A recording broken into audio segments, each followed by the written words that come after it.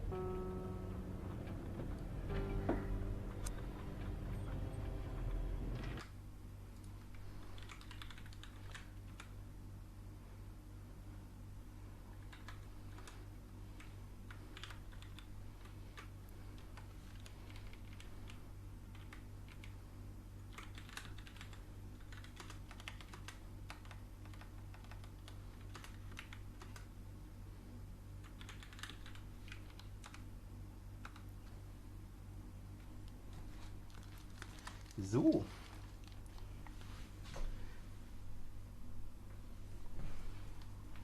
Hallo.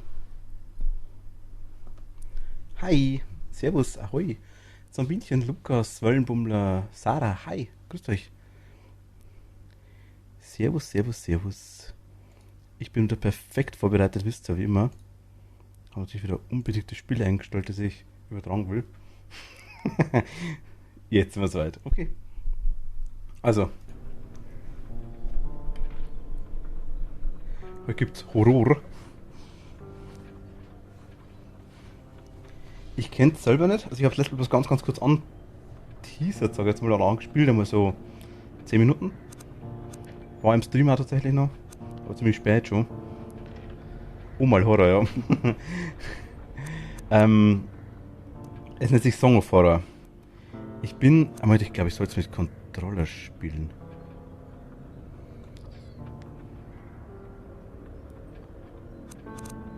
Ich muss mal kurz schauen, weil ich hab's letztes Mal. Ich muss kurz schauen, weil ich will kein Permadeath nicht.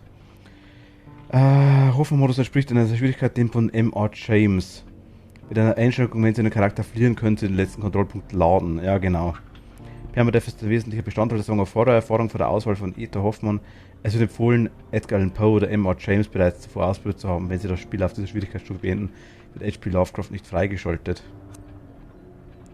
Moment, ich hole mir kurz den Controller. Der flackt irgendwo hinter mir an der Wand dran.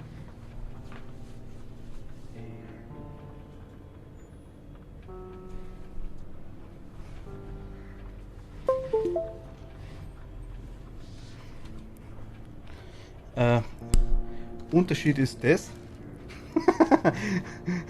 Seid lieb zueinander. Also was soll es mit Controller spielen, hat es geheißen. Ich habe einen Controller.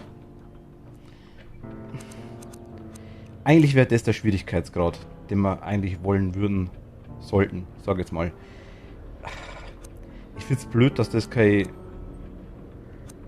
Ich würde jeden Schwierigkeitsgrad gern ohne den blöden Permadeath. Sprich, wenn ich sterbe, das Spiel hat mehrere Charaktere. Muss ich vielleicht dazu sagen. Wenn ein Charakter stirbt, ist er tot. Nix neu laden, nix, keine Ahnung. Der ist weg. Also man kann das Spiel komplett von vorne anfangen, dann ist er wieder da natürlich, logischerweise. Und das wäre hier weg, aber eigentlich wäre es mir fast wurscht. Ach komm, spielen wir es, wie es sein soll, ne? Ach, lassen wir es, komm.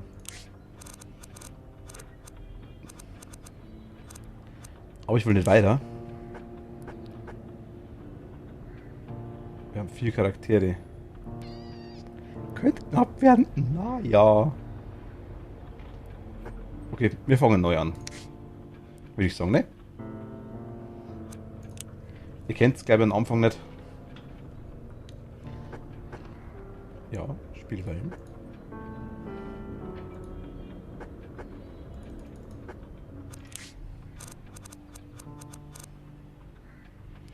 Kann ich... Ah, no, mein Gott. Ja, logisch.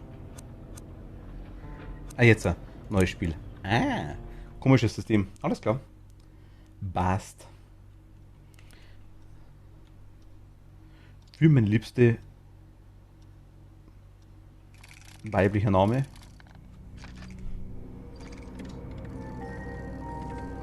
Lautstärke ist okay, ich hoffe es passt.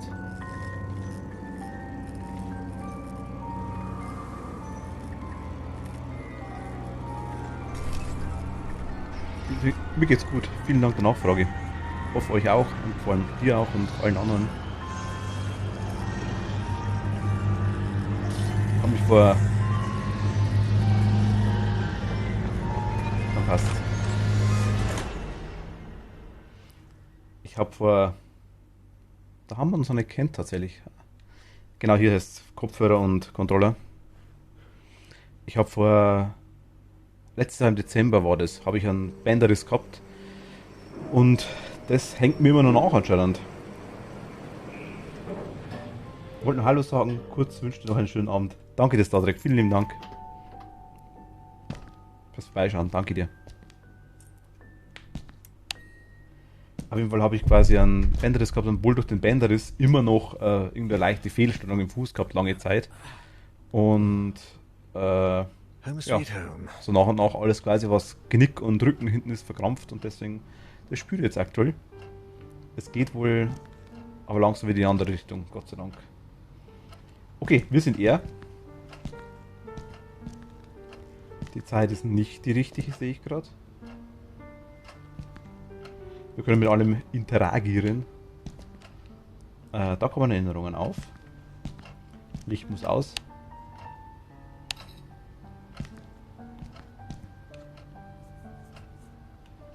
Ja, es ist...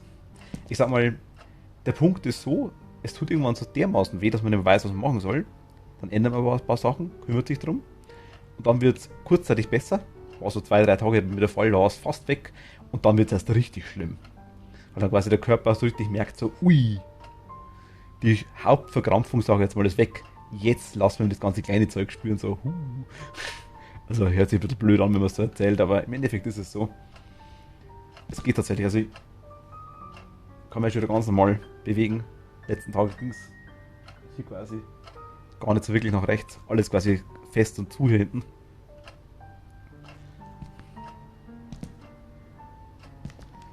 Ja, es hat leicht gezogen, aber ich denke mal, also es passt jetzt wieder. Ist am Weg der Besserung, denke ich mal. Meine alte Taschenlampe, sie hat mich mehr als einmal in der freien Natur gerettet. Also wir können mit allem Möglichen interagieren hier, glaube ich. Mann, der Toilettenablauf stinkt wie immer. Wie wäre es mit Putzen?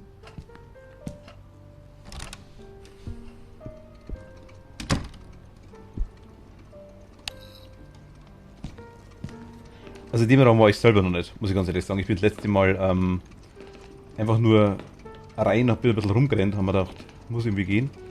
Mist, ich hätte schwören können, dass ich den Müll rausgebracht habe. Aha, okay. Ich will jetzt schon ein bisschen Zeit lassen, wirklich mit allem ein bisschen interagieren. Ein Rest Kaffee, nicht meine Lieblingsdroge an einem Freitagabend. Ach so. Makellos, so wie es sein soll. Ich bin nicht wirklich hungrig, außerdem habe ich diese Woche keine Lebensmittel eingekauft. Okay.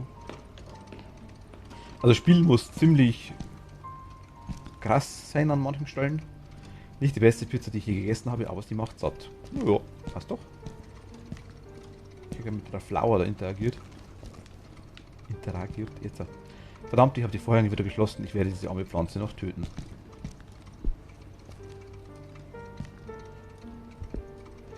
Ich sollte das alte Ding mal einfach mal verkaufen, das Fahrrad. Wir haben voll den nicen HD-Fernseher. Ich kann jetzt kaum erwarten, die nächste Episode von Akte X zu sehen. Aha. Was? Meine Videosammlung, ich habe Western und Krimis. Ich werde meinen Sonntag auf der Couch verbringen und Jazz hören. Oh je, na gut. Also das Spiel spielt nicht in der jetzigen Zeit. Glaube ich. Also nicht als jetzige Zeit, ja, aber nicht 2021. Das spielt irgendwann. Zumindest glaube ich das. Ich weiß es nicht mehr. Seriously?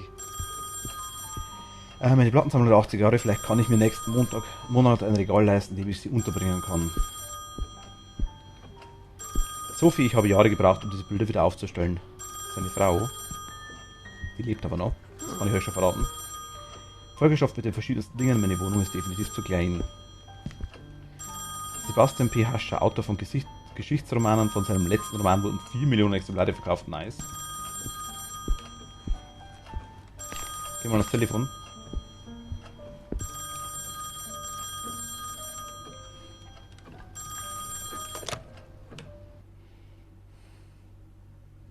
Hello? Daniel, it's me, Etienne. Hey, we've got a bit of a major emergency going on here. Oh, you're joking. Friday evening, and there's an emergency? This is serious business. Sebastian Husher is nowhere to be found, and his manuscript should have been at the office by Tuesday. He won't answer his calls, and he hasn't shown up at his office at the university. He's vanished into thin air. Oh, don't screw with me, Etienne. Call him on Monday. Wie ist es denn für die Handy-Schauer, sag ich jetzt mal? Ich glaube, ich kann die Schrift auch größer machen. But I've got to attend Albert's performance in half an hour. Plus, Husher's house is closer to your place than it is to mine. Come on, man. The sooner you go, the sooner you'll get back home. You're going to owe me a big fat favor. Whatever you Alles fein? want. Okay. Write this down. 4 Abbott Thomas Road. In the old housing developments along Highway EB15. Ich kann dann jetzt einfach sagen. EB15? Good God, that's out in the sticks. I plan to take a few days off after this. Well, we'll talk about that once you find him. Wenn ich es ändern kann, mache ich es gern. And if he gives you the manuscript, don't show it to anyone. And don't go selling it off to the highest bidder. I'll see what I can do. We'll ring you up when I get back. Thanks, Dan. You're saving my skin. Saving my skin. Tu das mit dem Arsch, okay, habe ich auch noch nicht gehört. Again.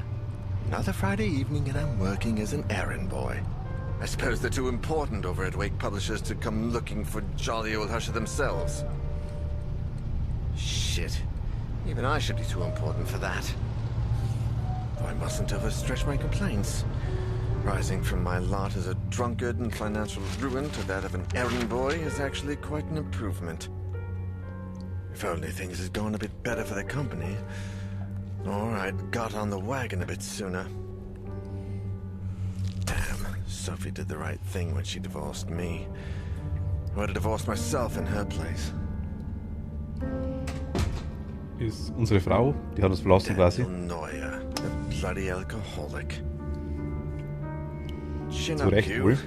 That is Daniel Neuer, the bloody ex-alcoholic, after all.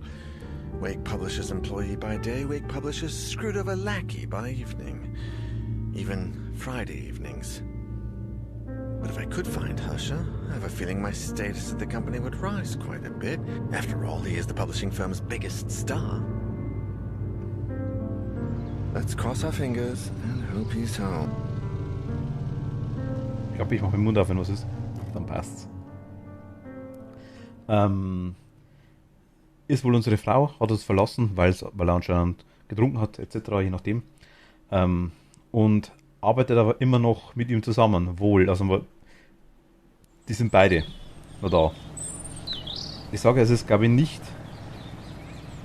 Ich weiß nicht genau, wann es spielt. Ich muss mal schauen. Irgendwann wird es gesagt. Irgendwann steht es dabei. 80er Jahr? Ich bin mir nicht ganz sicher.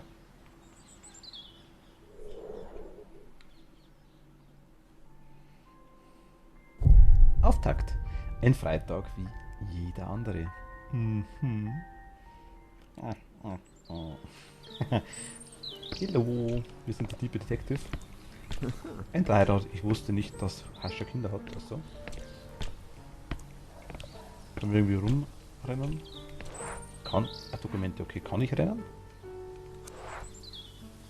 Okay, also wir haben. Hier haben wir Inventar. Hier haben wir die Dokumente. Das macht nichts. Das macht auch nichts. Bewegen.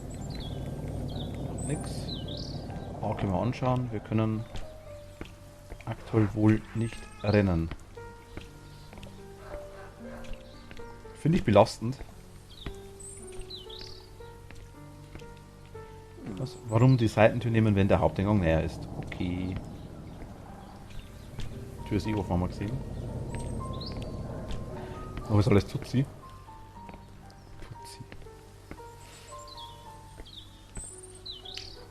Ich komme da drüber. Ah, da. Eine Zeitung auf der Titelseite ist ein Artikel über den Mörder, den sie vor etwa einer Woche verhaftet haben. Hello? Hello. Is that music? I bet Es I geht um die took a look. Box.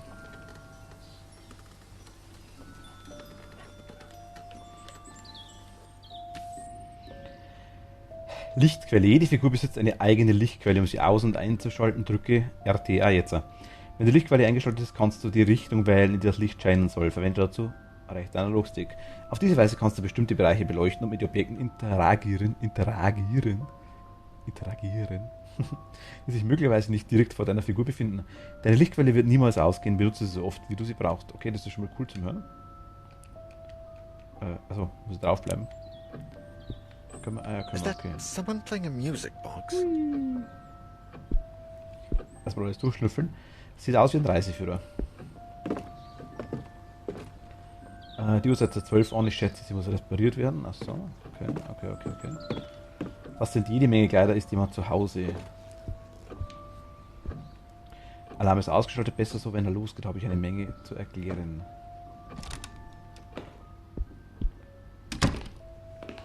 Haben wir ein Spiegelbild?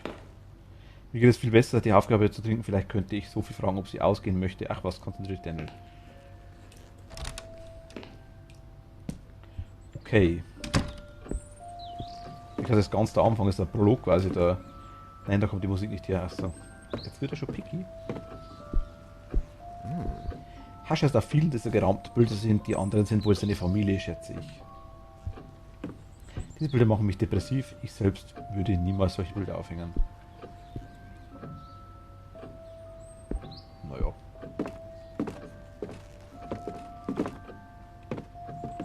Kann ich... Ah, ich muss anleuchten. Oh mein Gott. Das ist seltsam, was machen all die Koffer hier?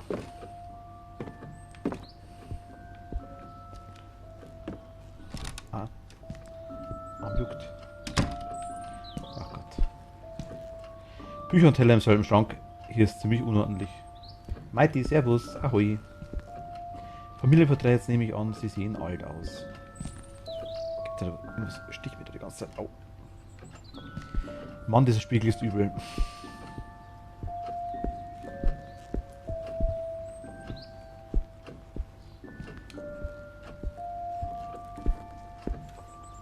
Der Tisch ist gedeckt, aber mit Staub bedeckt. Wo sind alle? Die. Dude. Dekorative Früchte. Kathi, hi. Servus. Dekorative Früchte, das ist teures Porzellan. Ich schätze, sie wollen nicht, dass jemand denkt, sie seien arm. There's something on that doorknob. Aha, ja, habe ich gesehen. Ich will deswegen auch da drüben rein. Ich möchte da hinein.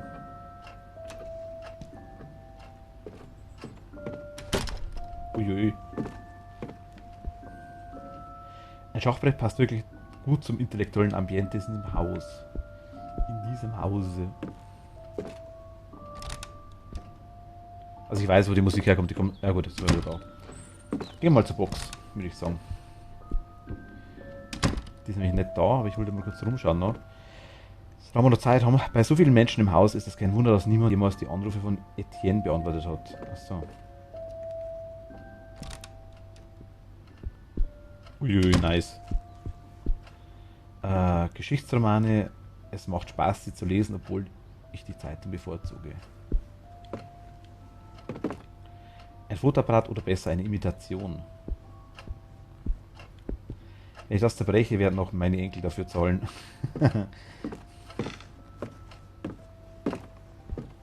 Oh Mann, dieser Typ ist sogar noch unordentlicher, als ich es bin. Grammatikbücher, Nachschlagewerke, Bücher, noch mehr Bücher. Japanische Wörter. Dank dieser dämlichen Cartoons ist das alles aus diesem Land in Mode. Yo. Okay, dann kann es nicht so früh spielen. Etienne ist ein Pferdi bei uns.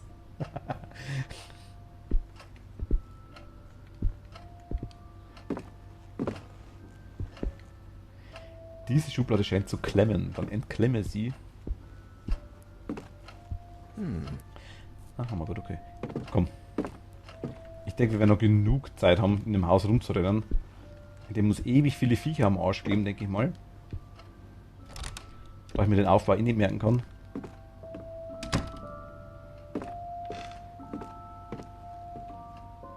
Das war auch schon död. Ja, vielleicht kommt es im Spiel vor. All diese Bücher hat Hascher selbst geschrieben. Es müssten Erstausgaben sein. Der Kopf von diesem Hirsch ist fast so groß wie ich. Also ich kann das selber bewegen quasi. Geisterponschki. Ja, kann sein. Das macht dann...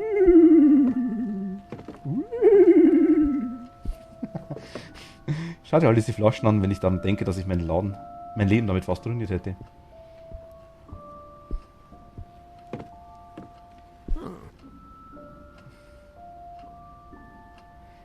Wie schön klingt wie ein Engel.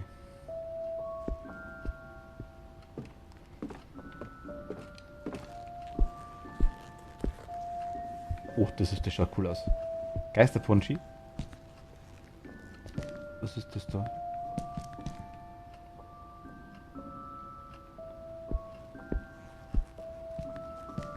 Was haben wir hier?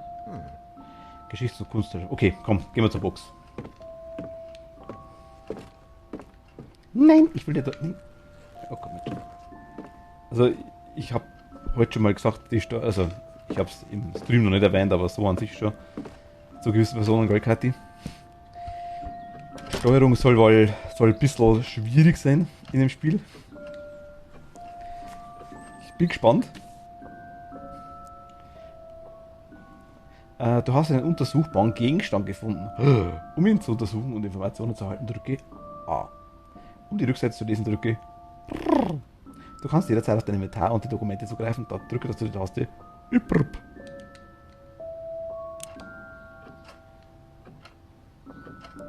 Cool, Kathi. No, jetzt tun nicht so, als ob wir den ganzen Tag texten. Nur in halben. Dreivierteln.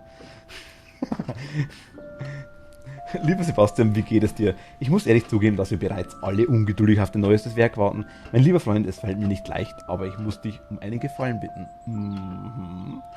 Und da findest du einen Artikel, den wir kürzlich erstanden haben. Eine kunstvolle Spieluhr mit faszinierenden Gravierungen. Die Kunstfertigkeit ist beeindruckend, aber etwas anderes ist mir aufgefallen. Vielleicht sollte ich sagen, meinem Gehör. Die Melodie. Was ist das für eine Melodie? Sebastian, sie ist irgendwie eigenartig. Du musst sie dir selbst anhören. Ich hatte das Lied noch nie zuvor gehört und alle meine Versuche, die Partitur oder den Namen oder Komponisten zu finden, waren vergeblich. Ich werde diese Melodie wahrscheinlich mein ganzes Leben lang nicht mehr aus dem Kopf bekommen. Erster Brief von Isaac Färber. Ein Brief von Hascher, den Daniel in der Villa des Autos gefunden hat. Der Poststempel ist 1. August 98, okay. Overwatch, yes.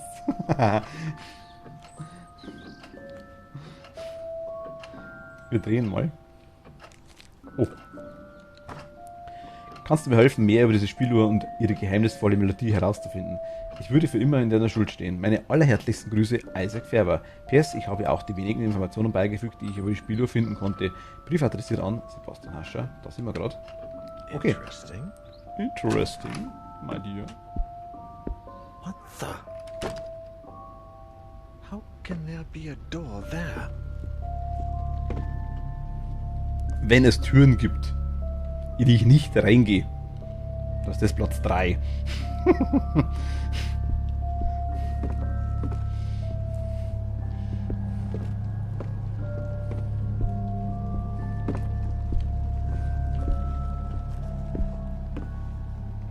Auf dem Plattenspieler ist klassische Musik aufgelegt. Da sind Mümpfen.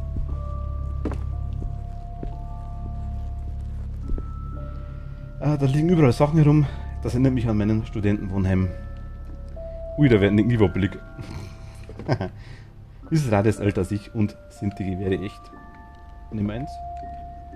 Wow, der Typ jagt gerne so viel, würde einen Anfall kriegen, wenn sie das sehen würde.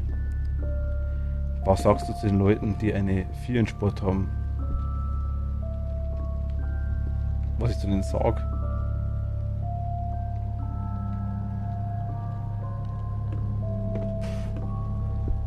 Ich war auch nicht der Beste in Sport. Gut, 4 habe ich vielleicht nicht ganz zusammengebracht, aber mir wenn 3, glaube ich, hatte ich auch nie. 2 oder 3 maximal. Wenn wir Fußball gespielt haben, war ich auch immer glatter 6er. Laut!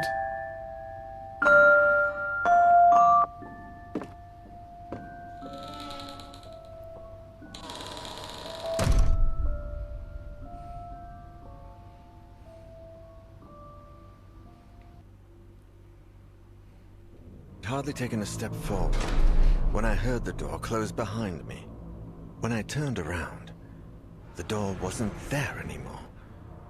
And all that was left of it was a strange shadow on the wall. I searched. I despaired. And I screamed until my throat began to burn. The candles started to run out, as did the batteries in my torch. From within the most suffocating darkness, the hours went by, until turning into days, and I began to fall in and out of a restless sleep. I would hear voices, sometimes right next to me, other Das war auch nie der times a sportlichste. few yards away. Hat sich mal eine Zeit lang ganz gewaltig geändert. Ganz gewaltig. Von 0 auf 150, sage ich jetzt mal. Also komplett anders. Desperate cries, howling Aktuell ist so in horror, and sometimes Hassliebe, sage ich jetzt mal. worst of all, a vast, oppressive silence would fall, seeming to emanate from everywhere. And Muss aber jetzt auch wieder mehr machen, definitiv. all at once, there was nobody there. Just hallucinations, nightmares, black nothingness, and the song from that music box. Trapped in this impossible place, I wondered if I was going to die there. Soweit. Ah, nein, stimmt noch nicht ganz. Ich tu.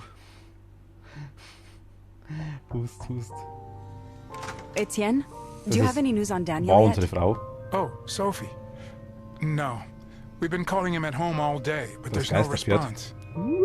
Do you know if he's got a mobile phone? No, I don't think so. And if he does, he doesn't tend to keep it on him. Oh, man. I think I should pass by the Husher place when I leave, just to see if they know anything. Husher the writer? Your client? Yeah, I sent Daniel over there on Friday, and I haven't heard from him since. What's the address? I'm going to stop by Daniel's place, and if I don't find him, I can go around and ask about him. The house on the outskirts of town, on Highway EB-15. Number 4, Abbott Thomas Road. It's a big house. Okay, I'm headed over. Call me if you find him. Of course. Same to you. Oh, ich schaff nicht mal 2. Ja, nicht nur du. Verräter. Das Lied erinnert mich voll an die David Jones Theme. Die Melodie ist sauschön. David Jones. Habe ich jetzt gerade aktuell leider nicht im Kopf, muss ich ehrlich sagen.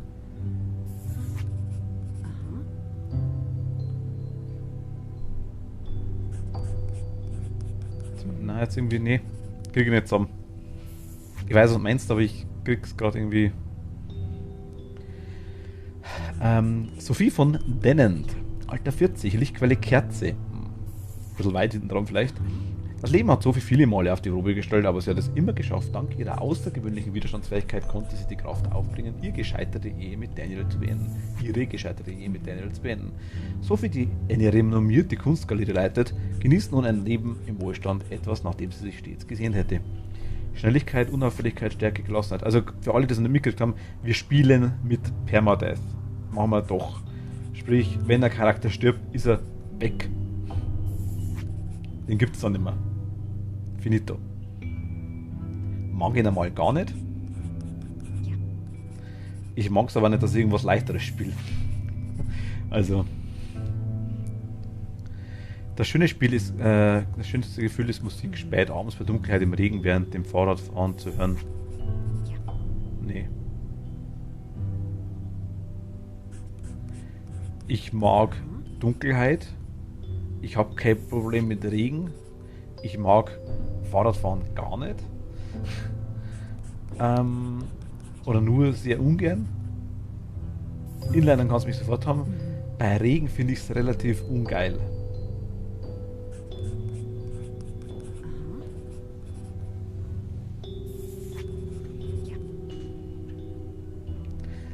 Der ist jetzt wieder was anderes.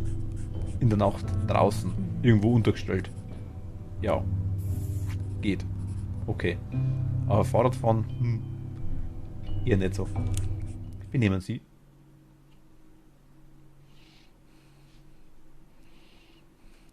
Kathi, das Sauneis, das darfst du nicht angewohnen. Das heißt immer nur Urneis normalerweise. Sauneis sage ich nochmal.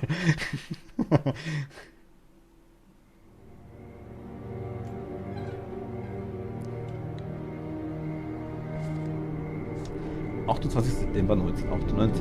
Resident Evil 1 kommt auf den Markt.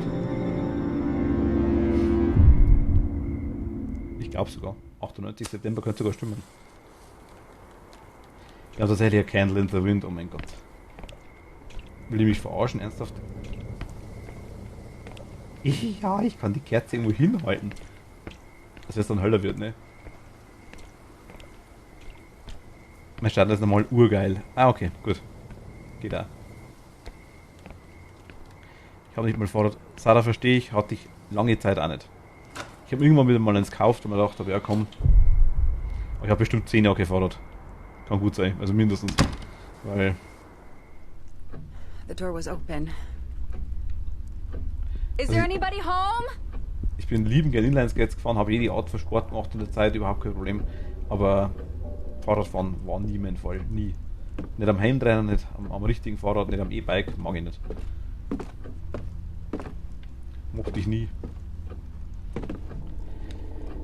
Diese Uhr stammt aus der Zeit der Jahrhundertwende sehr schön, auch wenn die Uhrzeit nicht richtig eingestellt ist.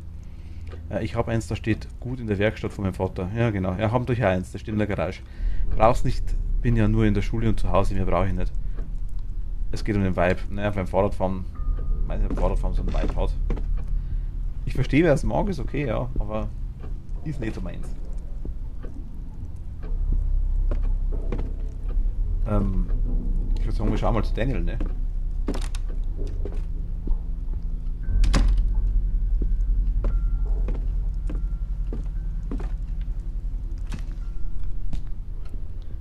Wir wissen ja eigentlich, wo er ist. Oh mein Gott. War mir eigentlich klar. Ich würde bequem unter den Tisch passen, wenn ich mich verstecken müsste. Oh mein Gott. Sehr gut, Martin, ich suche eh eins. Ich habe nichts, was es hergibt. Ein 10er sagst? Ein 20er. Das ist so verrost. Na, Schmarrn.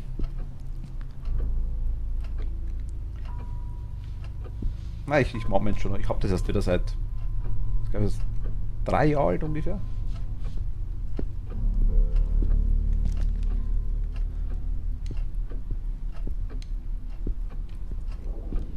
Die Tür ist verschlossen. Mag ich gar nicht.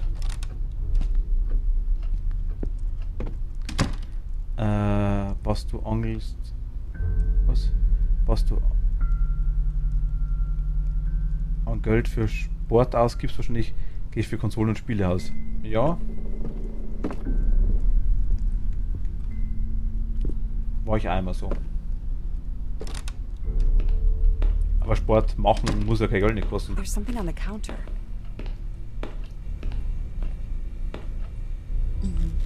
Ein Ring, ein Metallring. Es ist ein Ring aus Metall. Ein Ring aus Eisen, nichts Ungewöhnliches. Ich kann was kombinieren.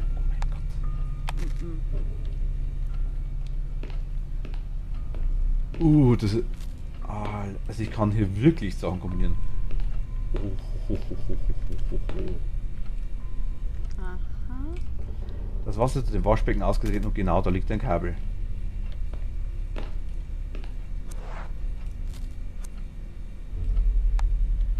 Ich habe Duftkerzen, okay. Es ist noch etwas Kaffee in der Kanne übrig. Kann ich den Geist in das Kabel reinlocken? Gibt es überhaupt einen Geist? Ein Bild von Saul? Ein Bild von Haschers jüngstem Kind. Saul 7. Das hat bestimmt schöne Nächte gehabt.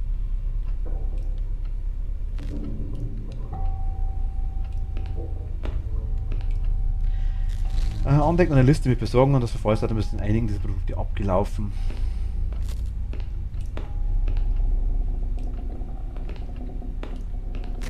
Es ist einmal 5:45, so wie es ausschaut. Okay.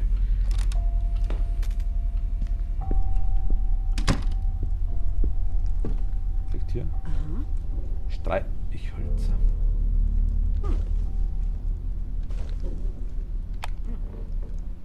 Ich nehme alles mit, was ich krieg.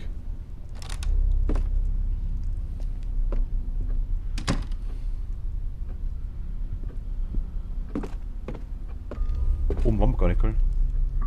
I should take a look on this floor first. Ah, okay. Will gar nicht hoch. Hier waren wir drin, ne?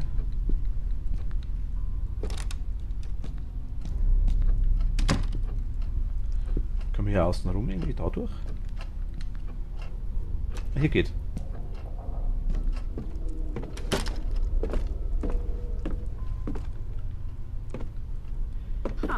Gute Musik mit gutem Wein unter anderen Umständen. Okay. Die Funzel an Kerze ist echt nicht sexy, muss ich ganz ehrlich sagen. Die Schnitzereien auf den Schachfiguren sind exquisit. Exquisit. Ja, ja. Muss man Eugen mitnehmen. Ich habe ein solches Telefon seit Jahren nicht mehr gesehen, seitdem wir das alte Haus meinen Eltern verkauft haben.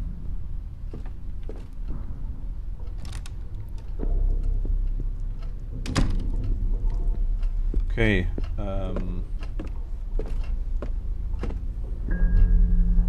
Schublade ist offen, ne? Aha. Ich sehe den Schlüssel in der Schublade, aber sie klemmt. Ich muss die irgendwie schmieren.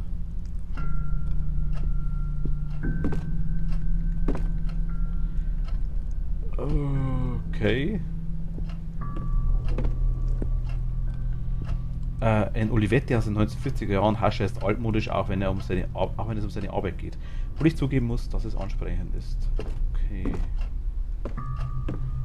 Wir brauchen Schmiermittel.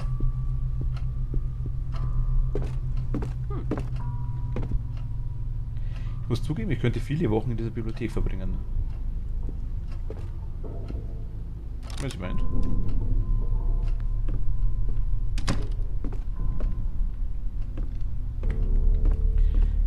Romane vom Hascher. Überall Ruß, vielleicht kann ich es irgendwie anzünden.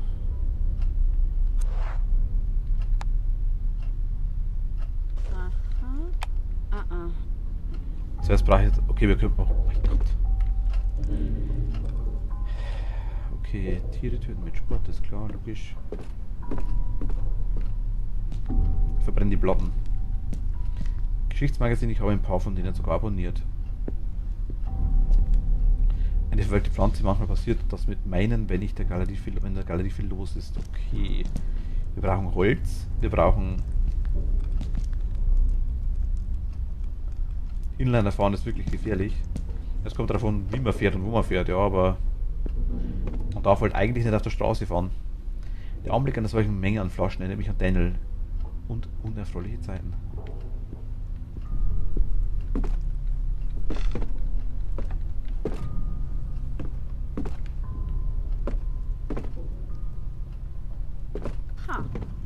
Ein klavierausgehendes Mädchen habe ich auf so einem gespielt.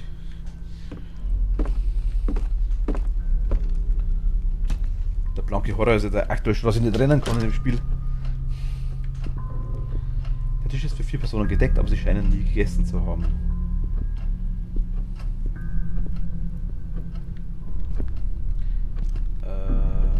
Ich kann nichts erkennen, es ist ganz verschmutzt.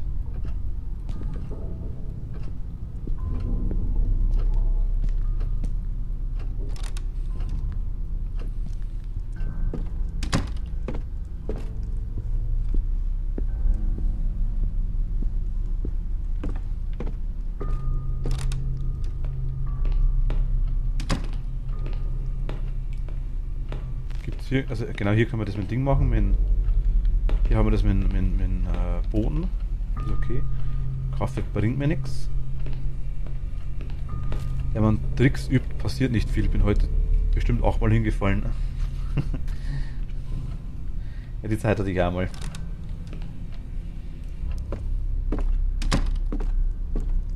Da stülpt sich öfter. Konserven, Cornflakes, eine große Auswahl an haltbaren Lebensmitteln. Okay. Konserven, Hundefutter, aber keine frischen Lebensmittel. Hier ist Öl. Ein rostiger Kanister mit Motorenöl. Nehmen wir doch. Benutzen. Jo.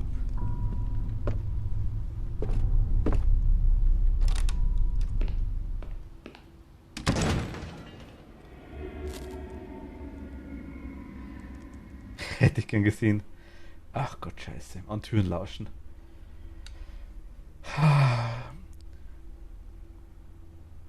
Was war das für ein Geräusch? Du solltest besser nachsehen, bevor du wieder rausgehst.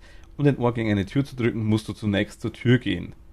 Sobald du das Lauschen-Symbol siehst, drücke und halte Y. Achte beim Lauschen auf Geräusche, die von anderer Seite kommen. Oh mein Gott. Oh. What was that?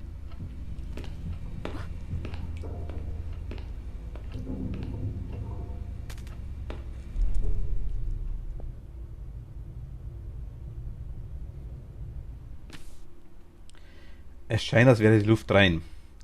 Und nun kannst du lauschen, was auf der anderen Seite von Türen passiert, die du noch nicht untersucht hast. Achte auf die Symbole, die eingeblendet werden, wenn du dich in der Nähe einer Tür befindest. Benutze deine Karte, um dich zurechtzufinden. Ich habe eine Karte, okay. Auf der Karte ist jeder Ort verzeichnet, den du bisher erkundet hast. Um die Karte zu öffnen, drücke L. Die Karte wird ständig mit relevanten Informationen aktualisiert. Wirf daher ab und zu einen Blick auf die Karte. Wir wohnen ab jetzt auf der Karte. I didn't hear anything in there.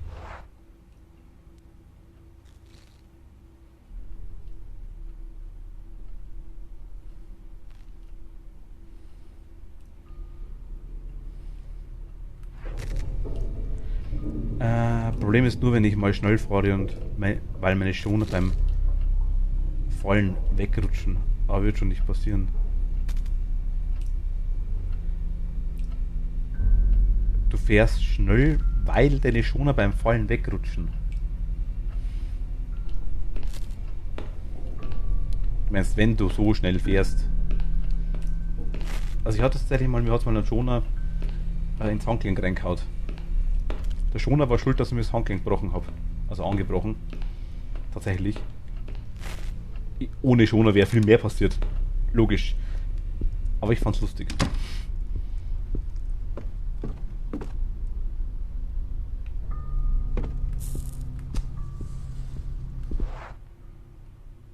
Wir müssen eigentlich ins... Oh mein Gott, ich kenne mich jetzt schon immer aus, ne? Bibliothek.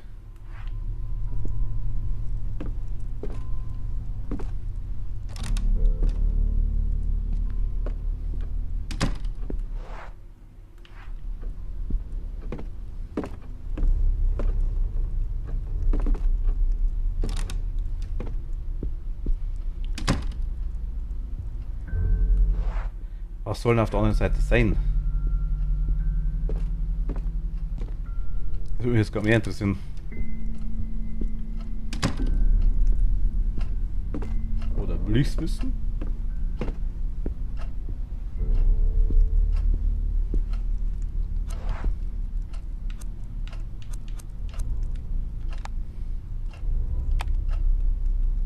Okay, gut, die Steuerung ist... Hauptschlüssel. Sieht aus wie ein alter Schlüssel.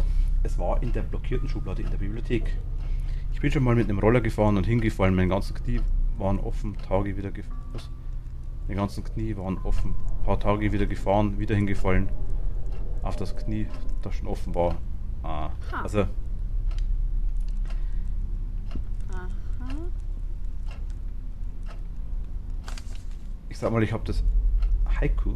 Ich habe mal das Ding, ja.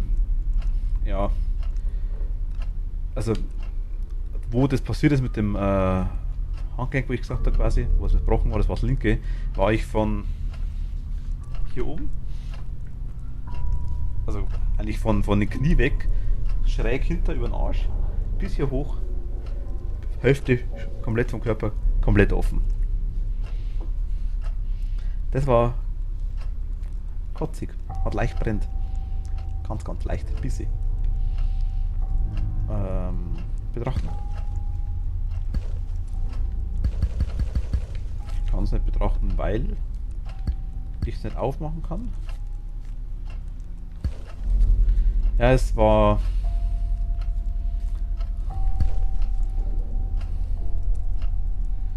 Ich sag mal... nicht so nice.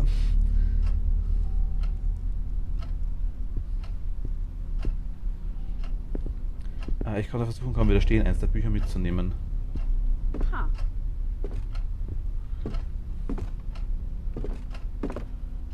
Okay. Aber ich weiß, wie es sich anfühlt. Das ist nicht so toll, ja. Ein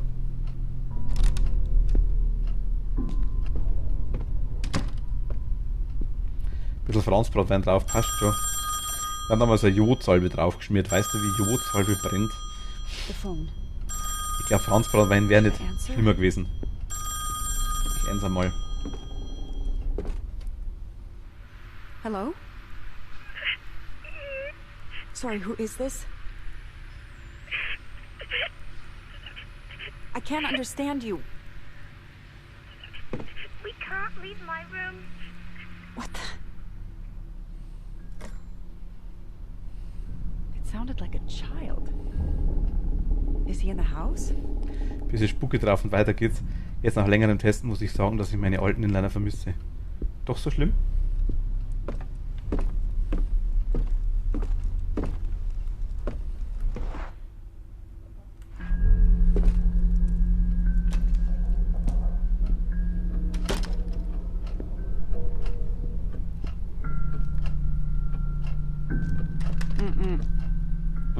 Macht sie. Einsetzen. Benutzen.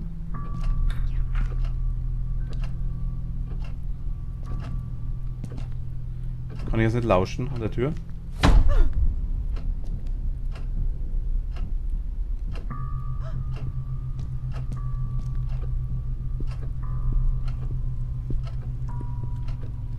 Ich würde bequem unter diesen Tisch passen, wenn ich mich verstecken müsste.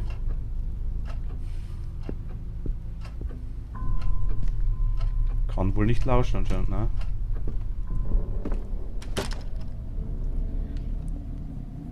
Sicheres Gefühl beim Fahren, besseres Schnürsystem, Kugellager besser, Bremse besser. Die nehmen wenigstens alles mit, ne? Letzte Karte, also alles liegt verkehrt, okay.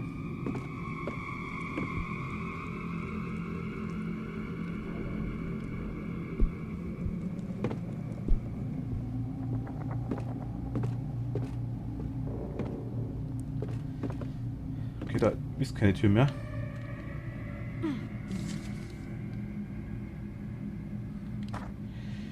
Julia, ich habe gestern eine andere Tür gesehen. Als ich am Esszimmer vorbeiging, hörte ich plötzlich die Musik aus Papas Spieluhr. Als ich hineinging, sah ich die Tür. Ich bin losgelaufen, um es Mami zu sagen, aber als wir zurückkamen, war sie weg. Sie hat mich geschimpft, weil ich mir angeblich Dinge ausgedacht habe. Das ist nicht fair. Ich habe die Wahrheit gesagt, hier war eine alte Tür, die anders war als alle anderen. Es steckt sogar ein Schlüssel im Schlüsselloch. Wenn ich sie noch einmal sehe, gehe ich rein und lasse die Tür offen. Dann wird Mami mir glauben. Saul, ich habe die seltsame Tür gesehen, von der Julia geredet hat, die vorher nicht da war. Mami war sehr böse und hat Julia immer wieder weiter angeschrien. Ich möchte nicht, dass sie streiten, die Tür macht mir Angst. Ich verstecke den Schlüssel im Puppenhaus und werde die 5 Puppen verstecken, auch wenn sie dann böse auf mich sind. Ich werde sie wieder hervorholen, wenn Mami und Julia die Türe wieder vergessen haben. Eine hat Hunger, also macht ihre Freundin das Abendessen. Weil es in der Küche gut riecht. Eine andere liest, während ihre Schwester ein Bad nimmt. Die hässliche Puppe bewacht die Tür. Ich kann sie nicht leiden. 5 Puppen, ne?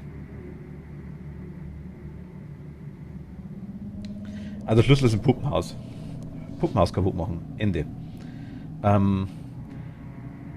Auch wenn sie dann böse sind, ich werde sie wieder hervorholen, wenn Mami und Julia die Tür wieder vergessen haben. Eine hat Hunger, also macht ihre Freundin das Abendessen. Ach so, doch sind 5, genau. Bin damit aber auch zufrieden, aber wer Besseres gewöhnt ist, muss doch erstmal umgewöhnen.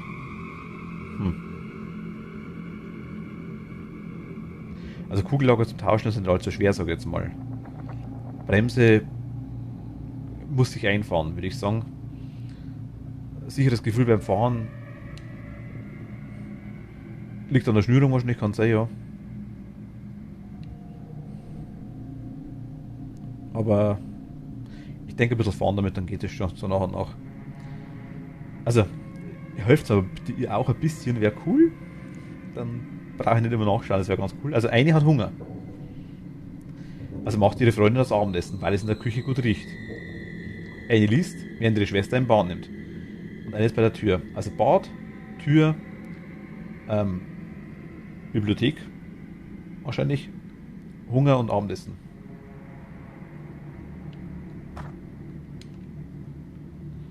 Und die hässliche bewacht die Tür.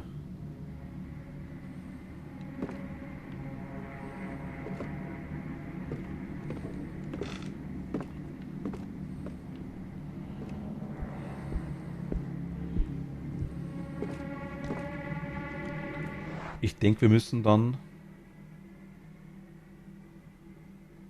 Was ist das Zeichen da im Esszimmer? Das durchgestrichene.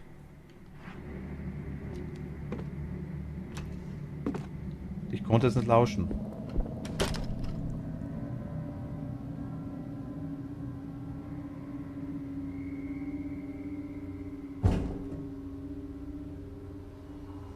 Daniel, is that you?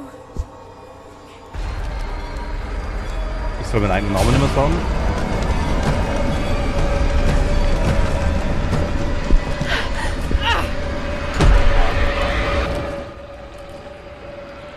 Moment, die Tür?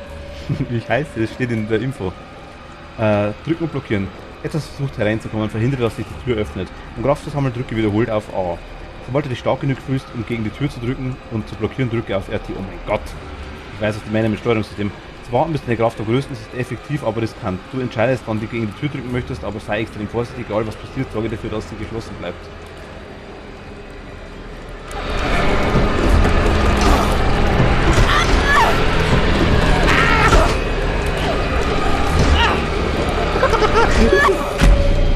Mein Gott. Das ist übrigens der Timer da oben, der da gerade läuft wegen dem Verbotsding.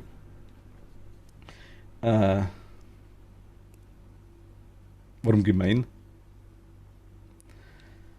Ach, ich habe das Verbotsding mal ausversucht, was Sarah quasi vorgeschlagen hat. Mit 5 Minuten lang nicht mehr sagen dürfen. Es hat jetzt eigentlich keinen besonderen Effekt, weil ich ja keine Strafe nicht habe, so richtig, aber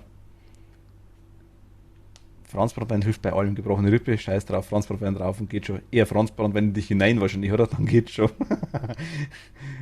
Macht das nicht. Und das triggert quasi die Uhr da um, die 5 Minuten. Ich darf meinen Namen aktuell nicht mehr sagen. Ist vielleicht ja. Es sperrt übrigens da 10 Minuten.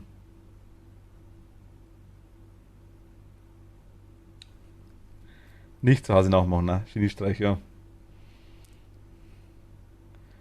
Nein, nicht machen. Urböse, ja. Zum Glück hast du diesmal geschafft, du bist vorerst sicher.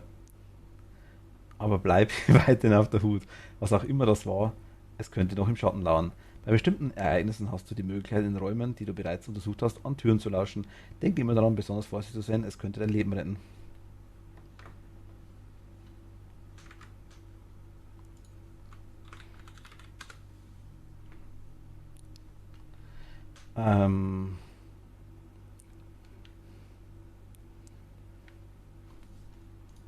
pushing that door?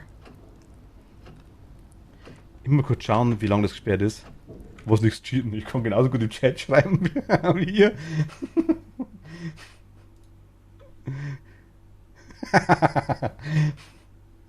Okay, Kathi Mod-Rechte nehmen. Moment.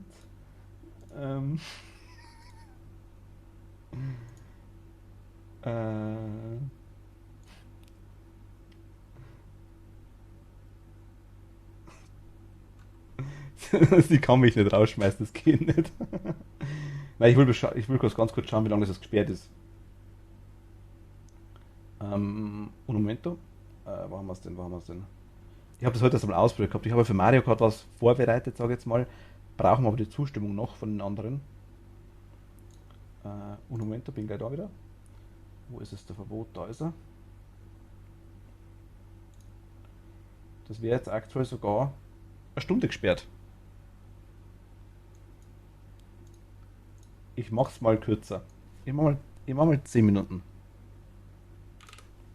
Jetzt werden wir anfangen zum Testen. Nur für euch. Komm. Muss ich später wieder ändern, weil irgendwann glaube ich ist das ein bisschen zu krass, aber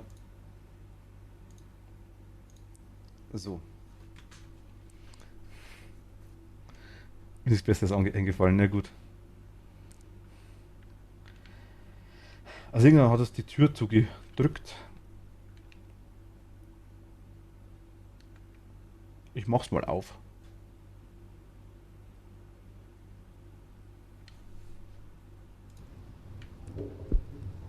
Jetzt haben wir gerade keinen Ton, ne? Jetzt schon.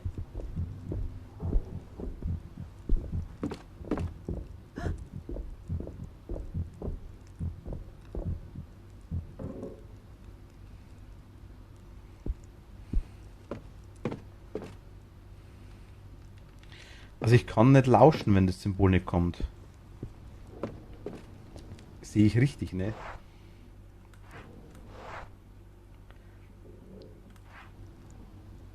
Er zeigt einfach mal Sachen an, mit denen ich interagieren kann.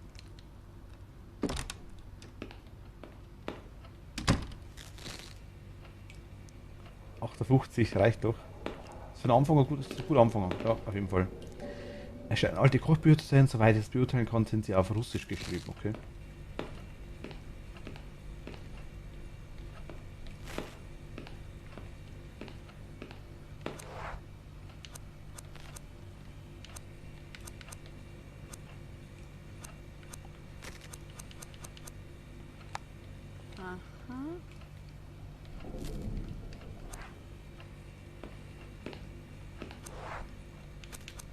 Was macht er?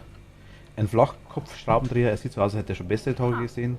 Damit könnte ich als Sharon Stone in Basic Instinct durchgehen, wenn ich blond wäre. Achso, okay. Also eine Puppe macht das Essen.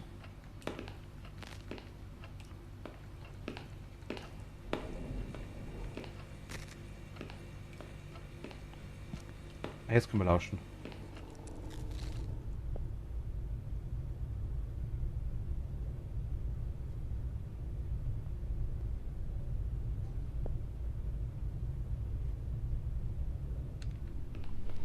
Ich weiß nicht, auf was ich aufhören soll.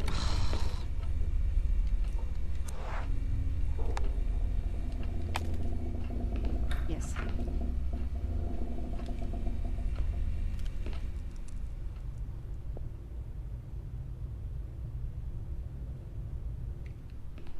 Ich denke, ich höre das deutlicher, wenn da was ist.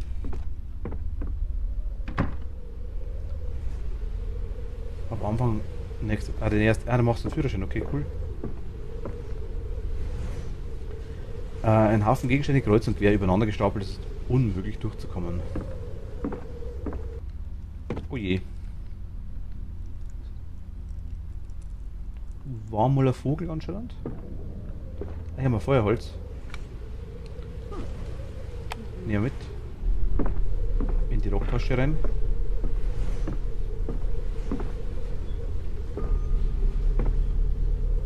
Als Mädchen bin ich immer in leere Schränke wie diesen geklettert und habe Verstecken gespielt.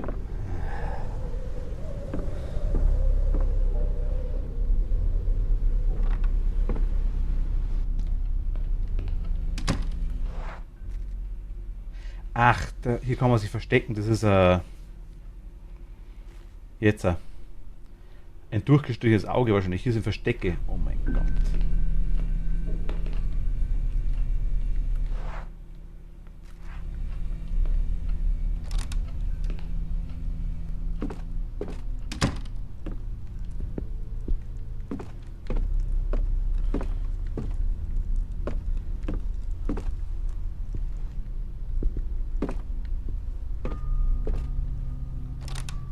Ich übersehe das hundertprozentig irgendwann, wenn man auf Y draufdrücken kann. Garantiert.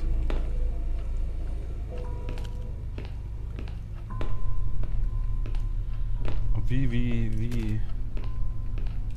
Eine macht Essen, weil es in der Küche gut riecht, ja.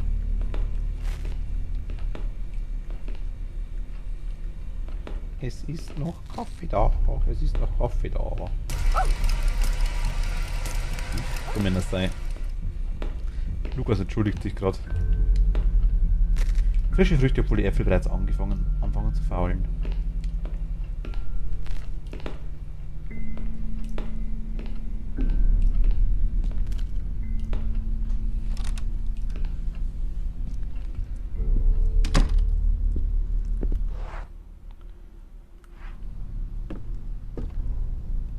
Espresso mit frischen Gedärmen aus dem Holzofen lauwarm serviert.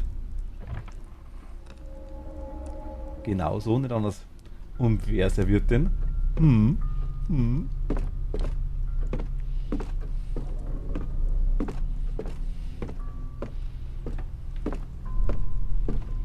Duft erinnert dich jemand zu Hause? Die Kathi. Okay, lass ja durchgehen. Sie haben erst ein Gemälde aufgehängt im Umriss an der Wand nach glaube ich, dass es vor nicht allzu langer Zeit abgenommen wurde. Ein Patrouille aus dem Jahre 1634. Ich bin weder mit dem Künstler noch mit dem Motiv vertraut. Das Motiv ist ein Mann. Die Straßen sind so ruhig, okay.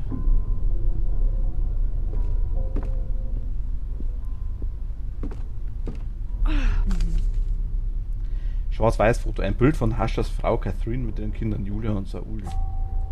Oh.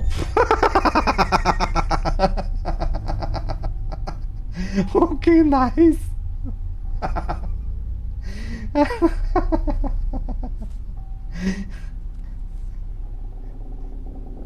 Das war doch James Franco auf dem Bild.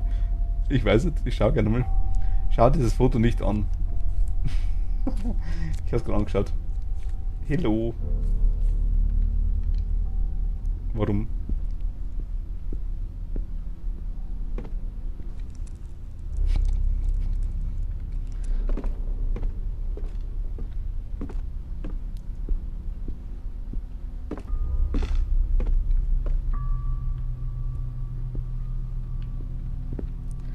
The Golden Bonfire von Hascher sieht nach einem spannenden Buch aus. Alles still.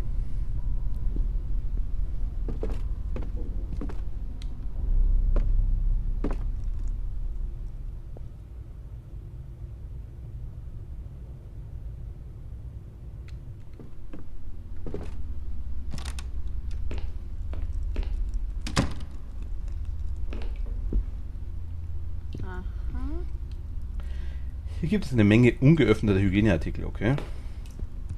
Der Spiegel ist ziemlich staubig.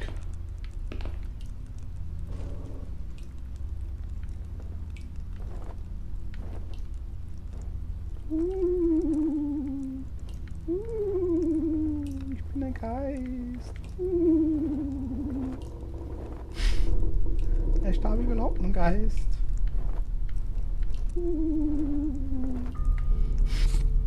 Ein schmutziges Geschirrtuch.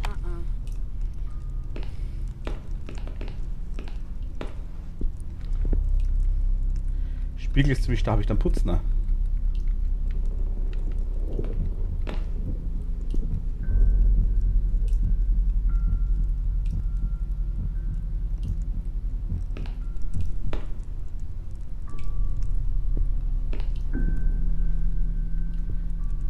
Controller vibriert und ich höre Schritte.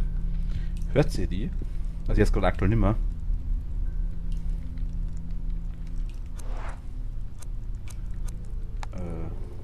benutzen. Jetzt komme ich nicht weiter, okay.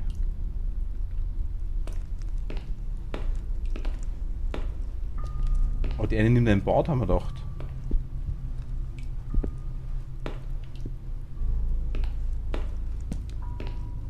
Okay, da komme ich raus. Kathi, du lebst noch, oder? Ja, dass du irgendwie gerade zuckend neben einem PC liegst. Weil das Bild gerade erschreckt hat.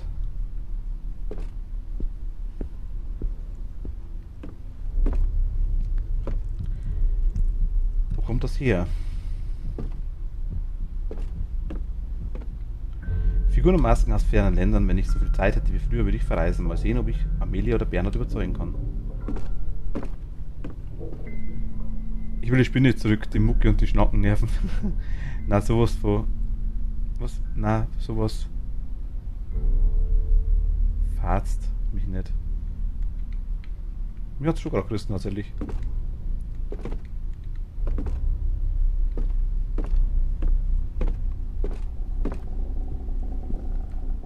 Ein Brief. Lieber Sebastian, ich wollte dir mitteilen, dass ich eine dringende, benötigte Auszeit nehmen werde und mein Geschäft daher ab morgen geschlossen sein wird. Ich wollte, dass du es von mir erfährst und nicht über ein Schild an der Ladentür. Meine Tochter ist gerade verreist und ich muss gestehen, dass ich die täglichen Anforderungen nicht alleine bewältigen kann, vor allem, da ich in letzter Zeit nicht gut schlafen konnte. Sobald sie zurück ist, wird das Geschäft wieder geöffnet. Du wirst der Erste sein, den ich benachrichtige. Ich hoffe, dass es mir bis dahin besser geht. Bitte grüße deine Familie von mir, hochachtungsvoll, Isaac Färber. Na, das tangiert die Peripher, okay. Die ist gleich tot. Jetzt reicht sie, habe ich gewusst, hast du die Spinne. Bist du Spider-Man?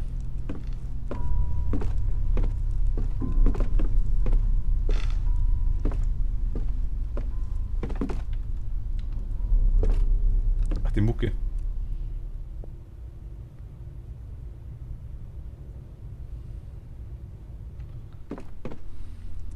Meistens stechen die Viecher. Aber wenn ich mal eine beißt, ist selten.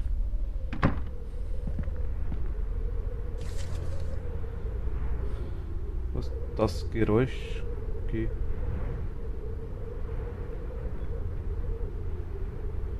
Geräusch kommt hierher? Das Gerüst kommt hierher. Eine Seitensicht der Villa mit den paar Notizen drauf. Gerüst aufbauen, Außenseite lackieren, Lexer reparieren, lose Ziegel befestigen, alte Rohre prüfen.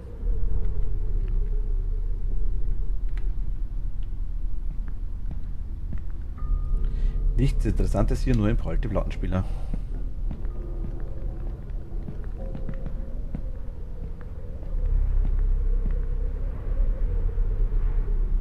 Kann einfach durch. Ich mach das Spiel jetzt schon mit.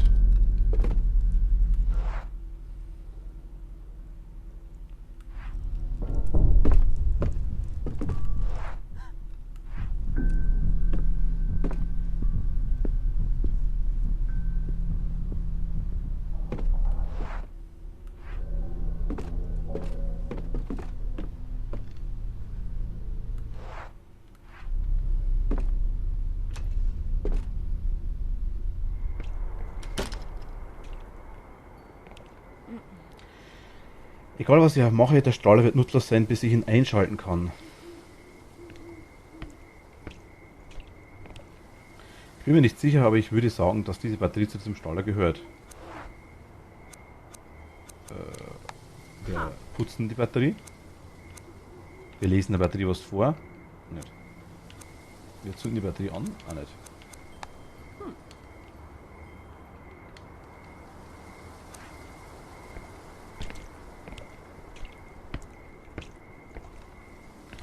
Kisten voller Erde und Dünger. Die Pflanzen sind schön und grün, vermutlich wegen des Regens. Ja, der strömende Regen. Nur Jocks. Hier wahrscheinlich eine Grillzange. Yes.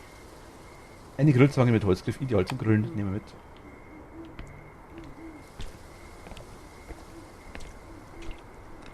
Alles Gute zum Jahrestag.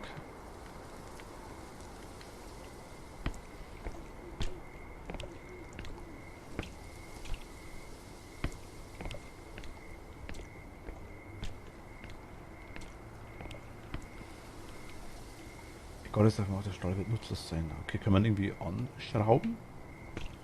Ui, ich weiß es, mit dem Schraubentier die Verkleidung runter und dann auf X.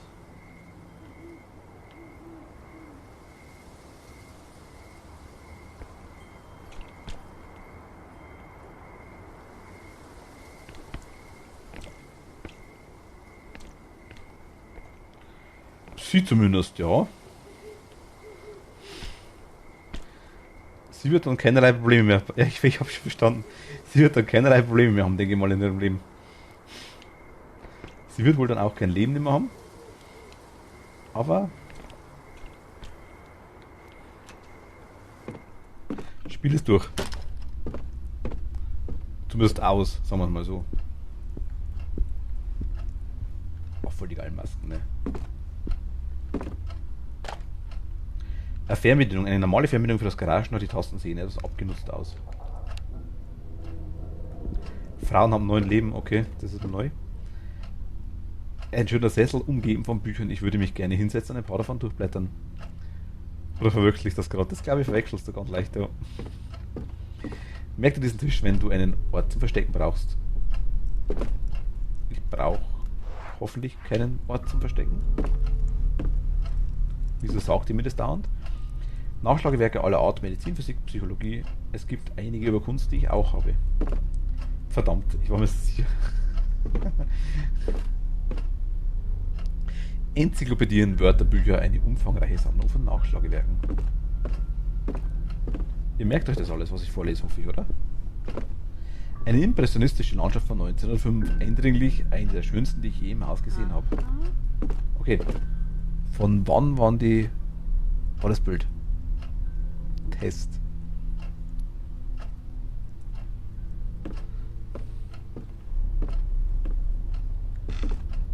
Überwiegend afrikanische Masken, einige stammen aus Indien, allerdings kenne ich mich dann mit nicht genau aus. Ein Karteikasten mit Kontaktinformationen, wir haben mehrere in der Galerie, aber unsere sind aus diesem Jahrhundert. 1654. Nah dran. Irgendwas blockiert das Schloss, ich vermute, dass es ein abgebrochener Schlüssel ist. Bohr den raus. Ringfest schweißen und umdrehen, ganz leicht. Drin. Okay, geht nicht.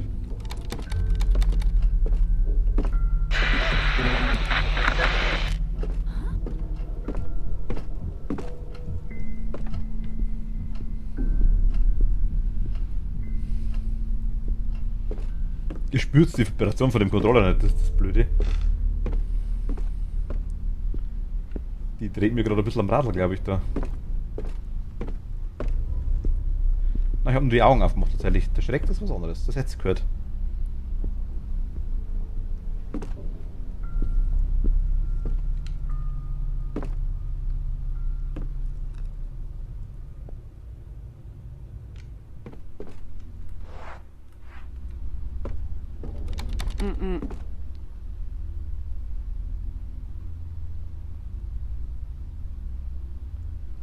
Ui, da hat sie sich geschrickt. Also du, achso, okay. Habe ich es voll verstanden. Ich würde gern aufmachen. Finde ich auch cool tatsächlich, ja, muss ich ehrlich sagen. Moment, da waren wir genau. Hauptschlüssel. Benutzen. So, komm, geht nicht?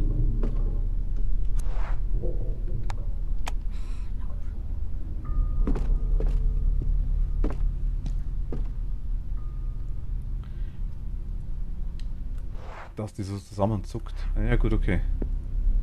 Ach, wir waren im WC. Wir waren nicht im Bad, wir waren im WC. Deswegen. Ah, okay. Oder ablehnende Geräusche macht, wenn sie was nicht machen kann. Oh,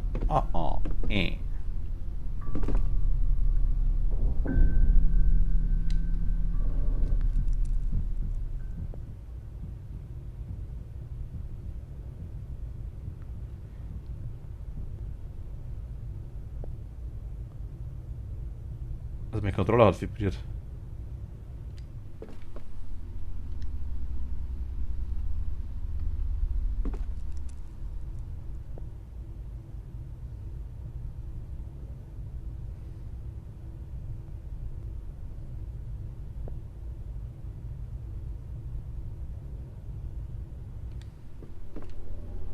Problem ist, wenn ich jetzt sage, dann wird es wahrscheinlich passieren, aber es wäre sehr freundlich, wenn ihr euch ein bisschen mit den Sounds zurückhalten könnt. Meine ich ernst. Ich habe es gerade so laut drehe, also ich drehe bei solchen Sachen, zumindest in dem Bereich, wenn ich eine Tür, wenn ich das da mache. Dann bitte nicht. Es wäre sehr nett, weil ich in dem Moment gerade lauter drehe.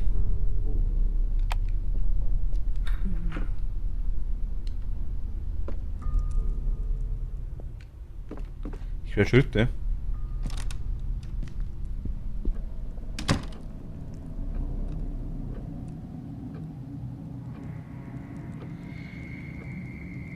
Ich wollte gerade die Katzen rauslassen, habe erst einen lauten Blitz gesehen, einen lauten Knall gehört von so einem Polenböller. Polenböller, achso, okay.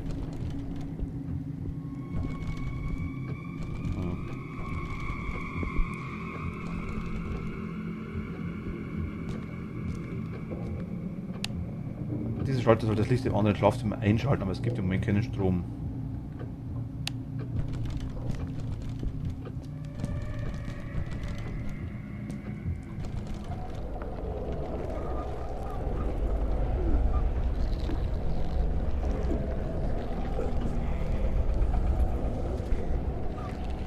Okay, so hört sich's an, wenn da was ist.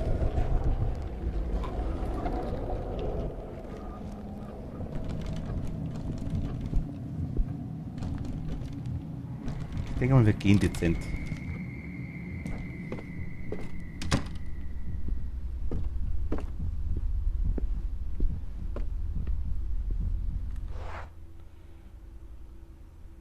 Die Tür ist zu, da links waren wir noch nicht. Ah, da ist der komische Klebepump da dran, geht auch nicht. Aber jetzt sind wir hinten. Da hinten im Eck steckt der Schlüssel fest. Ich gehe mal runter, mach's Feuer an. Nö, das muss passen. Können wir zumindest machen. Sie dreht den Kopf auf jeden Fall, ja? Nice.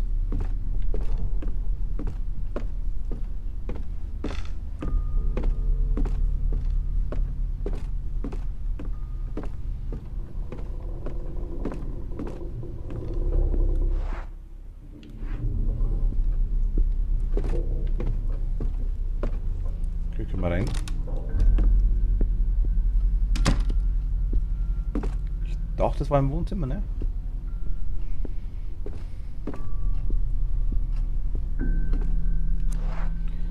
Wir wollen Le Feuer Holz. So komme ich nicht weiter. Warum nicht? Das Kamin macht Feuerholz rein. Ah, ich muss es machen, okay.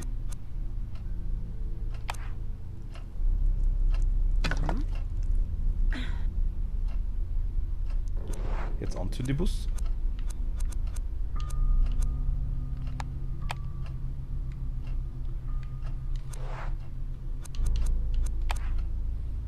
Ich schätze, wir würden die alle Streichhölzer ich würde alle Streichhölzer verbrauchen, bevor ich es schaffe, ein Feuer zu entzünden.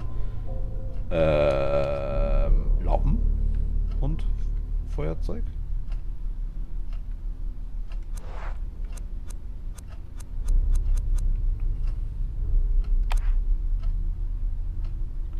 Nein, ich brauche etwas, um dieses Holz anzuzünden.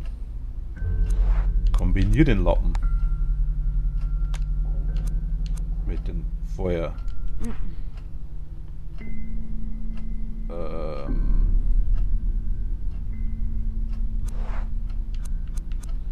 Duftkerze ist zum Beruhigen. Hauptschlüssel ist klar. Fernbedienung ist auch klar. Der Lappen, gut, das Ding. Eisenring. Kann ich das irgendwie kombinieren? Okay.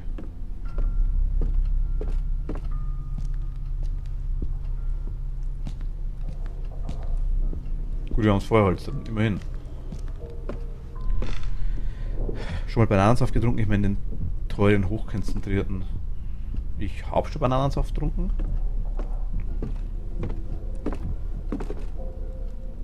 Ich kann jetzt nicht sagen, ob der hochkonzentriert war, aber ich habe schon mal einen getrunken. Ist jetzt ein... Ja, weiß ich nicht. Bananenshake mag ich.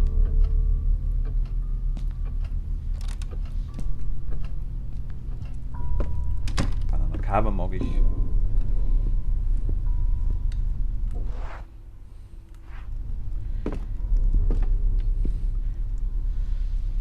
Bananenshake, ja, zum Beispiel. Also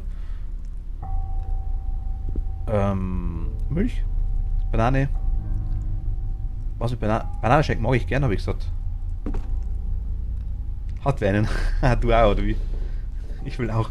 Der Bananenshake ist saugut.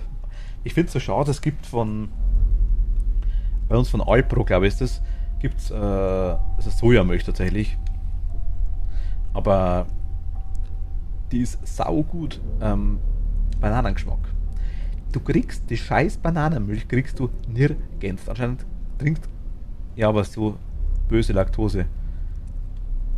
Ja, deswegen die Sojamilch. Und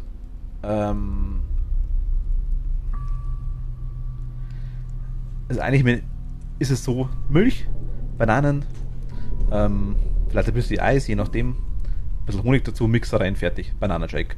Aber gibt es natürlich fertig Haus zu kaufen, die Bananenmilch, sage ich jetzt mal. Genau dasselbe kann man auch aufschäumen. Schmeckt auch gut. Allerdings, wie gesagt, die Alpro-Milch, ist es zum Kotzen. Ist ja auch keiner mehr. Jeder trinkt bloß immer das Vanillezeugs.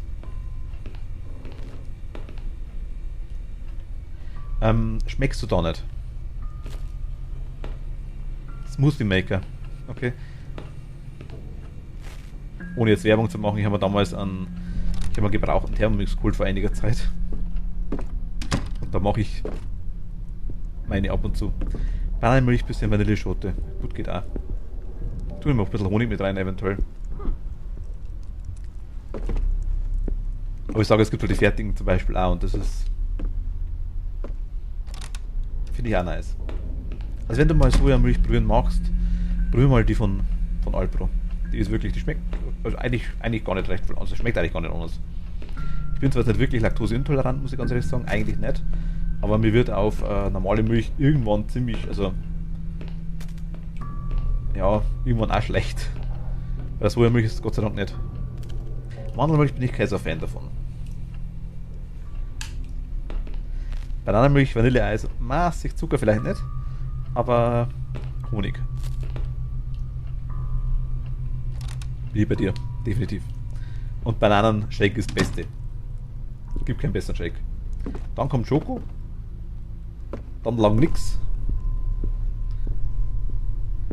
Dann irgendwann vielleicht einmal noch, keine Ahnung, irgendwas, was ich nicht kenne, und dann kommt ganz zum Schluss kommt Vanille.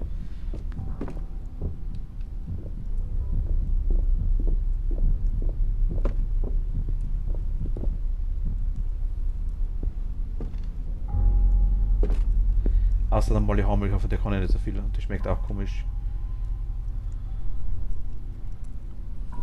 Ich verwende nur die normale laktosefreie Milch. Ach so, okay. Die freie von, wie es heißt, ja gut, okay. Ne, die tatsächlich. Ich nehme immer die Sojamilch meistens dann.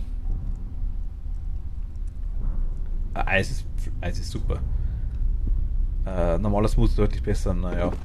Außer normale Haarmilch, aber von der kann ich nicht viel und die schmeckt auch komisch. Ja, es kommt darauf an. Klingt interessant, würde ich probieren, aber nicht untrinkbar. Ja, genau.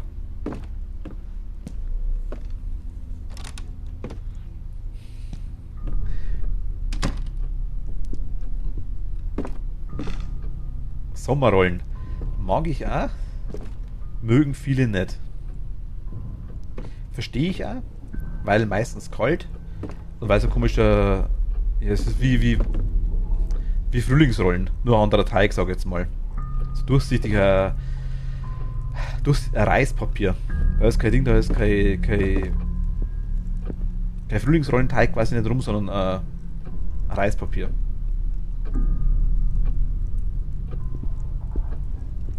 Yes. Aber die schmecken eigentlich immer gleich. Also Inhalt ist ein bisschen anders, aber viele mögen das Reispapier nicht. Mein lieber exzentrischer Ehemann, ich habe dir deinen Schlüssel in die obere Schublade in deinem Büro hinterlegt. Die Kinder waren letzte Zeit sehr nervös. Wir müssen darüber reden, sobald du zurückkommst. Und ich will nicht, dass sie damit spielen. Achso, okay. Haben wir schon gefunden.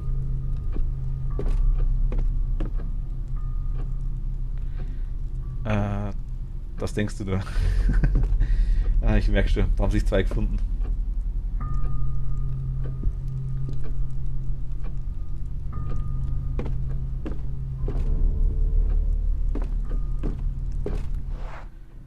Hier waren wir auch noch nicht drin, ne?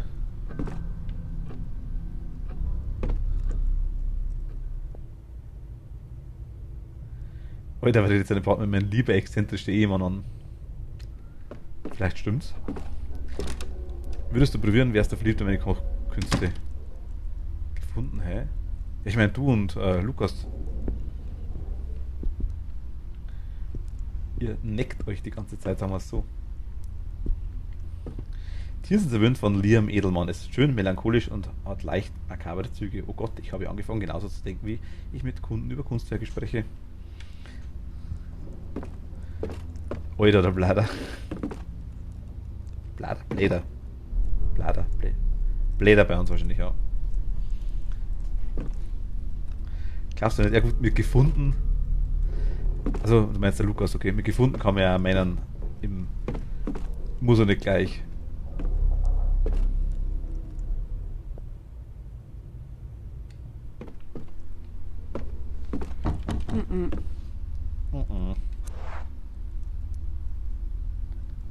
Blatt ist dick, okay. Kann ich nicht. Ja, wie sich freut. Fertig, ich bezweifle, dass ich diesen Schlüssel noch einmal brauchen werde. Behalt ihn.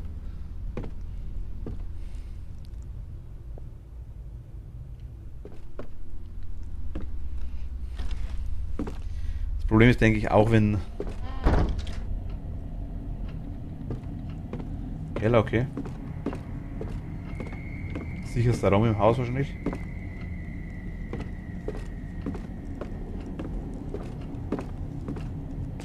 Ich mag die Kameraführung nicht. Und die Musik mag ich auch nicht.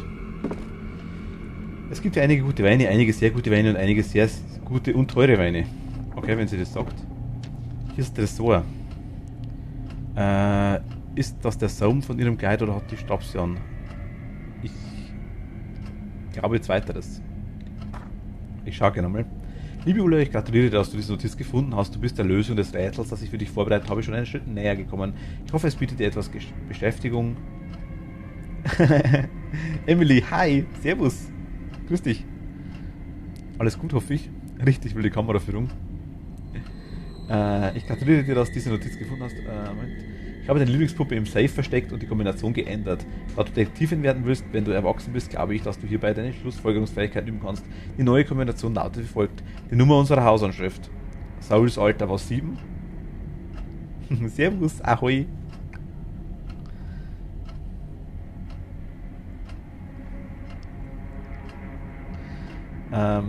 Die Nummer unserer Hausanschrift können wir, glaube ich, rauskriegen. Ich habe leider bloß noch einen Geisterzettel. Für alle, die noch nicht kennen. Das ist der Geisterzettel.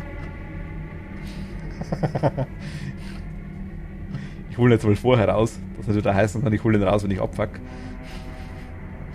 Er macht der Geisterzettel.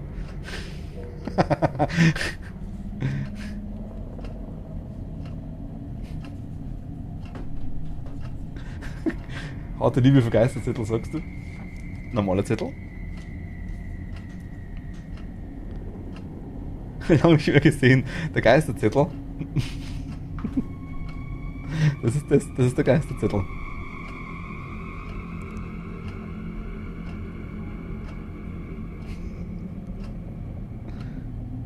Geisterzettel hat hier eine Linie drauf.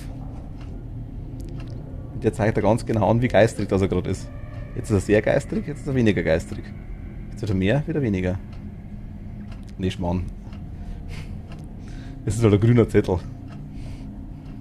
Und durch das, dass der Greenscreen quasi ausgekeyt ist der Zettel dementsprechend auch ein bisschen so wabbelig. War immer ein Gag. Geisterzettel. Also, Nummer unserer Hausanschrift. Hausnummer. Sauls Alter war 7.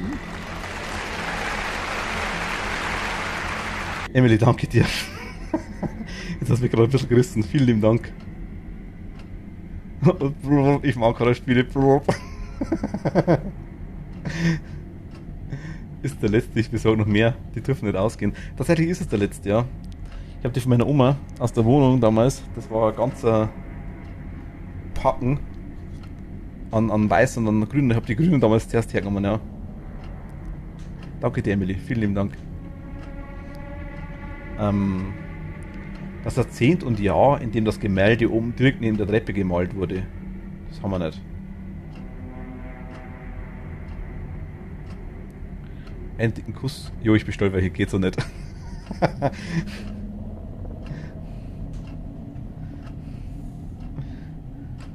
Danke dir.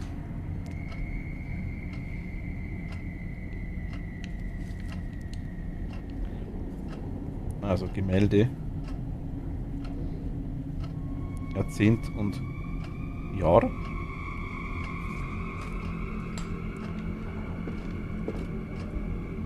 Alexa, suche auf Amazon Geisterzettel. Ich habe keine Alexa. Ein Gemälde von Kaufmann aus dem Jahr 1945. Ich bezweifle, dass das Original ist. Eine gute Geisterzettel erkennt er nicht. Alter Kram, die Waschmaschine sieht aus, als wäre sie älter als das Haus selbst. Ein Haufen alter Kram, nichts Nützliches. Das weißt du gar nicht. Da habe ich so ein totschickes Einkaufswagen da. Die ist nice. Der Radio ist cool. Geht bestimmt gleich an.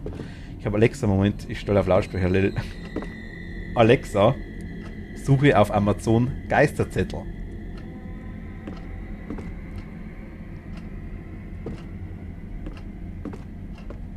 Und die steht neben deinem Schreibtisch und tippt jetzt auf Amazon. Ja, Kathi, ich mach schon.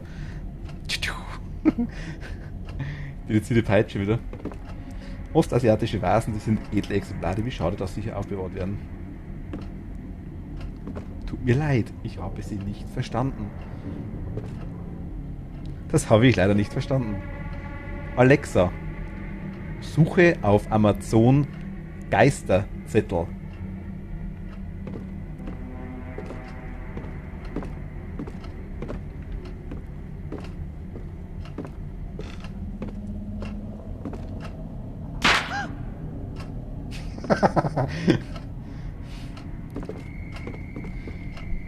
Hier fehlt was, die Sicherungen sind verformt.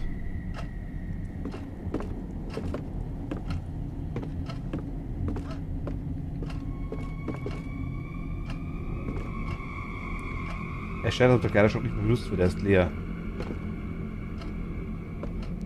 Hier sind die Ergebnisse meiner Websuche.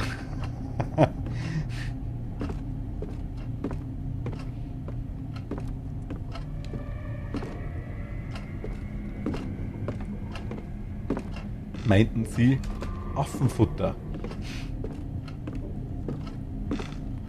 Death Note 10 € auf Amazon. Okay.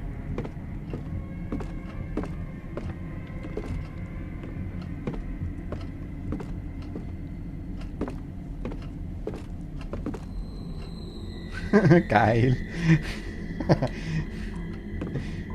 Kommt auf einen Teil davon, ja.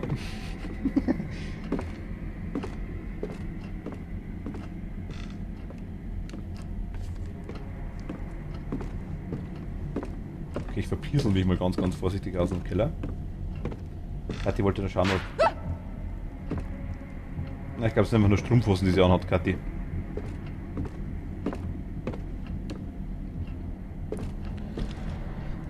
Schon was Neues zum Projekt YouTube Martin. Aktuell tatsächlich noch nicht. Also ja, ich muss halt die Beschreibungen schreiben. Das habe ich aktuell nicht so wirklich Lust, das ist mein Problem.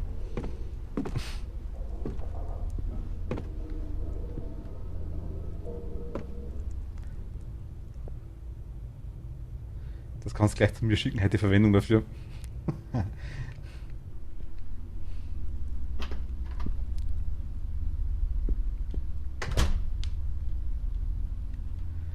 Ey, du hast einen Mod. Ja, aber nicht für YouTube.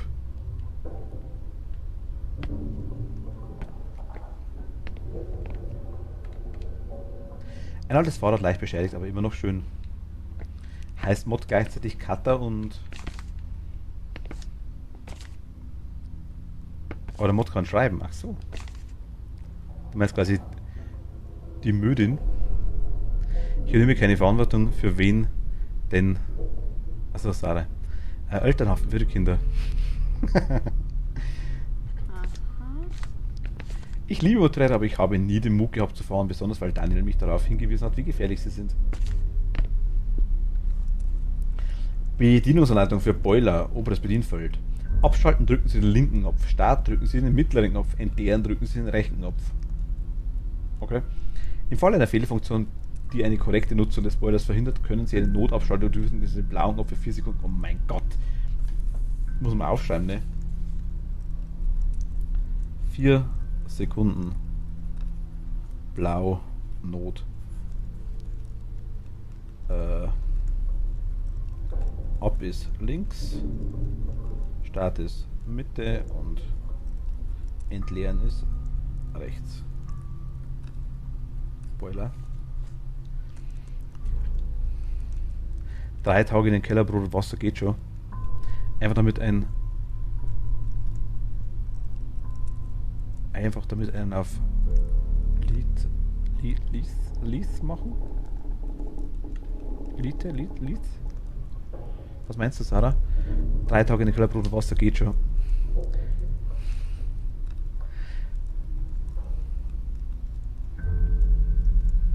Kriegst Chicken Nuggets.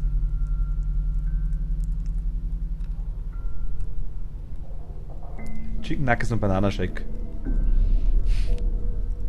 Ding dong.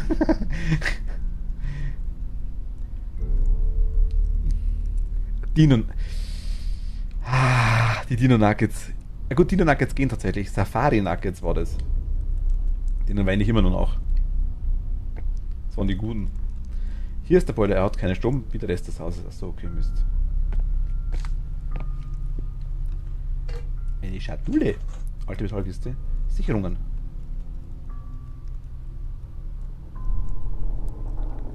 Light Yagami.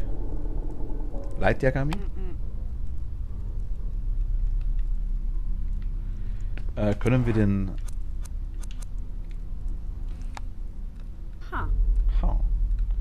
Wenn ich es kombiniere mit Schraubenzieher?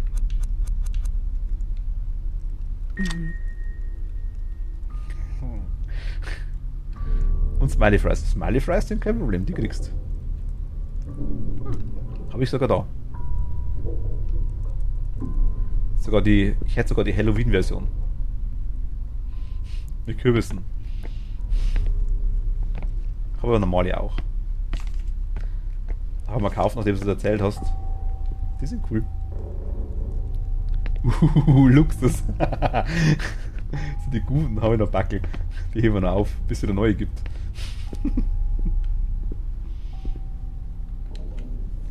Aber ich würde es da geben.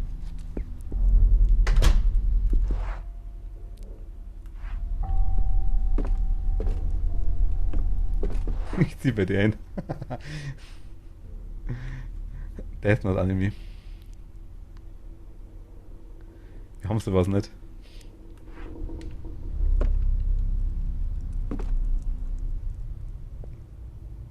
Also Smiley Fries, muss ich ganz ehrlich sagen. Ja gut. Du, ich habe ungefähr... Pass auf. Gute 150, 200 Meter von mir haben wir einen kompletten Pferdestall mit allem, oder gut, sind 300 Meter. Haben wir einen kompletten Pferdestall mit allem möglichen Zeug, also mit Voltigieren und alles mögliche. Du hast ja nicht allein das Scarlet. Ich hab den... Also richtig Reiterhof, sag ich jetzt mal. Also Möglichkeit wäre da. Ich habe keinen Schlüssel mehr, ne? Ich kann das nicht öffnen, aber ich glaube, es ist von innen verriegelt. Ah, Mist. Okay. Hier kommen wir nicht durch. Garage, können wir aufmachen, oder? Hier war Garage, gell? No. Hier war Garage, sag ich.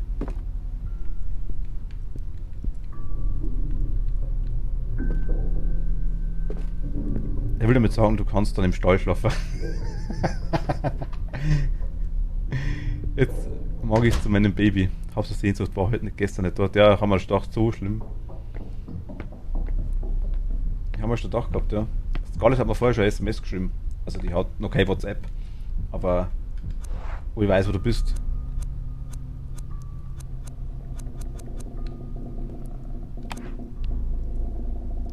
Nein, ich muss das schon wieder anschalten, okay.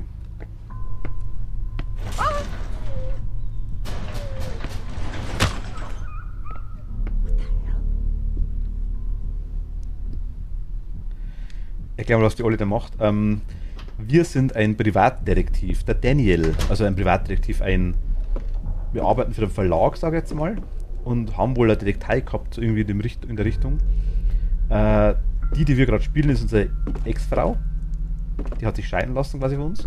Und der Daniel ist quasi hier hin, zu dem Haus von dem Autor, weil der seit mehreren Tagen nichts mehr von sich hören hat lassen. Das ist auch schon wieder 2-3 Tage her. Und sind durch eine Tür durch und die Tür sind uns zugegangen und die Tür existiert jetzt quasi nicht mehr, sage ich jetzt mal so nach dem Motto. Allerdings, und sie hat jetzt sucht das quasi nach Daniel und ist auch in das Haus hin. Jetzt müssen wir quasi schauen, dass wir ich denke mal, die Tür aufkriegen.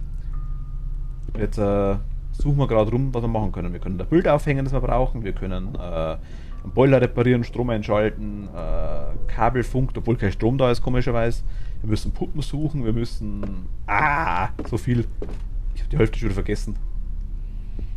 Aber sie hat doch keine Daumen und schreiben kann sie auch nicht. Ist doch erst 5. Ja, die hat das so... War Sprachnachricht. Das war MMS.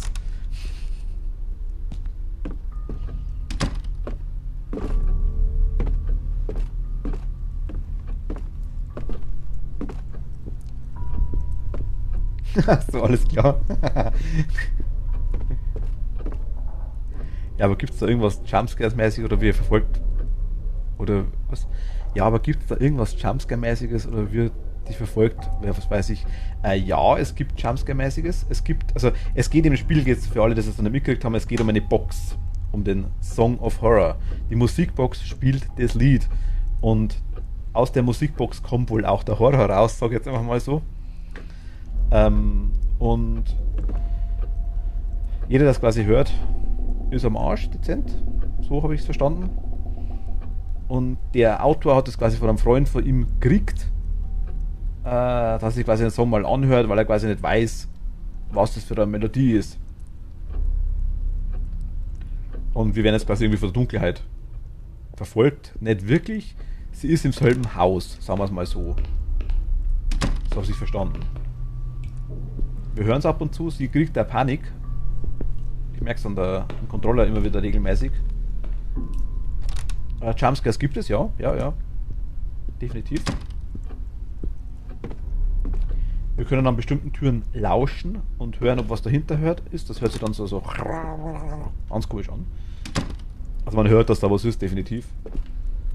Und ich bin halt wieder lost ohne Ende, weil ich null Orientierung habe in so einem Haus. Okay. Also mache ich den Ton gleich wieder leiser. Nein, es ist, glaube ich, jetzt kein Jumpscare im Sinne von Ton. So richtig krass war es jetzt noch nicht. Lass ihn ruhig laut. Nee, also mich hat es vorher wie ein Foto gerissen, also es sind schon tonmäßige Jumpscares auch dabei, definitiv. Hier können wir lauschen. Aber hier ist nichts.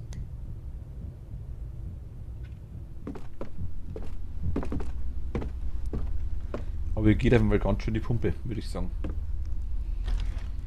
Ich schaue jetzt einmal hoch, würde ich sagen, weil wir haben jetzt schaue ich nochmal in den Keller.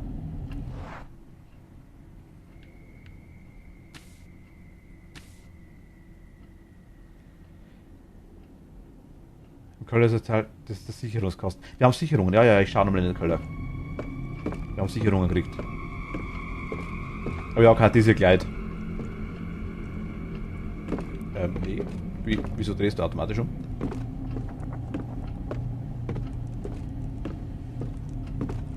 Das Spiel spielt 1998. Also nur wenn es euch wundert, dass wir vielleicht technisch nicht so am aktuellsten Stand sind. Schade.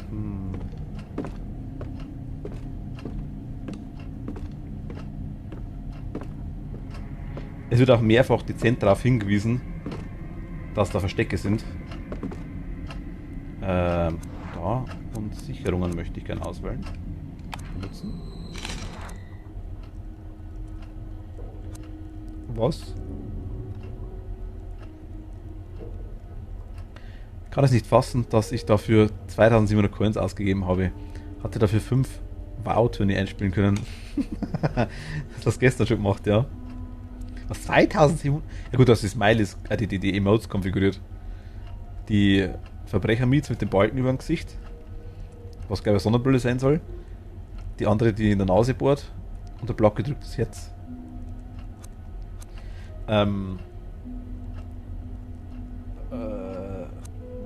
What do you want me to do?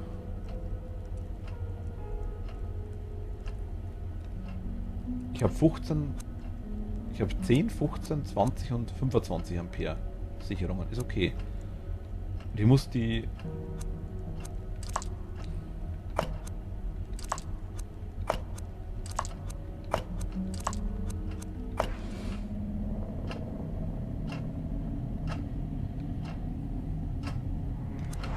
Mir hilft immer. Das weiß ich bloß jetzt noch nicht. Okay. Was will das Spiel? Wir haben unten 25, 50 und 30. Ich denke mal, weil das kann, Sarah.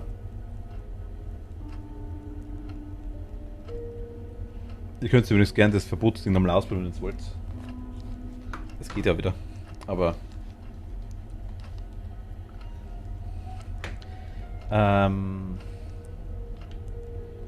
so, also 10, 15, 20. Wir müssen die Spannungen zusammenkriegen, denke ich mal. Aber wie kriegen wir es zusammen? Indem wir es kombinieren? So funktioniert Strom eigentlich nicht. Also die obere quasi, wenn ich jetzt so sage,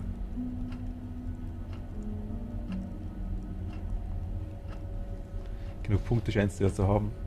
Ihr dürft es auch gerne mitmachen übrigens, so ist es nicht. Also wir haben quasi hier links 25, 50 und 30. Ich sehe, weil es ja nur die 3 die hingehen.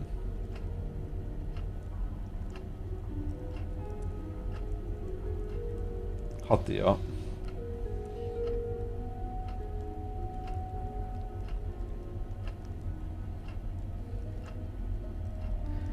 Zumindest funktioniert das Triggern vom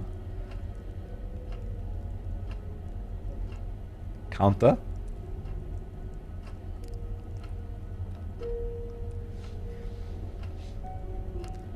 So.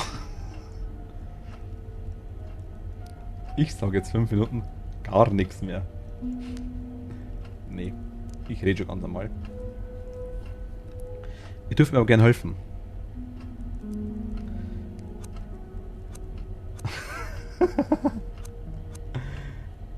Erzähl doch mal, was du heute gemacht hast. Psst. Ich habe heute gearbeitet. Nee, du redest gar nichts. Ruhig hier.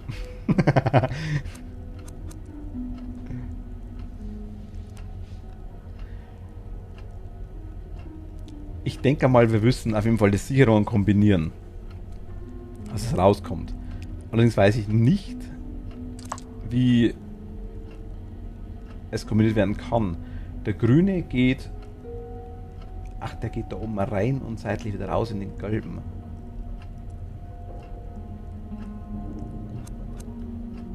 Also wenn ich hier die 10er einsetze, dann habe ich 10.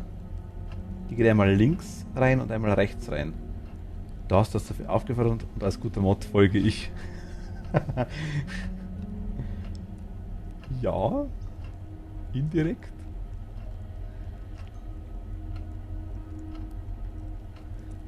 Also der grüne Draht geht in den ersten rein und geht in den zweiten rein und geht in den dritten und geht quasi in alle 3 rein. Sprich, hier müsste, denke ich mal, die kleinste Sicherung rein. Weil wir 25, 50 und 30 haben und der Rest kombiniert wird. Oh nein, mein Akku ist niedriger als mein Alter.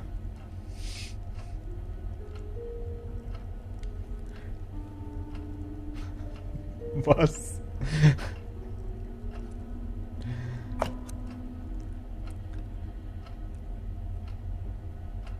Ich sehe halt nicht genau, welcher Draht wo rausgeht weil es lauter gleiche Drähte sind, die in die Sicherungen reingehen. Die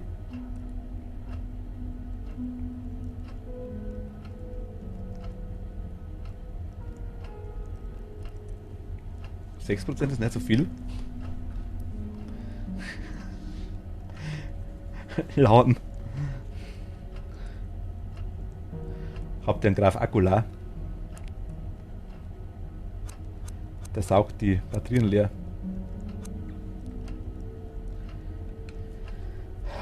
Also 50 ist die größte. 50.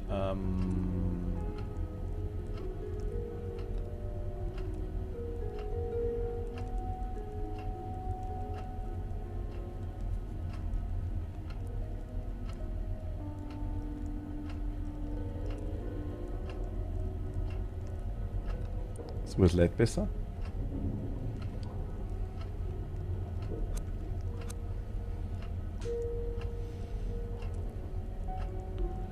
Ich bin gerade dezent überfordert, muss ich ganz ehrlich sagen.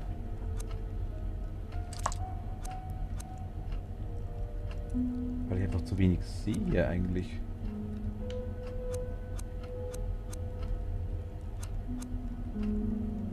Der geht auch oben mit dem 10er rein. Das heißt, angenommen das mittlere wäre die 25er, dann wird es so passen.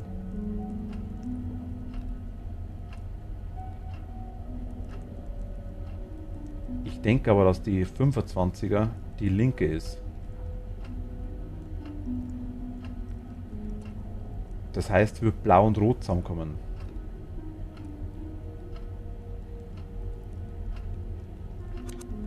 Und rot geht hier hoch und grün geht hier hoch.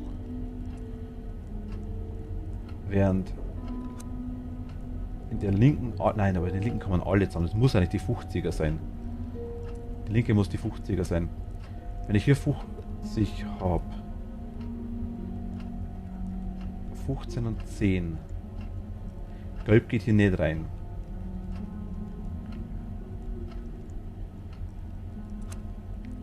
Wenn ich hier 15 habe.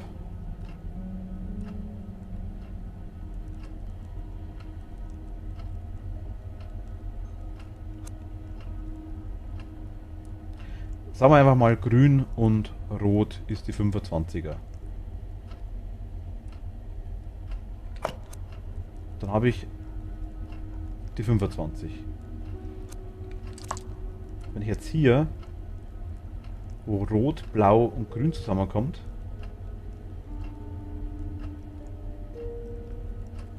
dann habe ich die 50er. Und hier müsste dann grün und die gelbe zusammenkommen.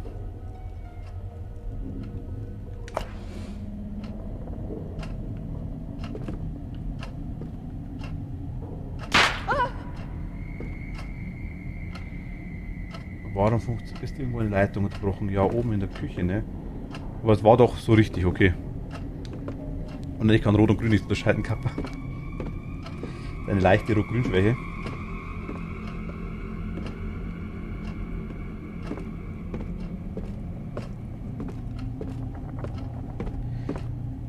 In der Küche oben war der Fehler, ja. Da haben wir den Kabelbruch gehabt.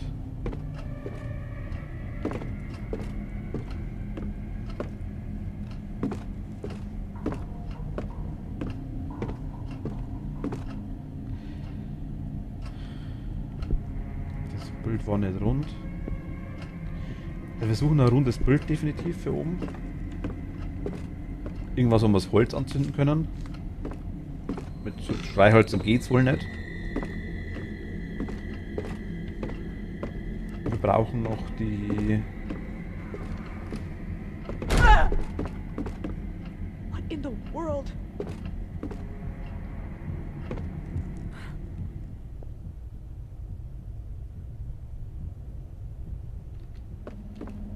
Da ist keiner.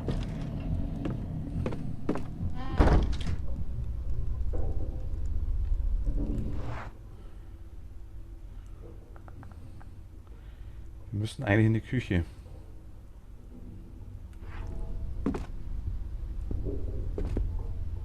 Muss jetzt überall lauschen.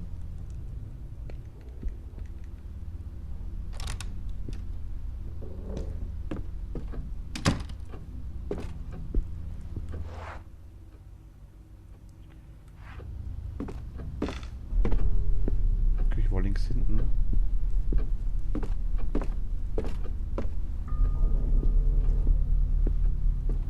Hier kann ich rein, okay, passt.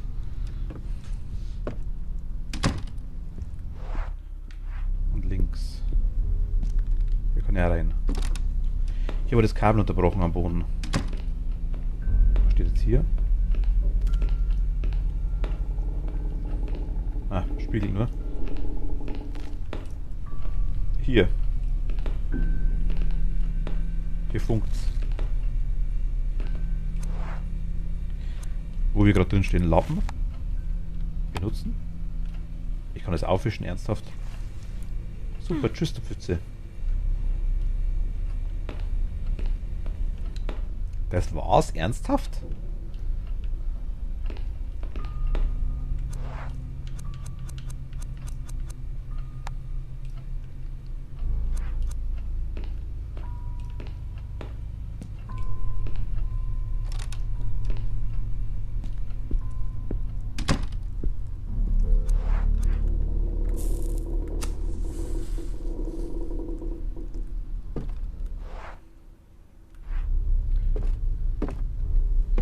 Oh ja, ich bin eingesperrt in Super Scary Labyrinthhaus.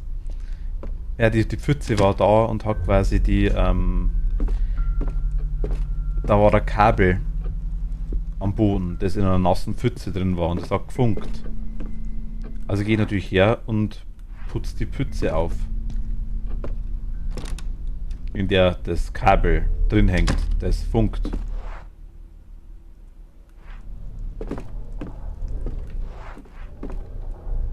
Was es eigentlich nicht kann, weil kein Strom an ist. Und ich kann aber Strom nicht anmachen, weil es, das macht logisch irgendwo Sinn.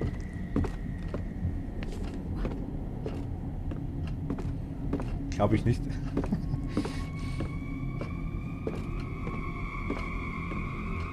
Musik ist auf jeden Fall.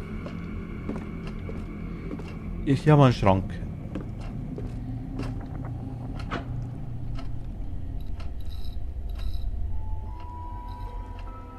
Wir haben Licht, zumindest vorerst. Finally. Daniel, if you're here, I'm going to find you. Jetzt kommen wir in die Garage zum Boiler. Was immer uns das bringt. Und können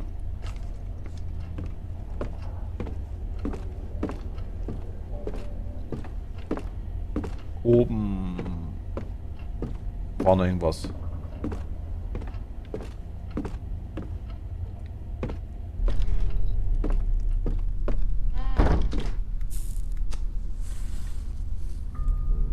Die Brille echt ärgerlich.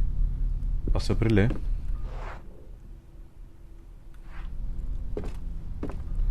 Hier war zu, ne?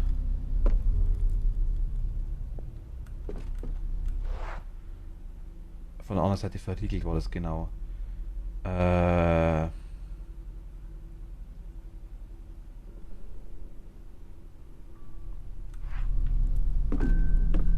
Garage war hier, ne? Ja, genau. Garage, da könnte man aufmachen theoretisch, aber der Boiler ist auch in der Garage.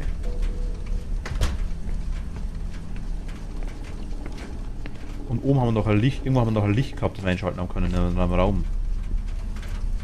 Der Boiler scheint angeschaltet zu sein, ich sehe überall Alex und viele verschiedene feuchte Stellen. Ja, tragt aber die Brille, ist nicht schlimm, finde ich. Ich hab 3.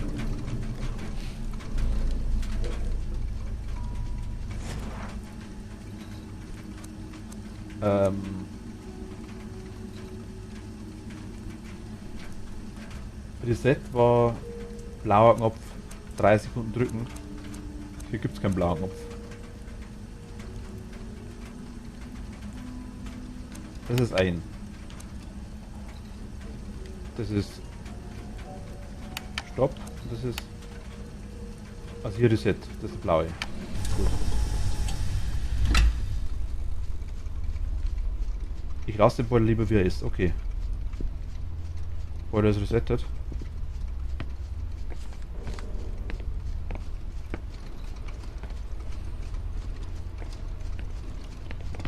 Ich stelle mir jetzt mal mutig vor die Tür hin. Es ist halt ein Freund von ihr, denke ich mal. Immer noch. Außerdem Arbeitskollege.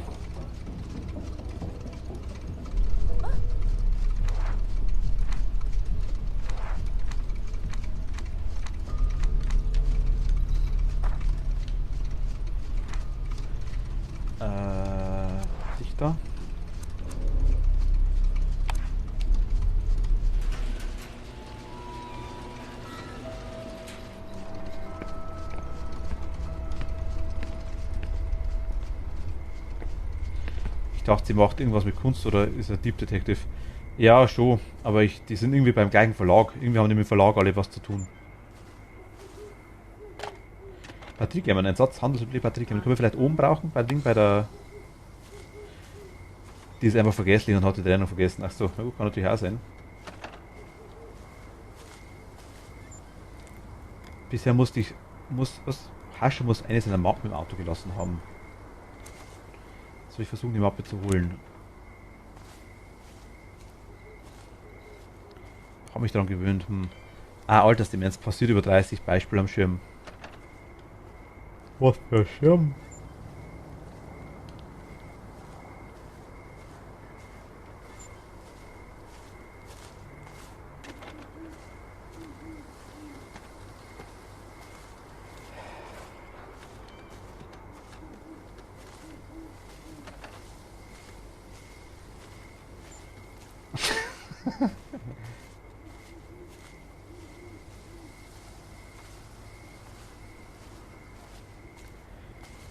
Hast deinen Affen schon gefüttert? Das heißt, man gibt dem Affen Zucker, oder? Eine Schaufel und ein Eimer für die Gartenarbeit nehme ich an. Dann nimm sie an dich. Wir lauschen.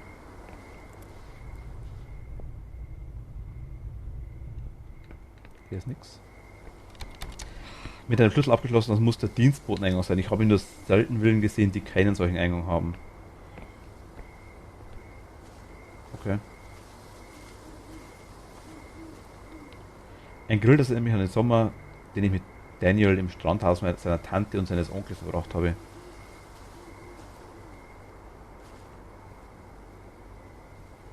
Hat einer braucht das seine Birnen. Irgendwer hat halt ein Kasperl gefrühstückt, glaube ich.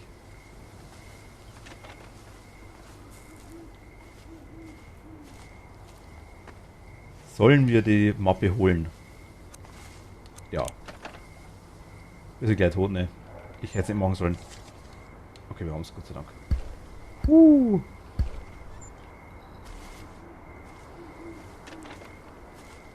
Ich auch, Sarah. Ach, der creepy Onkel, den kenne ich. In dem Strandhaus war ich auch schon. Auch beim Grillen.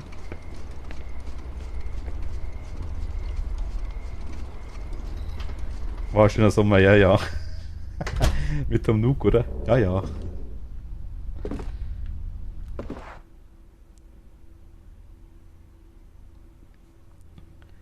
Schimpansen.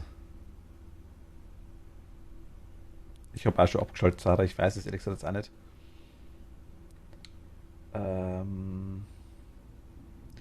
Hoch. Auf jeden Fall hoch.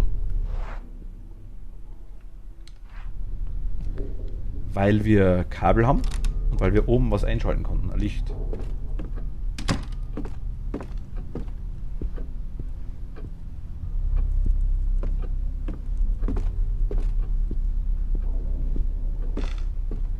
Nee. Ja.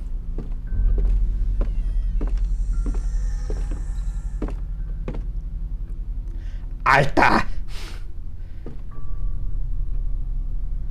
Der echte Horror des Spiels, das mich so an meine Arbeit erinnert.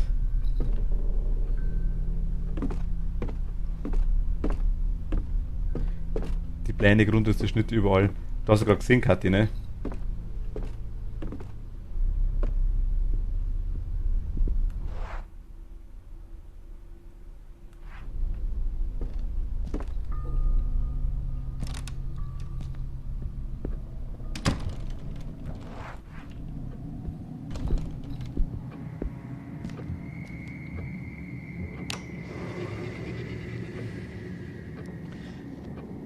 Es ist, wir sind die Treppe hochgegangen und hinter uns hat so ein ganz creepy Gesicht die Tür, also war offen quasi, hat raus, hat die Tür zugemacht.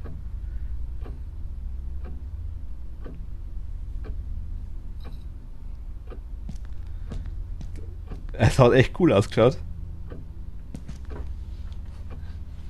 Wir sind bei, muss mal schauen, ich weiß nicht, wie lange wir schon streamen, Moment mal. 2 Stunden 7, 2 Stunden 8 fast. Schaust du mal irgendwie so ab 2 Stunden 6 nochmal an oder sowas, oder 2 Stunden 5. Dann siehst du es auf jeden Fall.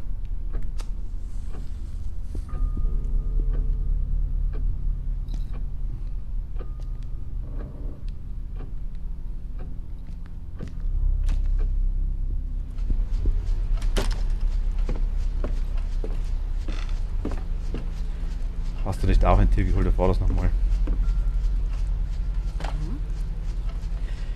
Maschas Aufzeichnung, eine Sprachaufzeichnung von Mascha, der Haushälterin der Hascher Villa. Auf dem Etikett auf der Kasse steht 11. September 98. Spielen. I am starting to worry.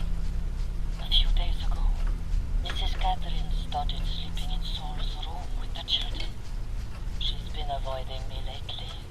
Is she ashamed or something? Alexander and I have lived in this house for 16 years, with her and Mr. Sebastian. We've seen the children grow since they were babies. I don't understand this sudden change in attitude. I saw her playing and reading with the children in the living room last night. They looked exhausted. I could hear it in their voices, but they wouldn't go to sleep.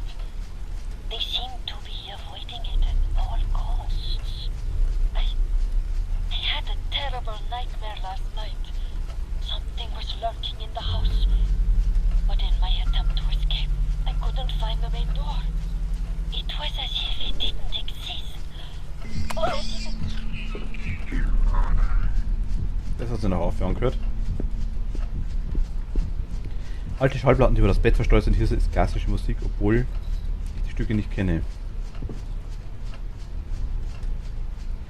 Robert heißt der, oder? Du kannst ihn da füttern. Die ist...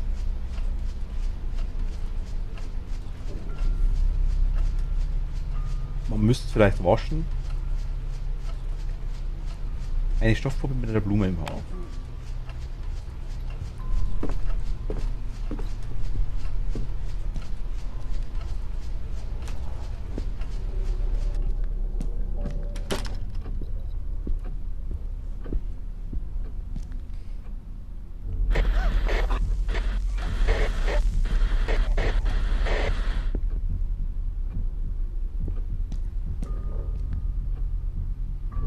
War heute nicht da, sonst hätte ich Ihnen etwas Holunderrinde gegeben. Und Sarah Lukas hat das hier, ja, das stimmt. Das ist eine Spinne. Die hat auch auf sein Profilbild gemacht.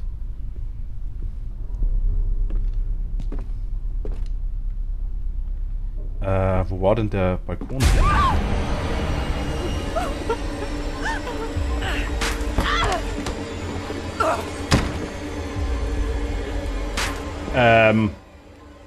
Etwas Schreckliches nähert sich. Du musst dich verstecken, bevor es zu spät ist. Schau dich um und finde einen Ort, an dem du unentdeckt bleiben kannst. Sobald du mit dem Versteck interagiert hast, wird es auf der Karte mit dem folgenden Symbol angezeigt. Die Zeit drängt, um zu rennen, drück LT, okay? Oh, there's a wardrobe. Get in. Ich will in die Wardrobe, ja. Jetzt kommt der Abfuck, wo alle sagen, dass das so schwierig ist.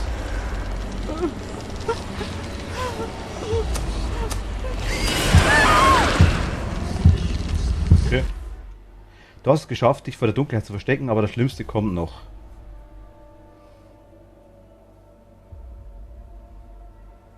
Hä, wo warst du? Hab mich ein wenig verlaufen, hab den Eingang nicht gefunden.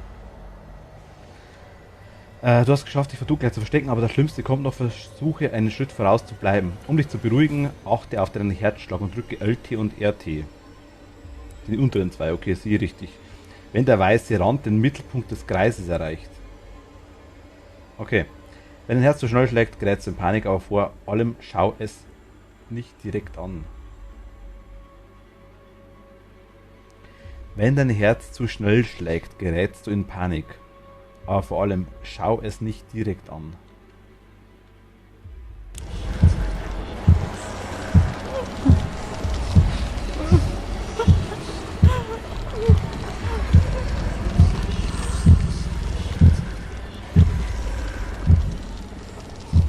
Okay.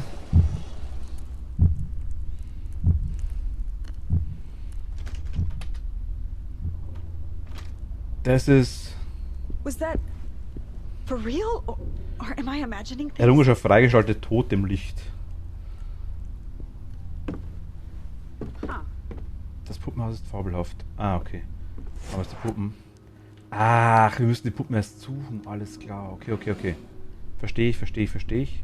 Die sind nicht versteckt in den Räumen, sondern die müssen wir in die Räume reintun. Yes. Zweites Bild von Saul, ein Bild von Haschas jüngstem Kind. Saul. Als Kind würde ich solche Zeichnungen machen, es muss etwas Schlimmes erlebt haben. Meine eigenen Kindheitserinnerungen sind etwas moderner als diese Spielzeuge.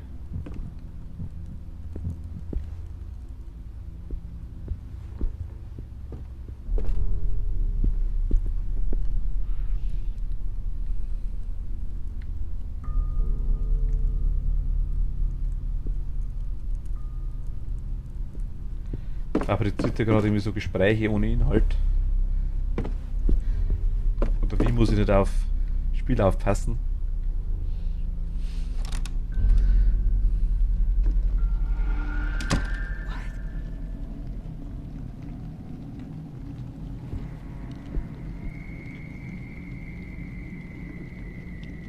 Mag ich nicht. Spielzimmer ist Puppenhaus, okay, unter Schrank zu verstecken, hinter der Balkon, da wollen wir raus. Jetzt kann ich rennen.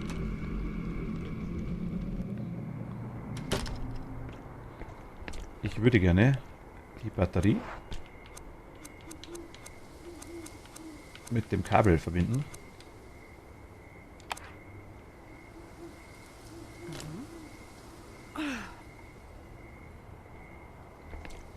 Der Staller hat Griffe, ich glaube, man kann ihn drehen.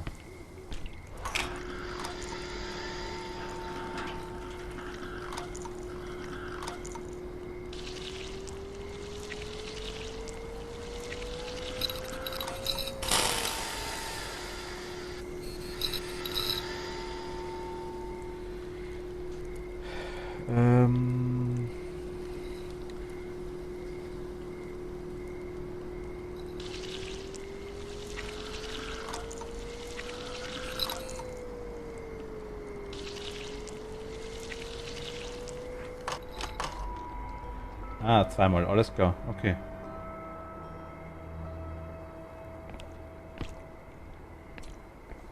Wie gut.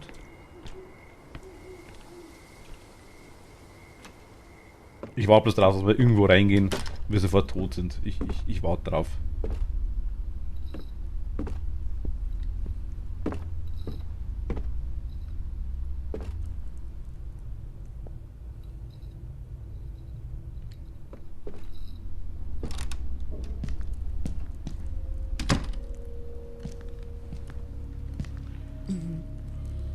Goldener Schlüssel.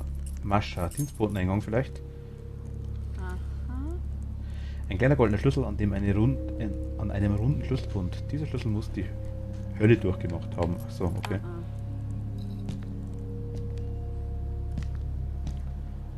Schwarz-Weiß-Fotos und Sepia-Abzüge. Sie scheinen erst kürzlich aufgenommen worden zu sein, aber ich nehme an, dass sie alt aussehen sollen.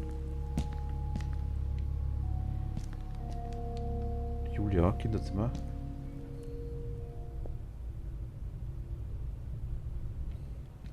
Hört sich safe an. Oh mein Gott, die Katzenuhr. Dass die jetzt wirklich überall ist. Ich habe noch nie von diesen Bands gehört, ich werde wohl alt.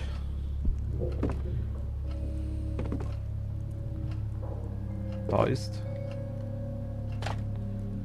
Aufzeichnung von Julia und Saul. Ich hoffe, der heißt Saul. Eine Sprachaufzeichnung von Haschas Kindern. Auf dem Etikett auf der Kasse steht J&S 14. September 98. Spielen wir mal.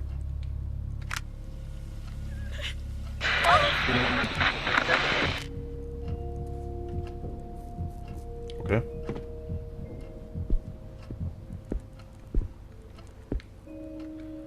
Das Bett von dem Mädchen, das ist gemacht, aber mit Staub bedeckt. Das Mädchen kann anscheinend hervorragend skaten. Meine Tricks habe ich wahrscheinlich längst vergessen. Sekundengeber.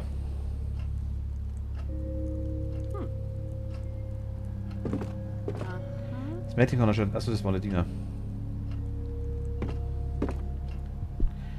Anscheinend wurde dieser Kleiderschrank ausgeräumt. Wie praktisch. Es ist voller Medaillen und Trophäen, ein echter Profi, dieses Mädchen. Ein amüsantes Poster.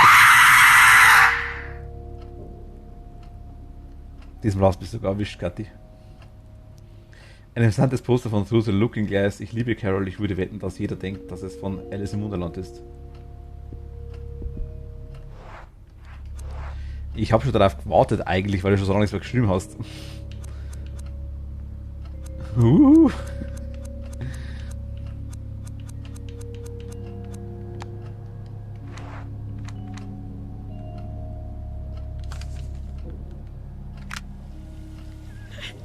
Mommy's really scared. I'm scared too. She's broken all the mirrors in the house. And that song? I hear it Auf am meisten everywhere. schon, Kathi. I wish we'd never listened to it.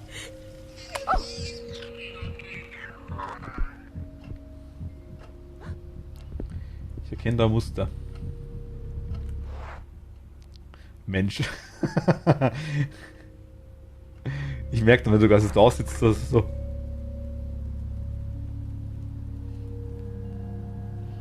Auf die Uhrzeit. Dann draufdrücken. Da kennt sie. Habe die Ehre.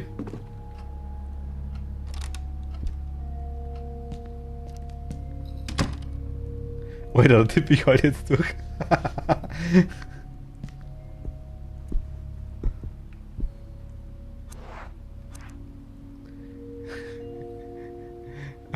Bist du jetzt erschrocken oder warum? Komm, das ist ein langgezogenes Mie.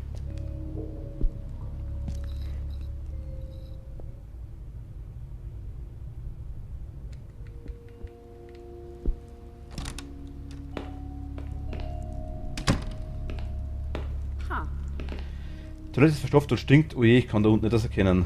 Nö, kannst du nicht. Nimm die Grillzange. Die macht das wirklich. Nein, weil es unfair ist, du schummelst, wenn du drauf wartest.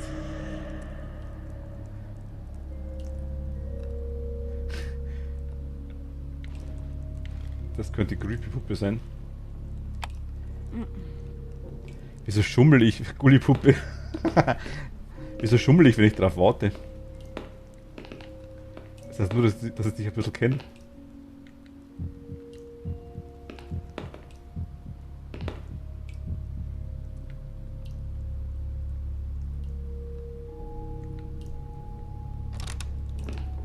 Nein, dich kennen ist unfair, okay.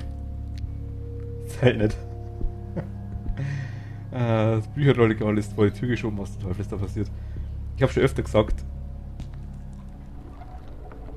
Hier ist was drin.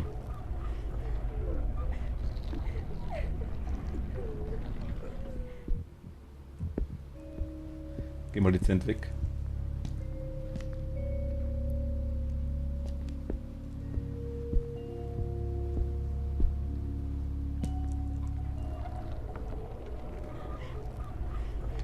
Du musst mich unkennen, wenn ich dich schrecken will.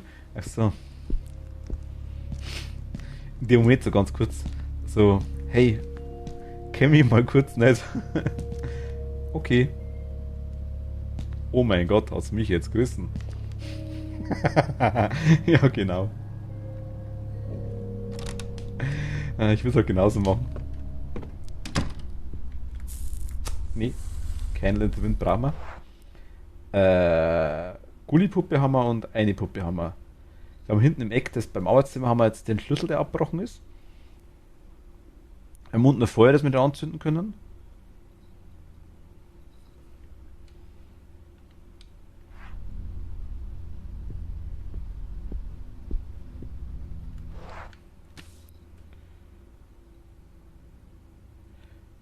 Wir können nochmal raus durch die Garage und können durch den Dienstbodeneingang wieder rein. Das können wir noch machen. Unten haben wir den Tresor noch. Wir haben das Bild aber noch nicht gefunden. Und was im Wohnzimmer ist, weiß ich gerade nicht mehr. Ah, das war das Feuer. Martin muss echt sagen, dass ich deine Streams sehr genieße. Du und die Zuschauer sind alle nett und sympathisch. Weiter so. Vielen lieben Dank. Danke dir, Lukas. Dankeschön. Freue mich wirklich, also wirklich. Danke dir. Meine ich ja genauso, wie ich es sage. Ich habe das Glück, dass ich tatsächlich wirklich bis jetzt nur eigentlich nette Leute gehabt habe bis jetzt.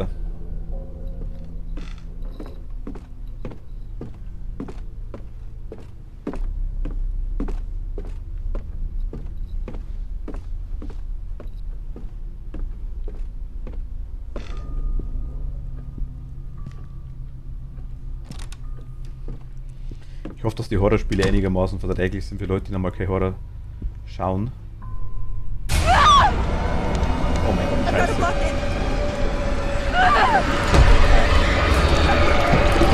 Ah ja, hab vergessen.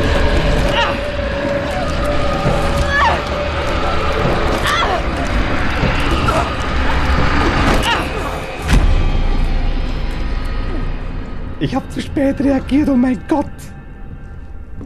God damn it, that was close. Ich habe viel zu spät kapiert, was ich überhaupt machen muss.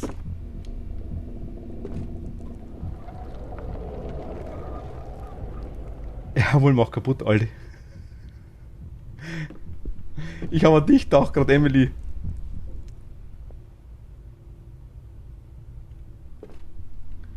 Ich weiß, dass du normal kein Horror schaust.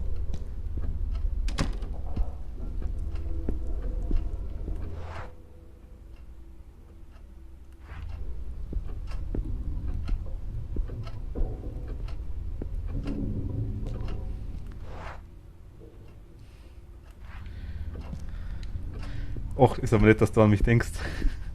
Ich fand es damals süß, wie du gesagt hast, dass du quasi normal keinen Horror schaust, aber mir geht's einigermaßen. Drum.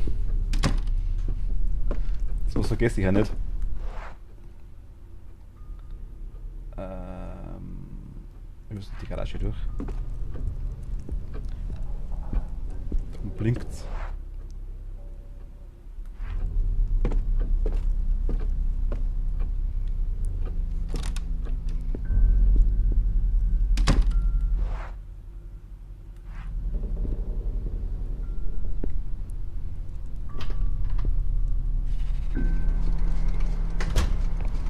Also das Spiel ist... Die Steuerung, muss ich ganz ehrlich sagen, fand ich nicht so schlimm. Wie du gesagt hast, dass die Steuerung ziemlich kacke ist.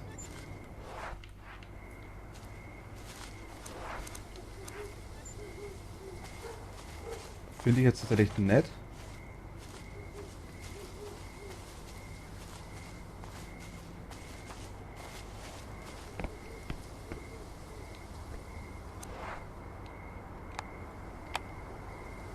Yes.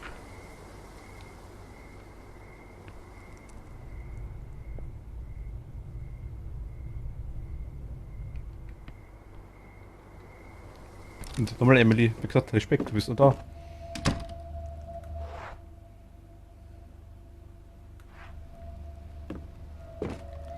Liste mit Hausarbeiten und sonstigen Aufgaben, einige sind in kyrillischer Schrift geschrieben. 2 Flaschen Schlaftabletten, eine davon leer.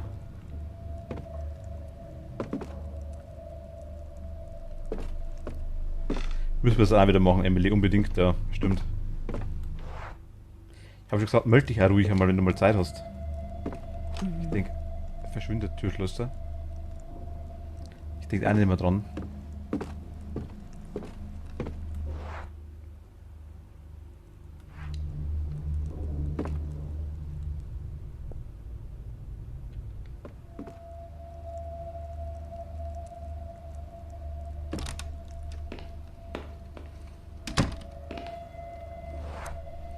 Aber Emily, aktuell bist du offline, oder? Oder aktuell sehen wir im Discord nicht.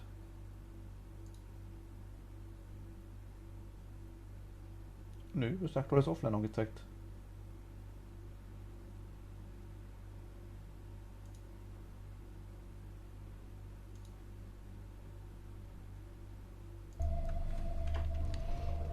Ist aber nicht schlimm.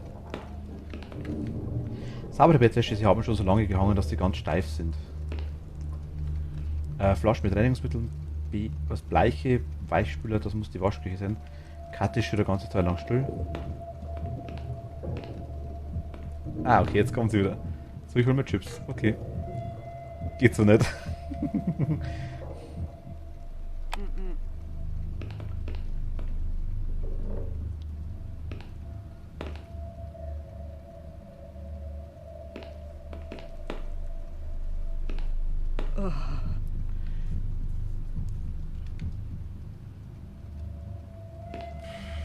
Ja.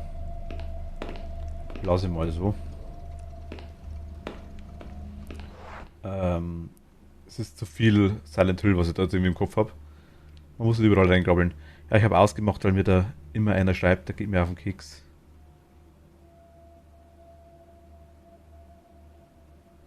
Ah, okay. Unter Discord? Aber hoffentlich nicht bei mir, oder?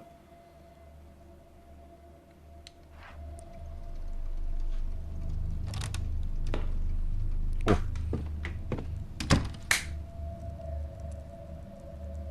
Moment.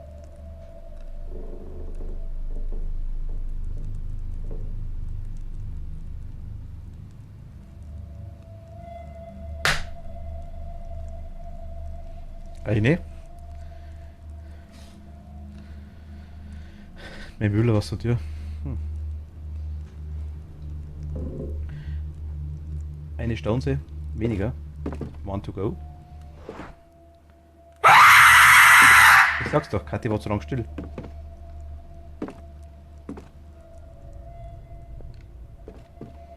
Hat extra noch geschrieben, dass sie Chips holt. Zählt nicht. Nee, Lukas. Ich habe jetzt Chips geholt. Achso, okay. Hab, glaube ich, schon 25 Mal meinen Freund erwähnt. Nico heißt er. Hab sogar aufpasst. Jetzt muss ich überlegen. Die Axolotl. Das waren zwei, ein Männchen und ein Weibchen.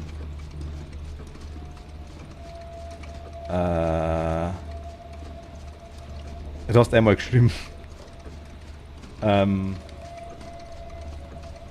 Rosaline oder so ähnlich. Und der andere hat irgendwie einen ganz komischen Namen gehabt. Die Katze, der Kater war französisch, war mit nicht nur eine Mausi, aber hat irgendwie einen Namen mit Lelouch oder so ähnlich.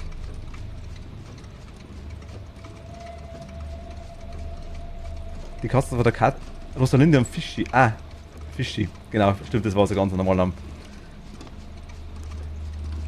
Und der Kater versteckt sich immer gerne unter der Couch. Kathi, Pferd Scarlett, Katze Tamara und Kater ist der Dastan. Merkt man sowas? Alexander, ich wünschte, du müsstest die Notiz nie finden. Ich habe das Haus verlassen oder zumindest habe ich das versucht. Ich hoffe inständig, dass es nicht das letzte Mal ist, dass du von mir hörst. Ich habe Mrs. Catherine. Ich habe Tamara gesagt, oder? Nein, ich meine Tamina. Ich habe Tamara gesagt, ne? Ich meinte aber Tamina tatsächlich. Es gibt eine Streamerin, die auch so heißt, Tamina, deswegen habe ich es irgendwie. Ich weiß nicht, warum ich Tamara gesagt habe. Aber. Meinte ich. Bin mir gar nicht mehr sicher, ob ich Tamara gesagt habe, aber ich glaube schon. Vergessen wir's. Alexander, ich wünsche, du müsstest die Notiz nicht finden. Ich habe das Haus verlassen, aber zumindest habe ich das versucht. Ich hoffe inständig. Oder zumindest habe ich das versucht. Ich hoffe inständig, dass es nicht das letzte Mal ist, dass du von mir hörst. Ja, hast, okay, nein, ich habe Mrs. Catherine oder die Kinder seit Tagen nicht gesehen. Manchmal höre ich sie oben weinen, aber ich kann sie nicht finden. Sie scheinen immer direkt nebenan zu sein, auch wenn dort kein Raum ist. Hier ist etwas Schreckliches bei uns, ich kann es nicht beschreiben. Ich traue mich kaum, unser Zimmer zu verlassen. Ich muss gehen, bevor es zu spät ist. Ich liebe dich, Mascha. Das ist das Dienstmädchenzimmer. Voll die geile Schreibmaschine. Nähmaschine wollte ich sagen.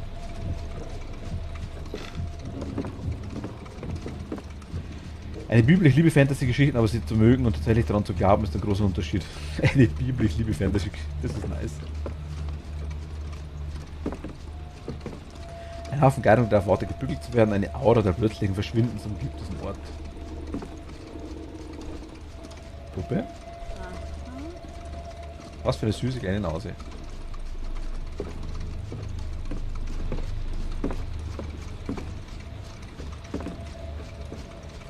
Was macht die Gaudi da gerade so? Der Ventilator, ne? Das ist voll greiflich.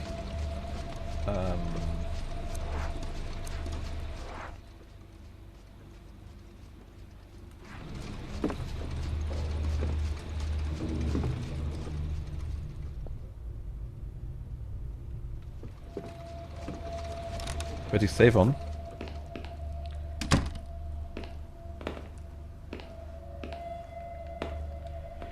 Schmutzige Handtücher, die modrig riechen, sie wurden seit Wochen nicht mehr gewechselt. Da oben auch noch was gesehen?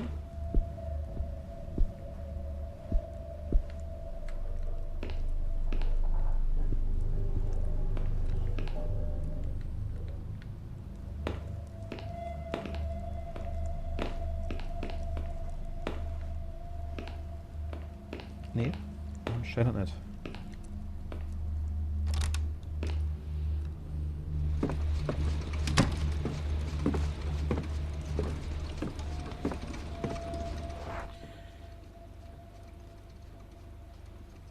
Wieso blinkt es in der Seitenveranda rot?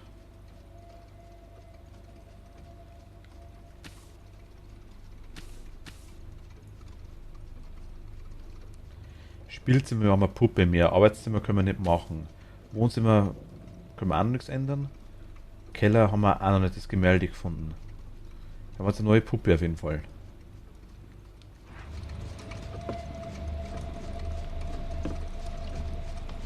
Das Gemälde haben wir nicht angeschaut, oder? Mehrere religiöse Gegenstände und alte Fotos. Im Hintergrund sind bibelförmige Kuppeln zu sehen, typisch für Russland.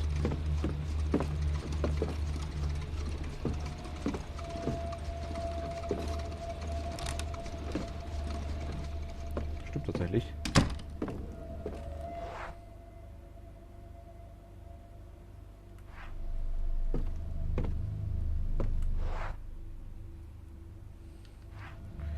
Da hat irgendwas durchblinkt, ne? Das war gar nicht da. Das war irgendwas im Raum dahinter, weil ich gerade sehe, da unten rechts bei der Veranda, der Gang, also da, geradeaus durch, blinkt es ja auch, aber das ist irgendein Licht. Habe das wirklich danach ausgeschaut im Moment. Was haben wir alles? Wir haben Puppe, 3 Puppen. Wir haben Streichhölzer. Wir haben einen Ring, ein Lösungsmittel. Und ein Sekundenkleber.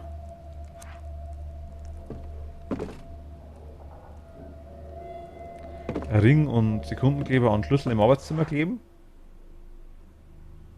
Ist das eine Option?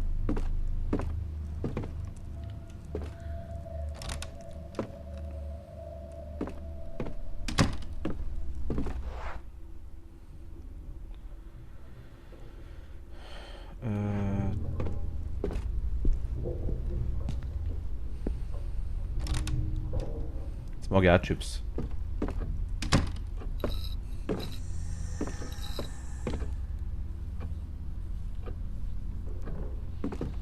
Ich mag es gerade irgendwie nicht mehr dahinter.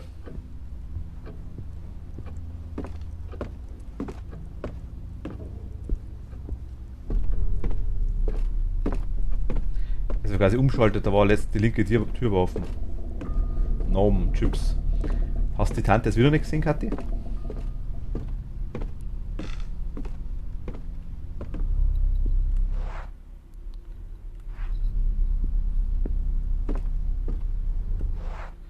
Nach der Chips gibt es dann Pringles, okay. Man muss Prioritäten setzen, definitiv.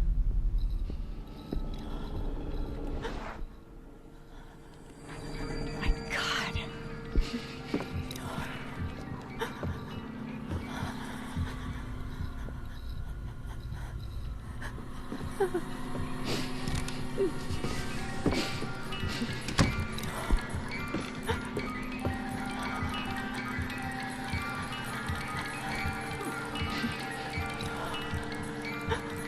Warte mal kurz.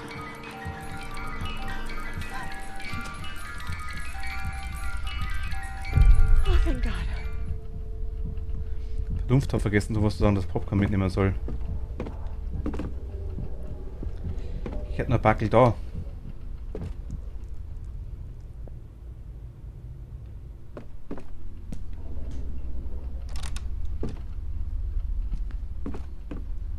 Ich hätte sogar Mikrowellenpopcorn da.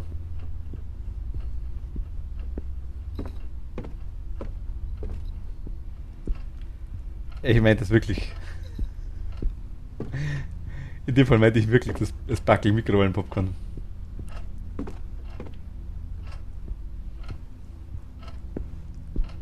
Ich habe ein bisschen mehr wie ein Backel, ja. Okay, wir nehmen das da. Und kombinieren es mit dem da. Da benutzt was. Yes.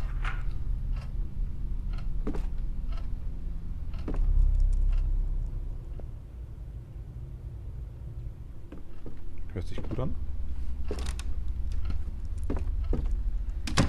Ja, es ist ein Packel. Also so eine Packung halt einfach, wo man so eine Schüssel voll machen kann. Metallhaken, eine weitere Metallhaken. Kati spielt ja von Inside ab.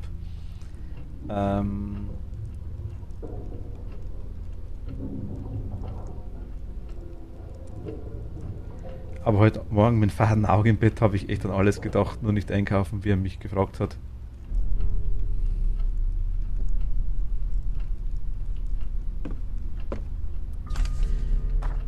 Lieber Sebastian, hier bricht alles zusammen. Ich weiß nicht, was mit meinem Telefon los ist, aber ich kann dich nicht erreichen, weshalb ich dir diesen Brief schreibe. Ich bete, dass es noch nicht zu spät ist. Sebastian, höre dir die Spieluhr nicht an. Ich wiederhole, höre dir diese Spieluhr nicht an. Etwas stimmt nicht mit dieser Melodie. Ich höre sie immer und immer wieder in meinem Kopf, wenn ich spazieren gehe, wenn ich lese, wenn ich esse oder schlafe. Sogar in meinen Räumen. Und diese werden schlimmer und schlimmer. Ich habe das Gefühl, dass mich etwas beobachtet, Sebastian. Zuerst kam es nur in meinen Träumen vor, aber in letzter Zeit fühle ich es auch, wenn ich wach bin. Obwohl es mir immer schwerer fällt, den Unterschied zu erkennen. Hier ist etwas eine seltsame Präsenz, in den Gängen hinter jeder Tür, der ich den Rücken zuwende. Ich weiß nicht, was mit mir los ist. Es tut mir so leid, mein Freund, ich verfluche den Tag, an dem ich dir diese Spieluhr geschickt habe. Isaac Färber.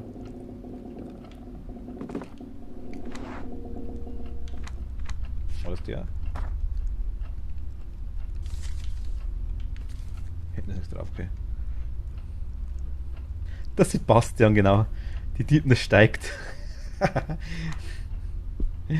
Lass uns die Musik an. Ich kann es euch nicht hören lassen aktuell. Die hören wir nur früh genug. Haufenweise Papiere, ich möchte sie lieber nicht durchgehen.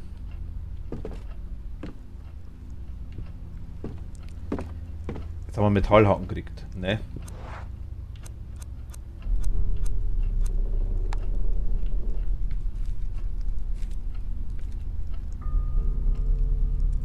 Sie bastet sich auch in meinen Träumen.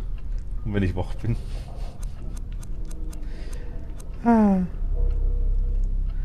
Zettel von Ciel rumliegt. Erstmal Bildschirmhintergrund, oh mein Gott. Ein erweiterbarer Metallhaken. Erweiterbar ist auch noch. Man kann ausziehen. Ich glaube ich dir, Kathi, glaube ich dir.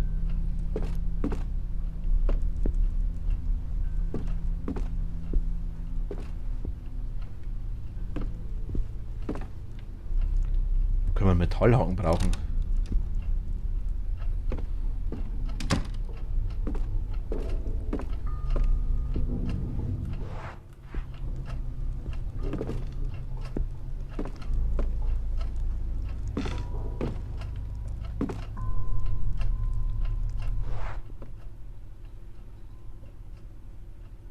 Oha.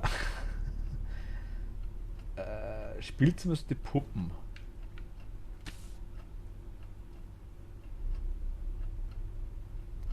Vielleicht in der Badewanne, die da rumblinkt, das Fragezeichen.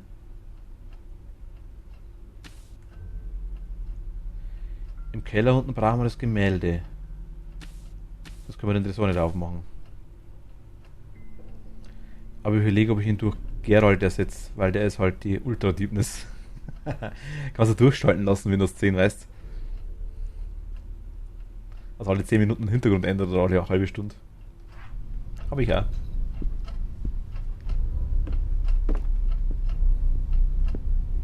Beste Idee.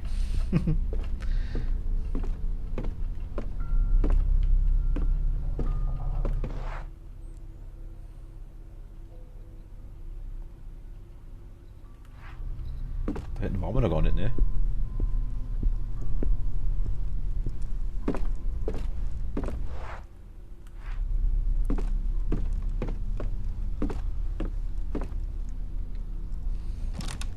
Ich bin gerade dabei, yo.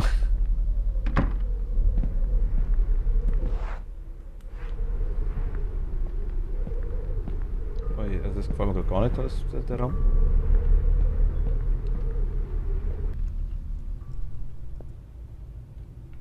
Hier scheint safe zu sein. Mm-mm. Oh God. Is there someone on the other side?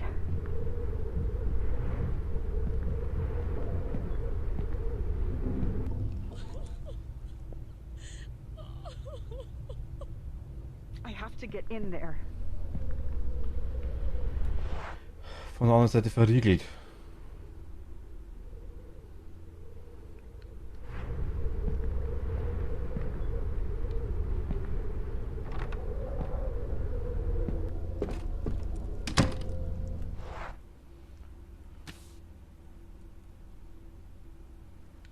Nice.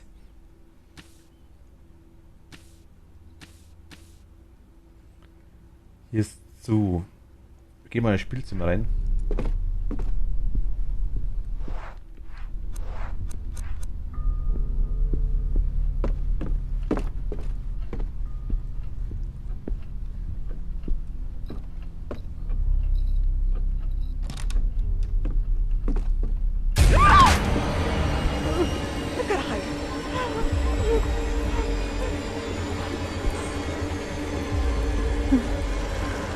Gott. Was ist jetzt schon?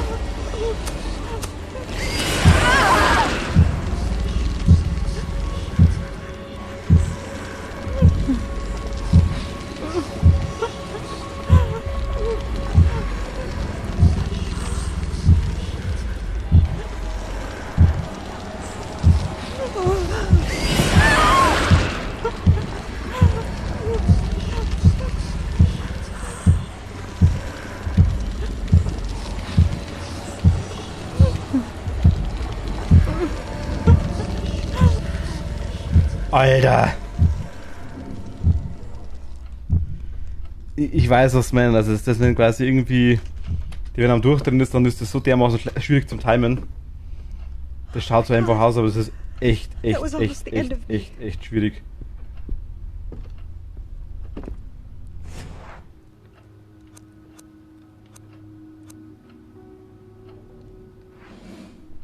Boah.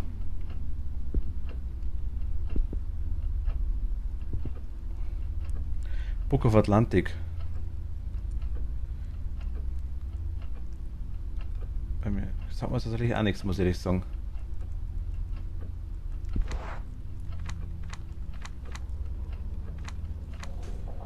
Schwarz-Weiß-Foto, ja.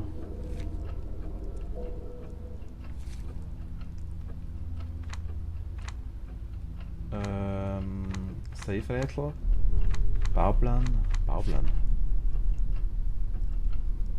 Black Butler, neue Teil. Okay, kenne ich noch gar nicht. Mal schauen. Chris kommt hierher.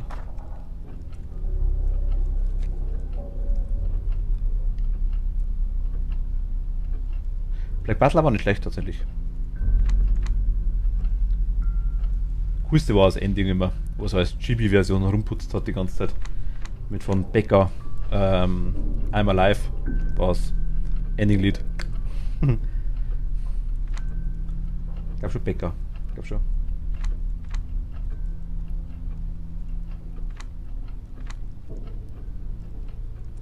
Hunter x Hunter. Naja.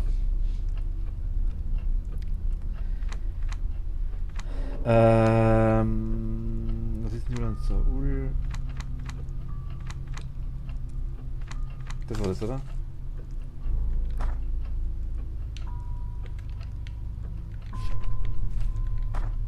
Mami war,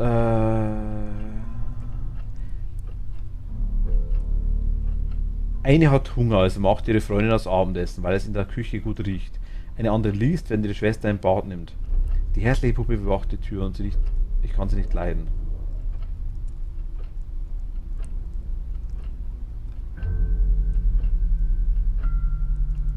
Wie? Naja, so langweilig, das ist Liebe der Anime. Naja, ich weiß nicht. Also, Hunter x Hunter war jetzt auch nicht so mein Fall, muss ich ehrlich sagen. Hab's auch nicht. Ich kenne bloß ein paar Folgen.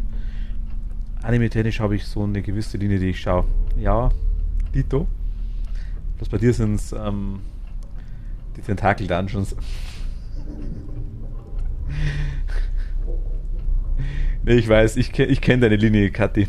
Wir haben schon mal drüber geredet. Ich sag nur Geist mit Onsen und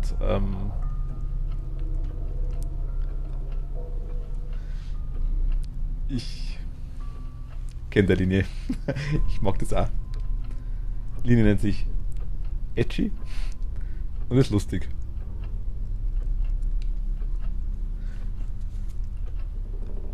Geschmack liegt im Auge des Betrachters, das ist klar, das ist richtig. Oder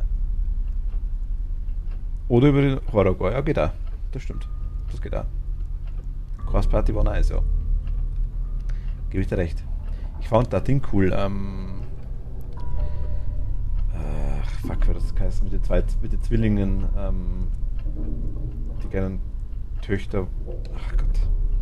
Wo es um die Farbe des Todes gegangen ist. Ich habe gerade das Intro im Kopf. Das ist von Ali Project, singt das Intro.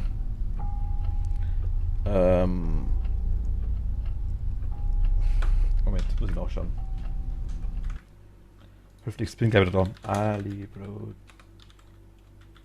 Da haben viele Anime-Intros gemacht. Aber nee, auch nicht. Cookies auch nicht.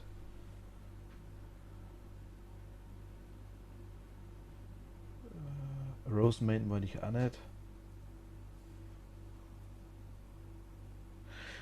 Weiß ich nicht. Es liegt nicht. Ich wüsste gar nicht mehr genau, was das war, muss ich ganz ehrlich sagen. Ich habe das schon. Ach, das war das, ja, klar. Okay, ja, weiß ich nicht.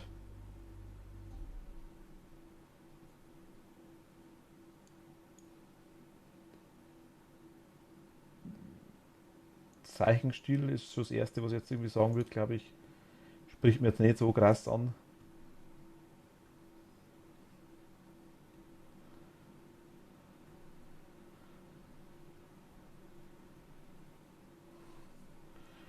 Moment, ich meine aber.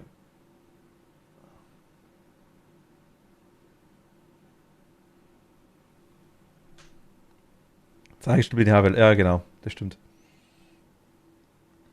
Ich weiß nicht, Kathi, kannst du den,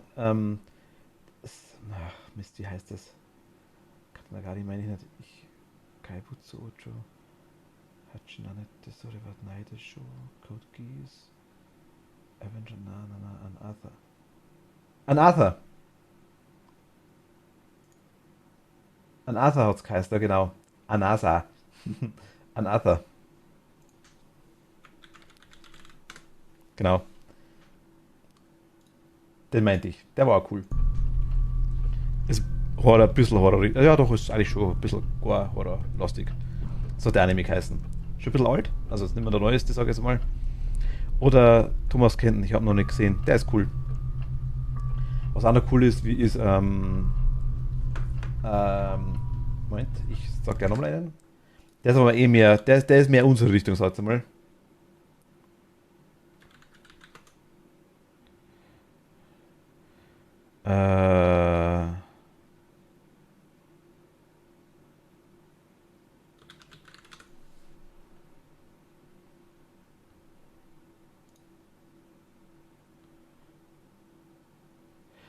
Tasogare Otome X Amnesia. Dusk Maiden of Amnesia.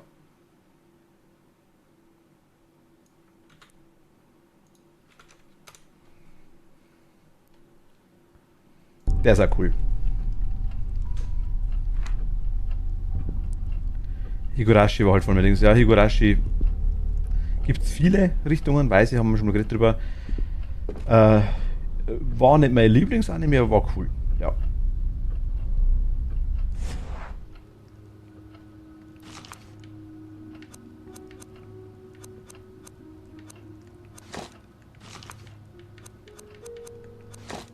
Ich weiß nicht, wer was ist. Aber die bewacht hier.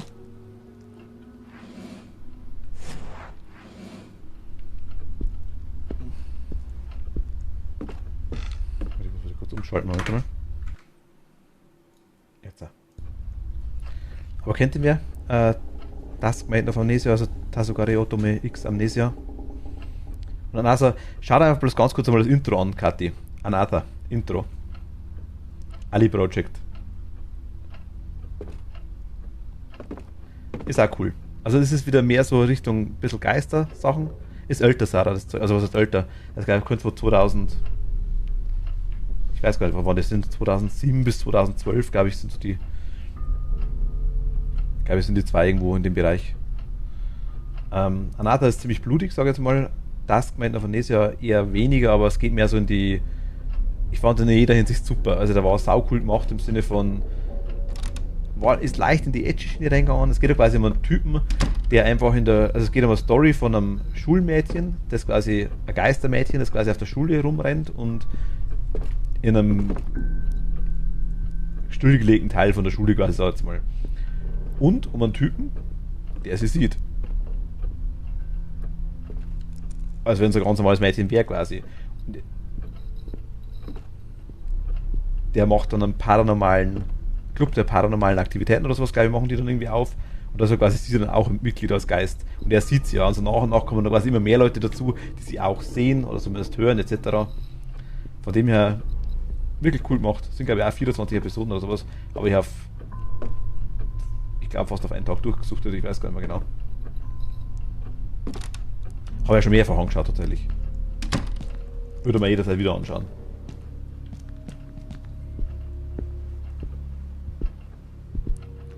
Anohana war auch nicht schlecht, das stimmt. Ja, ist aber mehr traurigere Geschichte, sag ich jetzt mal.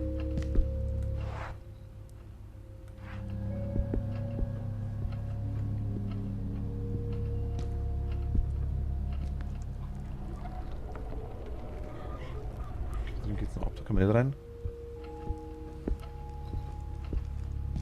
Anohana finde ich das Lied auch cool.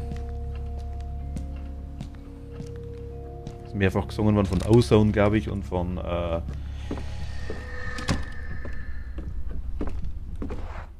was schon wieder? Ozone, glaube ich, ich glaube, die haben Ozone geheißen sogar. Waren die ersten und die zweiten waren dann, glaube ich, das weiß ich gar nicht, wie die Gruppe heißt. Das Ding Scandal hat es auf dem Bauch gesungen.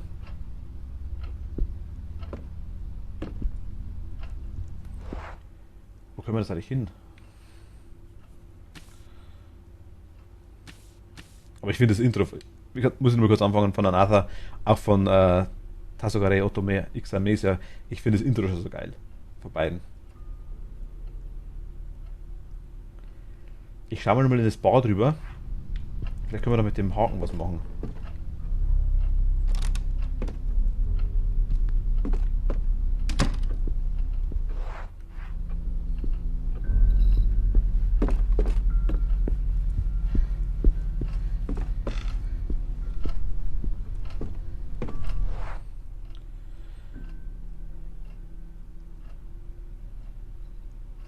Ich schau mal das Bar drüber.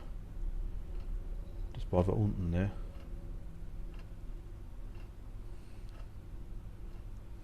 Block gedätschte Miezeflügel.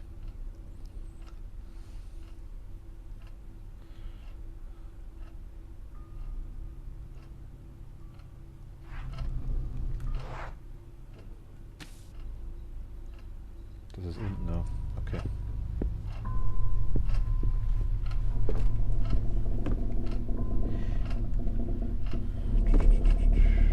Wir brauchen immer ein rundes Bild, glaube ich. Oder so ein ovales Bild.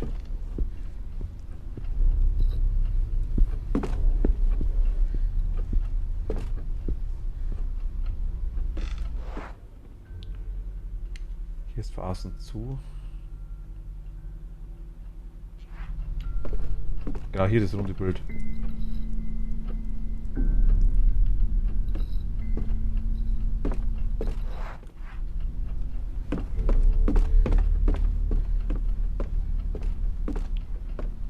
Das hier eventuell? Nee.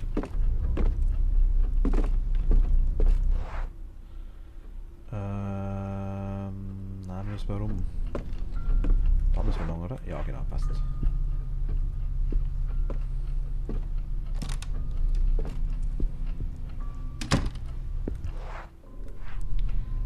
Jetzt, wenn das kommt, sind wir geschmeidiger Marsch, glaube ich.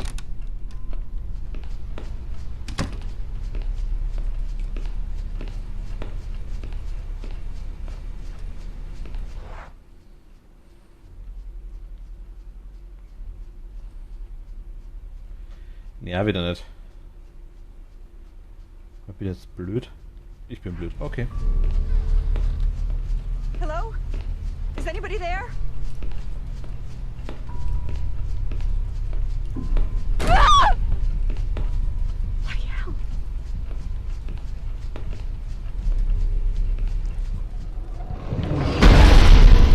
Fuck. Okay. Wir verpissen uns dezent.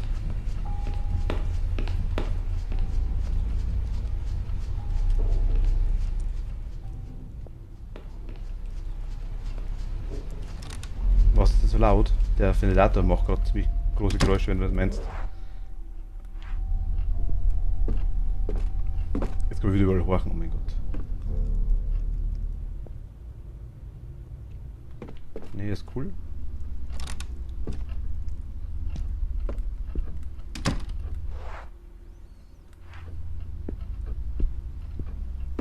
Andere Treppe vorbei.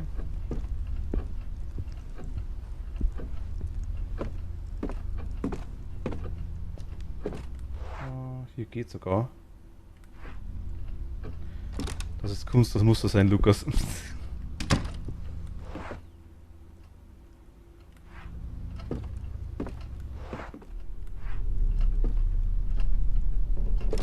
Und Kathi. Intro schon angeschaut.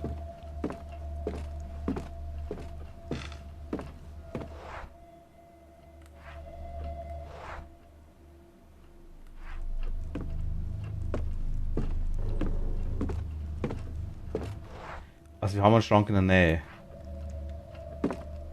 Schau später mit Thomas. Ah, okay.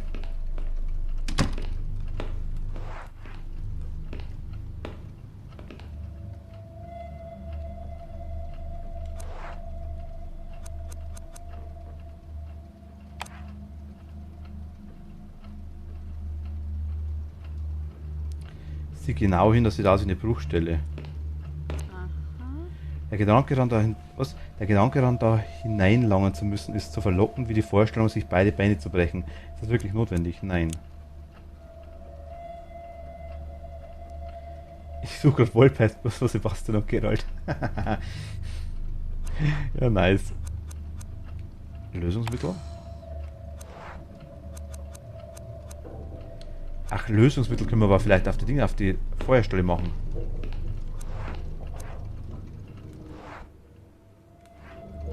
Eventuell im Kamin. Vielleicht brennt es dann gut.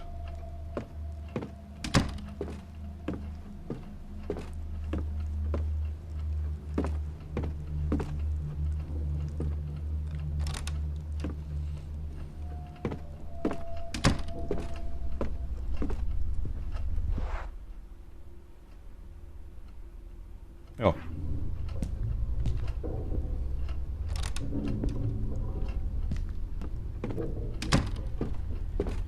Frage ist, was das Ding uns will, weil wir haben ja die Musik noch nicht gehört, glaube ich, mit ihr.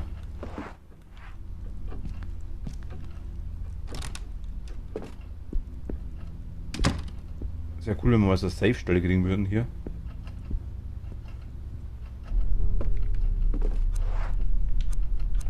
Lösungsmittel eventuell benutzen? Ja, es geht. Perfekt. Yes. Jetzt, wir nehmen nicht die Kerze, wir nehmen die Streichhölzer.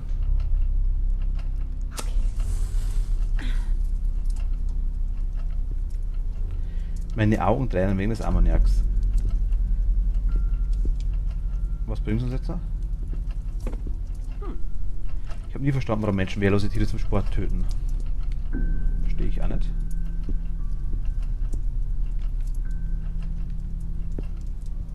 Okay. Ja, und das ist anzünden, das ist nice. Das heißt, wir haben jetzt hier eine Lichtquelle, denke ich mal, oder? So verstehe ich das.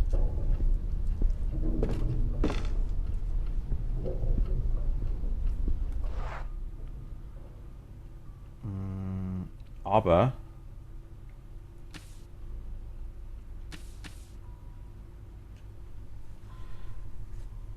ach, da hinten waren wir noch gar nicht drin. Ach, das ist das Zimmer, wo wir die Geräusche immer gehört haben. Wo waren wir denn noch nicht? Wir waren da in dem, also links oben quasi, also links unten, waren wir noch nicht drin. Aber da waren Geräusche. Wir waren hier eigentlich überall. Keller eigentlich auch. Ich dachte, es hat noch eine Tür geben, wo man. Ah, genau, da oben, genau. Da kommt einer rein.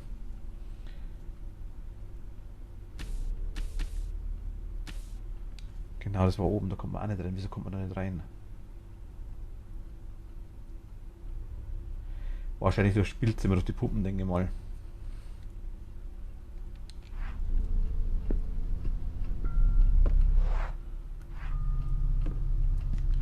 Frage ist wirklich jetzt, wie kriegen wir die restlichen Puppen noch zusammen, oder wo kriegen wir die restlichen Puppen her? Huh. Was haben wir noch? Wir haben noch...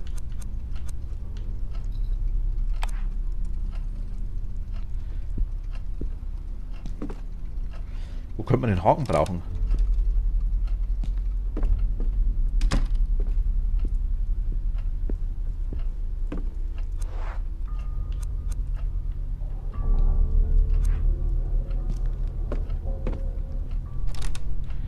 Das verstehe ich noch nicht ganz.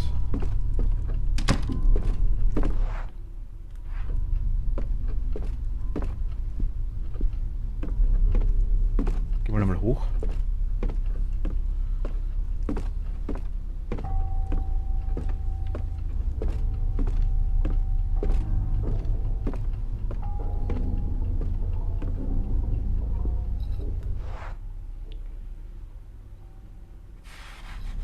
Hier rechts mal Puppe gefunden.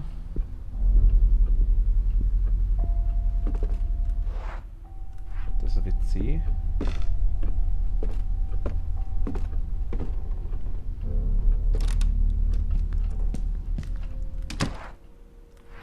Hier war das hintere Zimmer. Hier ist ein Schrank zum Verstecken drin. Hier war WC.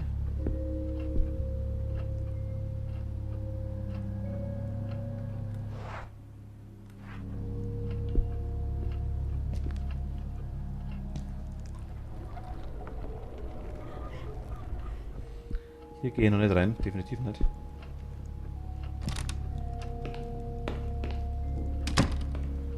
Aber ich komme auch nicht durch.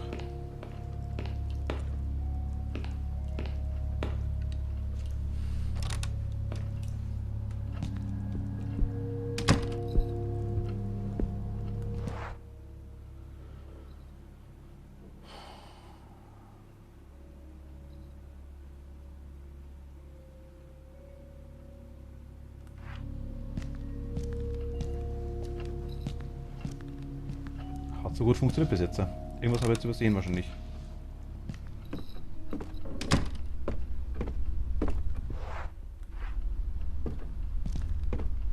Fünf Puppen sind es, 3 haben wir.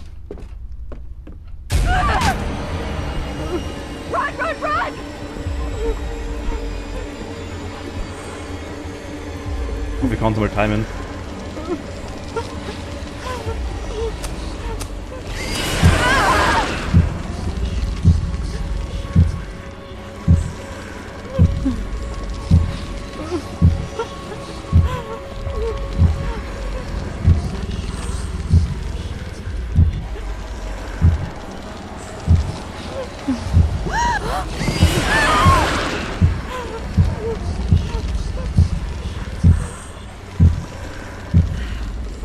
Okay.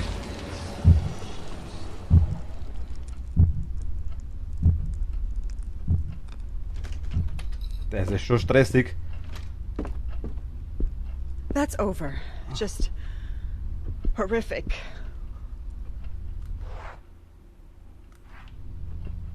Ah, okay. Schwierig.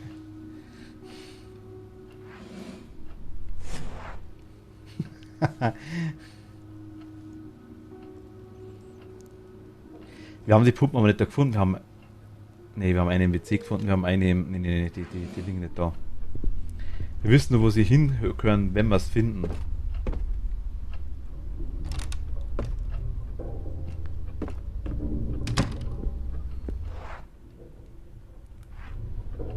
Gerne rechts hinter. Irgendwie eine Ahnung, für was wir den Haken brauchen könnten? Was waren da drin eigentlich?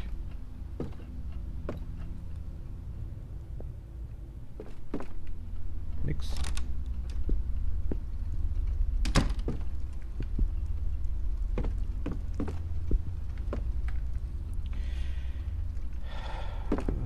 Bilder 1883 und solche Edelstücke auf dem Boden herumliegen zu lassen, ist ziemlich reich, nehme ich an. Aha. Die Markierungen auf dem Boden hängen auch irgendwie mit dieser Falte zusammen. Ah.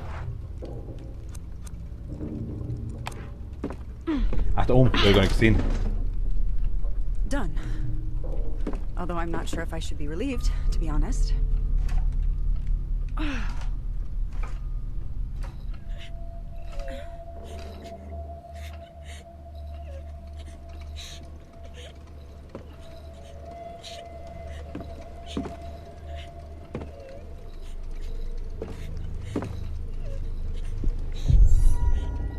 Who?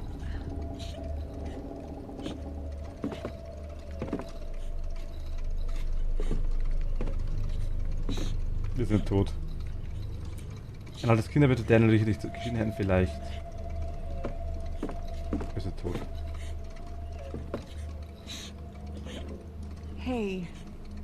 Julia? Are you okay?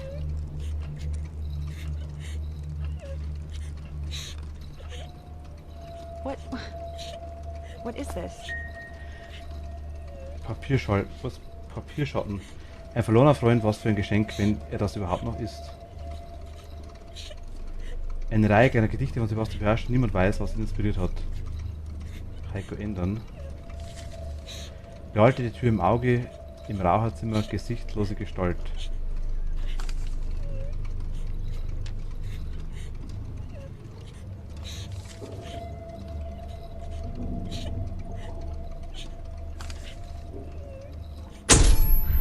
Alter.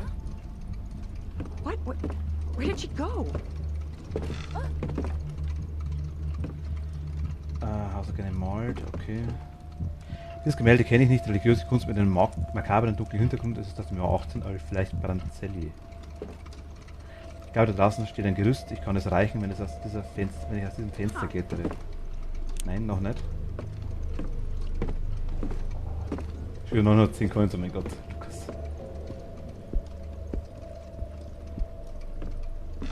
Ah, hier. Gruselig, ich erinnere mich an dieses Gemälde The Power of Words von Marie Grosch. 14. Juli 1798.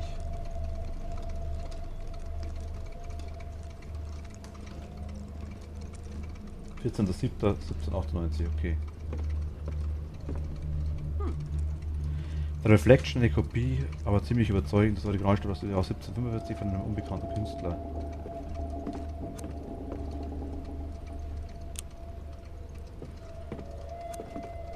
Nein.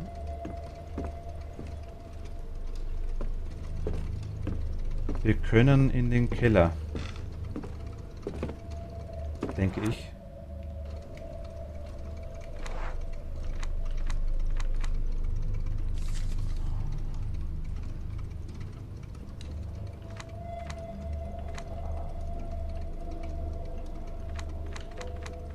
Safe-Rätsel. Ich habe den Lieblingspuffer im Safe versteckt und die Kombination geändert. Die Nummer unserer Hausanschrift, ich weiß es leider mal. Sauls Alter war 7. Jahrzehnt und Jahr, in dem das Gemälde oben direkt neben der Treppe gemalt wurde. Das Jahrzehnt und Jahr. Das Jahrzehnt ist ja 9 und 8, quasi das Jahrzehnt ist 90 und das Jahr ist 8, also 9, 8. Sprich 7, 9, 8 ist wahrscheinlich sind die letzten drei Zahlen. Die erste ist dann wahrscheinlich 6. Steht da irgendwo auf einem Ding Hausanschrift drauf auf einem Zettel? Herstellervilla steht hier irgendwo drauf.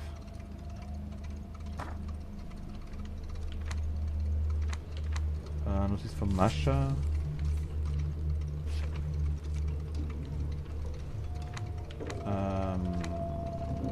Isaac Färber.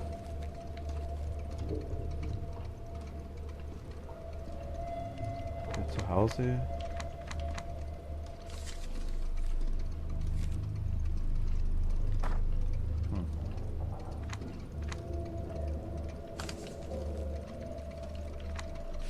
Die Info haben wir.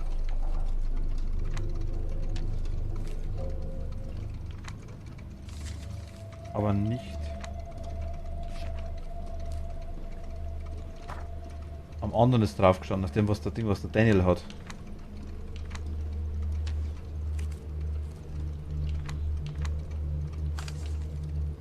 Da ist drauf gestanden, was es für ein Ding ist, was es für ein... Wir können jetzt aufs Gerüst raus. Das ist schon mal cool.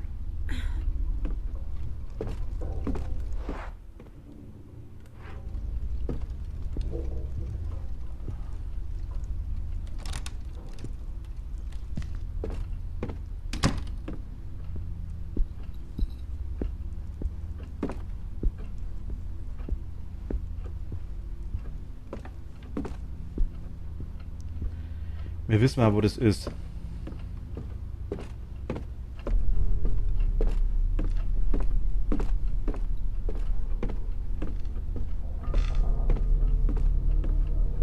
Wir wollen jetzt in die Keller runter.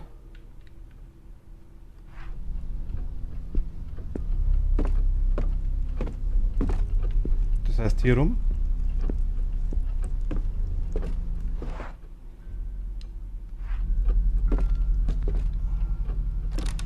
Ich probiere es einfach mal aus.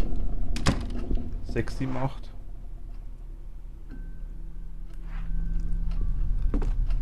Hier ist Keller, ne? Ja, hier ist Keller.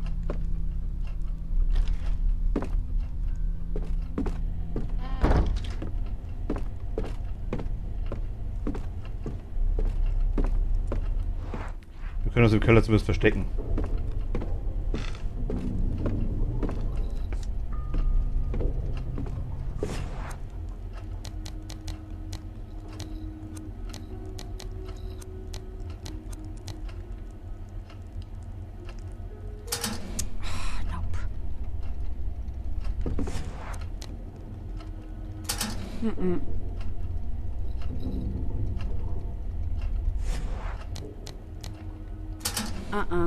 Ich weiß die Hausnummer halt nicht mehr.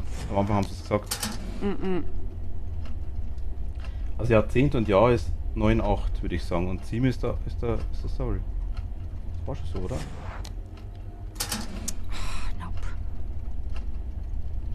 Ich muss das durchprobieren, weil anders glaube ich. Ist echt nicht mehr im Kopf. Die Möglichkeiten haben wir nicht mehr. Aber der Rest stimmt nicht. Ah, 0 kann es ja nicht sein, oder? Brauche ich den Hinweis?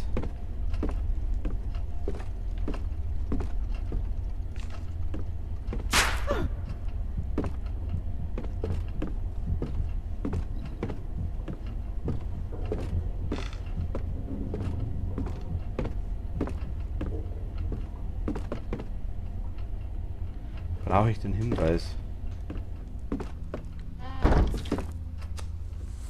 Wenn ja, wo finde ich den?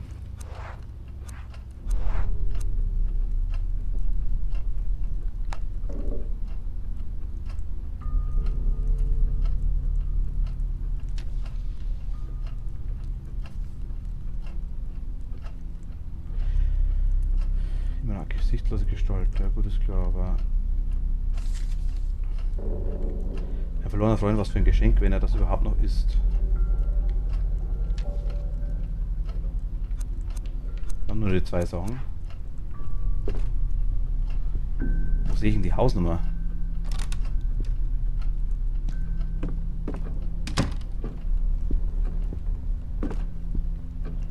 Scheint mit Strom versorgt zu werden. Ich hoffe aber, dass der Alarm nicht ausgelöst wird.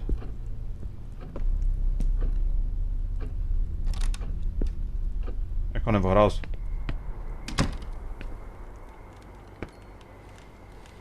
Jetzt seid ihr in der Regenlage, ich kann kaum ein Wort mehr lesen.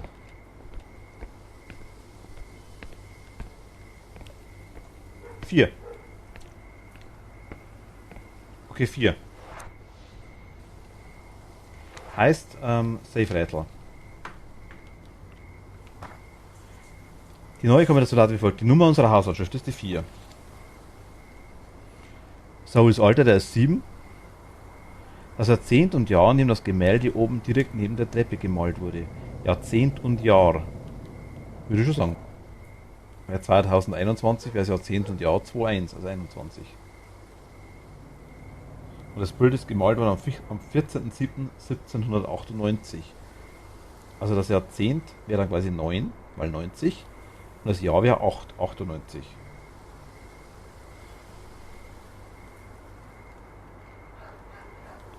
Das 4, 7. Ach, ich hab 4, 7, 8, 9 einen Tipp, gell? So war's.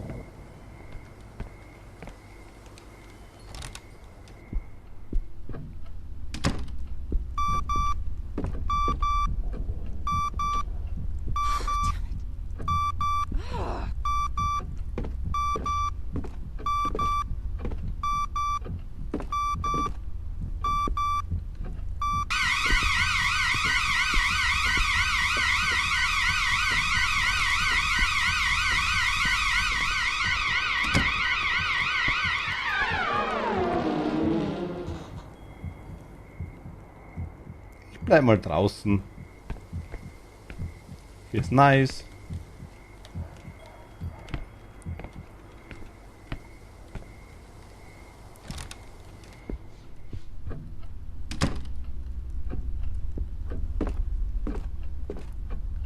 Okay, 4, 7.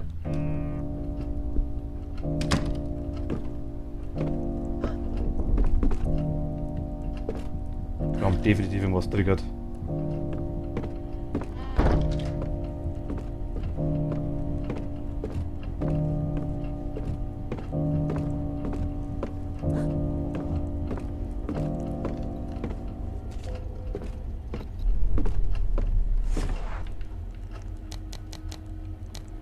Ah, 4, 7. Ja, ich habe auch 9. Ja, genau, ich habe falsch gemacht.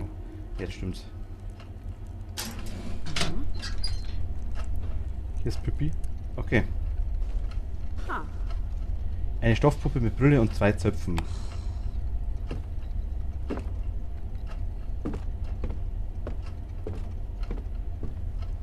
Wieder der Schreckmoment.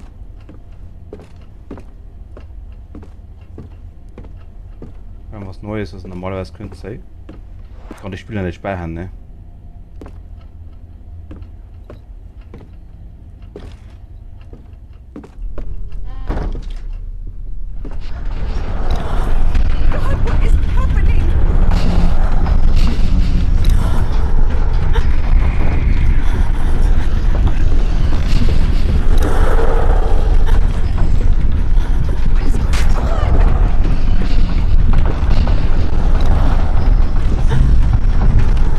Ich stehe mal bei dem Schrank da. Verschlägt sich auf jeden Fall ohne Ende. Oh, thank God.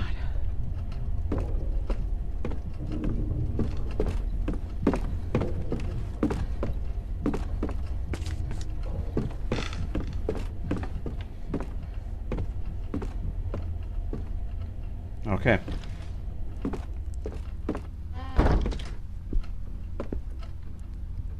Haus will uns nicht hergeben.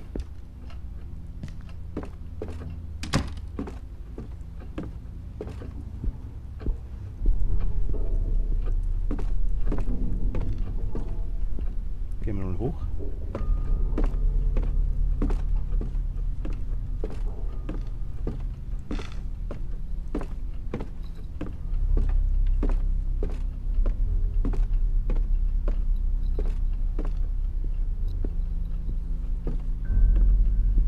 Wir wollen das Zimmer da rein, oder? Das zweite. Da wäre Spielzimmer, okay. Wir haben die Puppe. Müssen wir eigentlich aufs Größte raus, würde ich sagen, oder? Kein Haus für mich. Nee, für mich irgendwie auch nicht.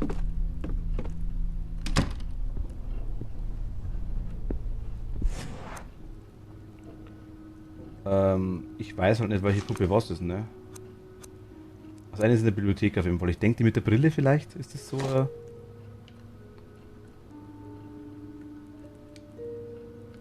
neu starten, ne? Was haben wir denn für Puppen überhaupt? Wir haben einsehen. Eine Stoffpuppe mit Brille und 2 Zöpfen. Aha. Märchen vorzulesen. Wahrscheinlich Bibliothek. Das ist die wahrscheinlich, die die Tür bewacht. Ha. Ist sie glücklich oder nur am Verhungern? Okay. Die wartet quasi. Also die mit der Blume quasi, die ist am Verhungern, die sitzt in der Küche. Was für eine süße kleine Nase. Wir haben Geruch, wahrscheinlich, denke ich mal. Wir haben Geruch. Notiz von Julia und Saul, genau, okay, da haben wir's. Eine hat Hunger, also macht ihre Freundin das Abendessen, weil es in der Küche gut riecht. Okay. Eine hat Hunger, also macht ihre Freundin das Abendessen, weil es in der Küche gut riecht. Eine andere liest, während ihre Schwester ein Bad nimmt. Okay, also die tun wir mal in die Bibliothek. Die bewacht die Tür, das ist da. Das ist die mit... Die hat Hunger. Ich denke, die sitzt da. Und die macht das Essen, weil es in der Küche gut riecht, mit der Nase. Braucht bloß noch eine ins Bad rein, würde ich sagen. Soweit müsste passen.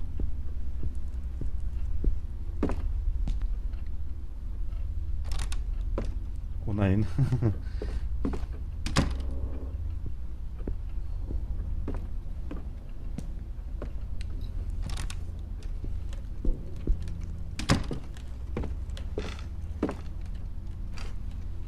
Kommen wir hoch. Jetzt gehen wir aufs Gerüst raus.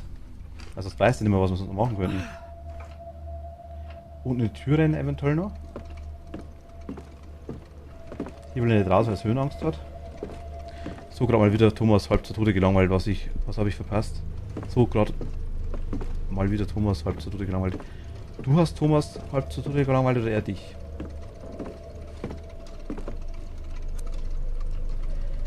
Achso, weil er Höhenangst hat. Ne, dann warten wir mal. Verpasst hast du eigentlich nur du ihn. Okay.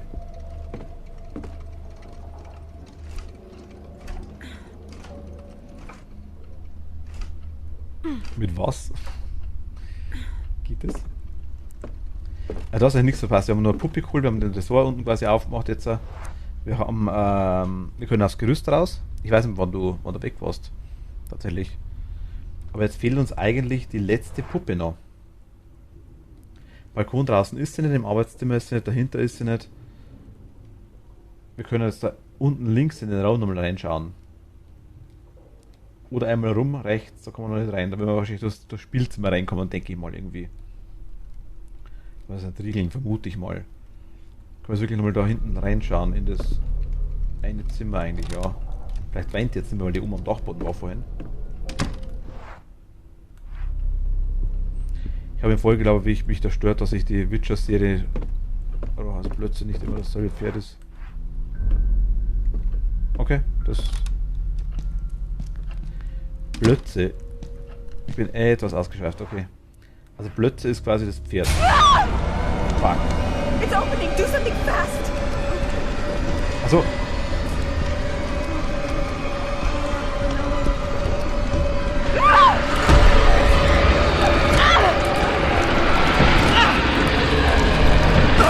Alter!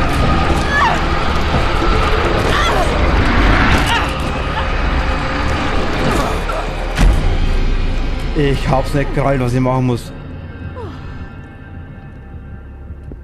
God damn it, that was close. Oh.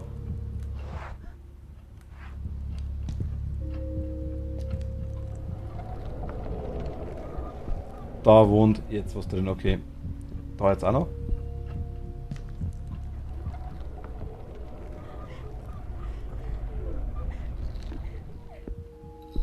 Ich komme halt da nicht rein.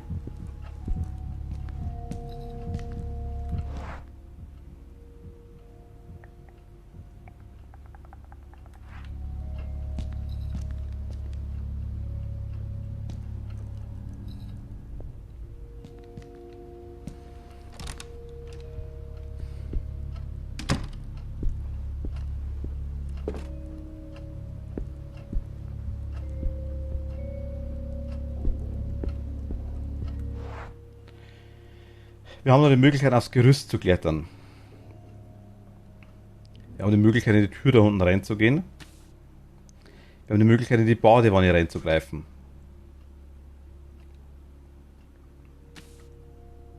Keller ist safe, würde ich sagen. Jetzt sind wir durch. Im Erdgeschoss ist wirklich nur noch das Ding, dass wir in die Badewanne reingreifen können. Irgendwas sagt, wir sind tot danach. Und hier im oberen Stockwerk, im Dachboden, gibt es 3 Fenster, wo wir raus können, ja.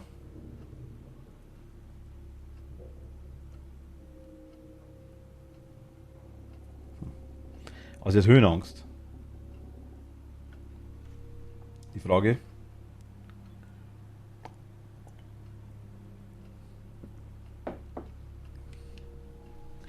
Ist sie die richtige? Um da rauszukraxeln.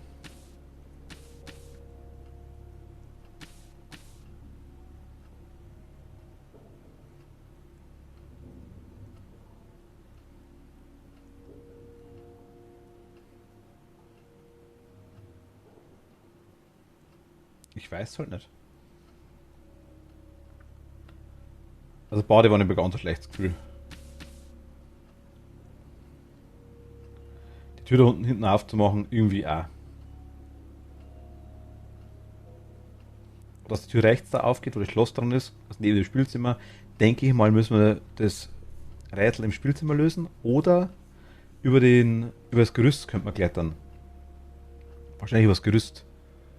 Spielzimmer wird dann die Tür unten triggern, dass wir den Schlüssel kriegen. Der da drin ist, genau sowas. Dann müssen wir wahrscheinlich über das Gerüst, würde ich sagen. Ich gehe jetzt mal vom Gerüst aus.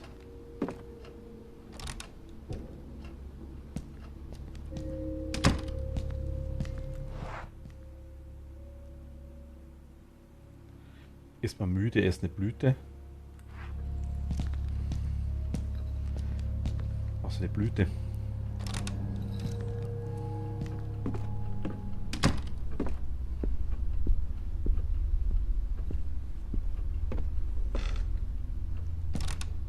Ich weiß nicht, ob Feuerschall so gut schmeckt.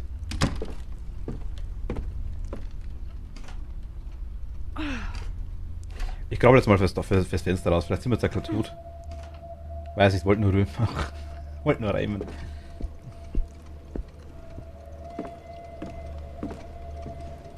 Also. Wir haben 3 Fenster. Jetzt brauche ich mal ganz kurz.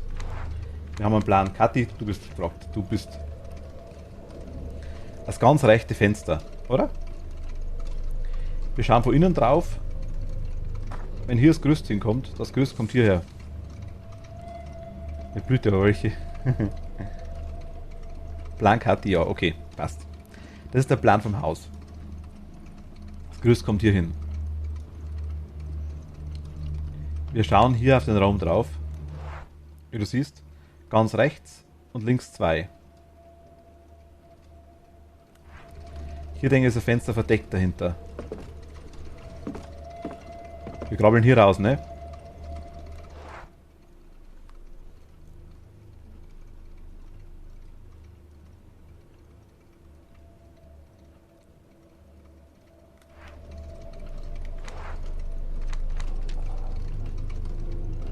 Ich würde sagen, wir krabbeln hier raus.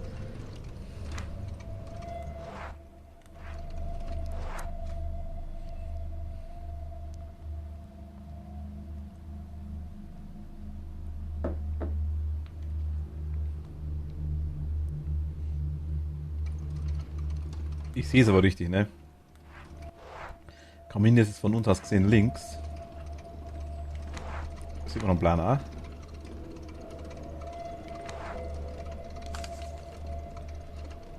Am Plan sieht man nicht wirklich, gell? Ja, das ist das Fenster und das zweite muss hinterm Schrank sein. Ja gut, okay, dann... Ja.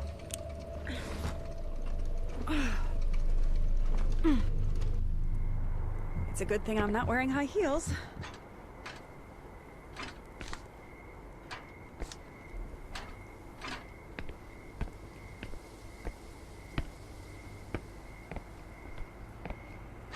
Was ist das da? Baumaterialien, alles ist im Weg, okay.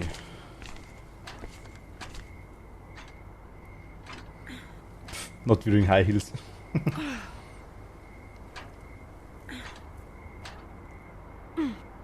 Okay, gute Entscheidung.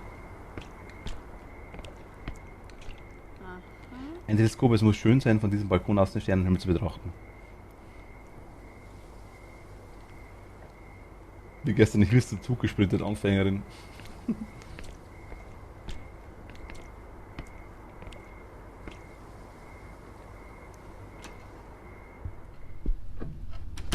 Was haben wir hier? I don't get it. I just don't get any of this. Notizen Anhängen von einer Reise. Ich glaube, aus Flitterwochen hier sind einige schöne exotische Dinge drin. Huh. Das Bett der Eltern ist wie der Rest des Hauses auch mit Staub bedeckt, sind sie weggefahren.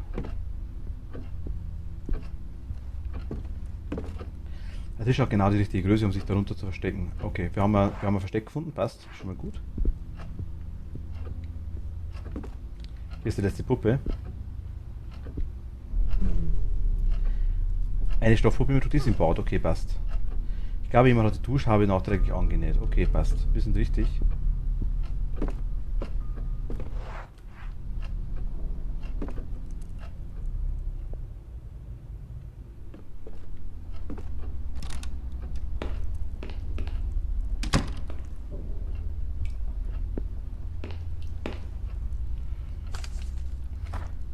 Sebastian, ich habe die Spieluhr wieder erhalten. Sebastian. Ich kann den Anblick nicht mehr ertragen, aber ich höre immer noch ihre Musik. Hat sich etwas geändert, seit du sie zurückgeschickt hast? Fühlst du dich besser? Falls ja, sollte ich vielleicht dasselbe tun oder nicht? Ich sollte versuchen, den vorherigen Besitzer zu finden, falls das überhaupt möglich ist. Hast du irgendwas herausgefunden? Bitte lass mich wissen. Ich kann weder schlafen noch wach bleiben. Ich spüre eine Präsenz. Hier ist etwas bei mir. Spiegel ist kaputt.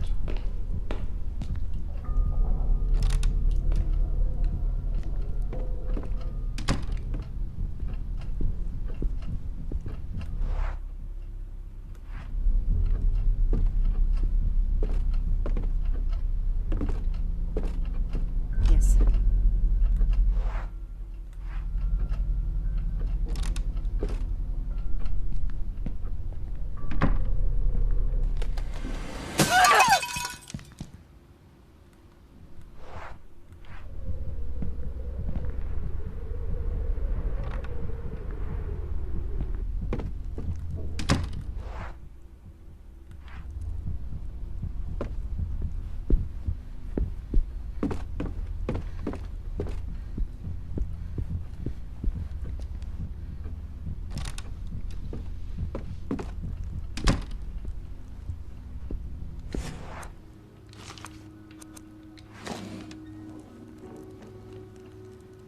Okay, wir haben den Schlüssel. Ein schwerer Metallschlüssel, er war im Puppenhaus versteckt. Okay. Wofür ist der Schlüssel? Er wirkt fehl am Platz, selbst für dieses Haus. Ich warte kurz hier. Jetzt müssen wir runter ins...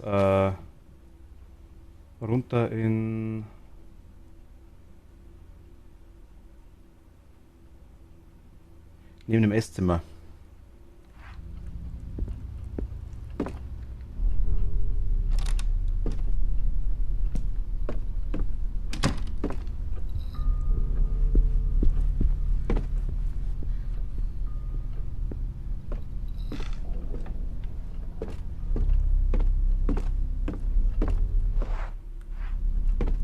Ich weiß nicht, ob Rennen gut ist, ich weiß nicht, ob...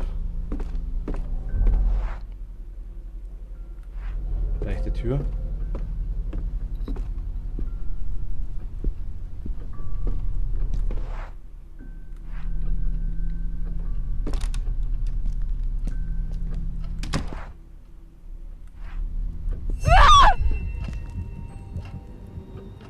My God, what is that thing?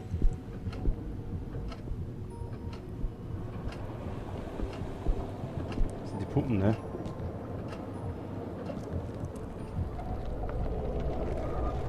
Catherine geht definitiv ab.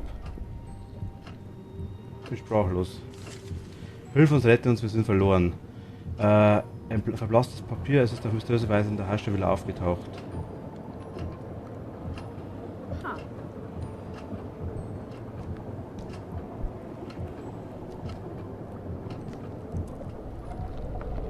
Catherine geht's ab. Gut, jetzt müssen wir quasi die Puppen finden, oder was? Oh mein Gott.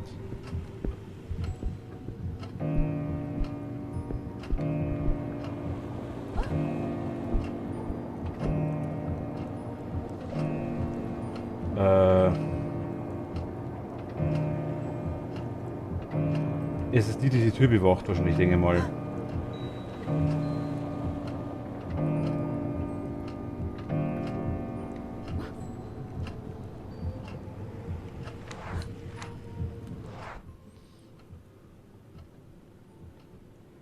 Küche und Esszimmer. Im Esszimmer sitzt eine, genau. Müsste im anderen Zimmer auch eine sein, die die Tür bewacht. Müsste eine in der Küche sein normalerweise. Und dann ist im zweiten Stock eine. In irgendeinem WC wohl, weil ein Bad gibt es dann also wirklich. Und in der Bibliothek müssen noch eine sein. Können wir mal in die Bibliothek reinschauen als erstes. Beziehungsweise oder die Küche ist eigentlich wurscht.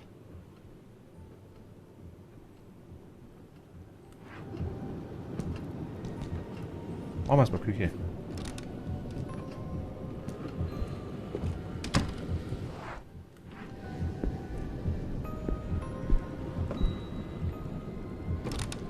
Müsste hier eine stehen. Ja. So there's more than one. Hilfsretter gefangen seinem Verlangen unterwerfen.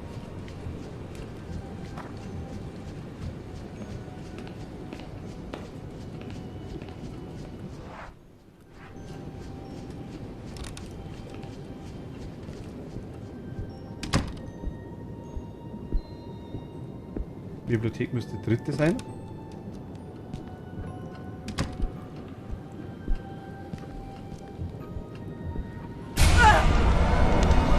It's opening! Do something fast!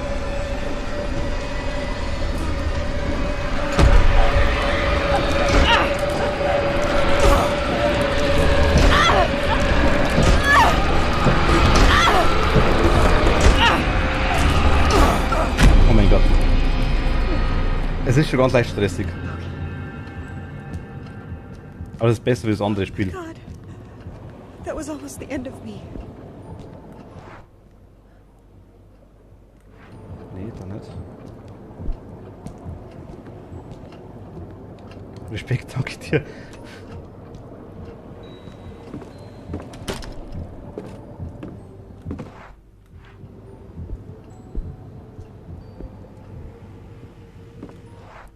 Bibliothek müsste eine sein.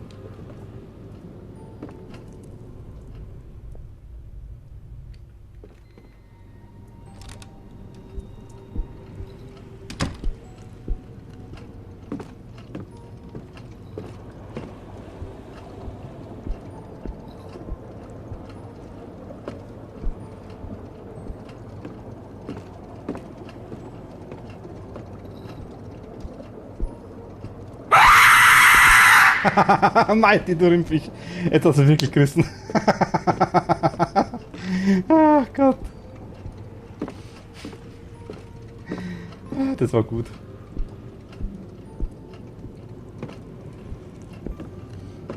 Ah, so schön.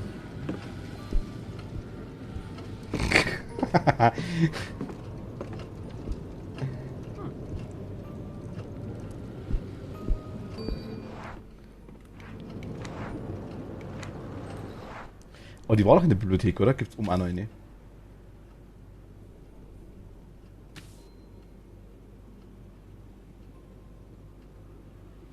Unten waren es 3. Es war die Küche, es war das Esszimmer und die Bibliothek, hätte ich gemeint.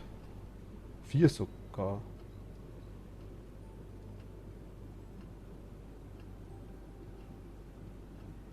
Weil der eine bewacht das Ding. Aber die Bibliothek, also im Dachboden war gar keine, im Keller war auch keine.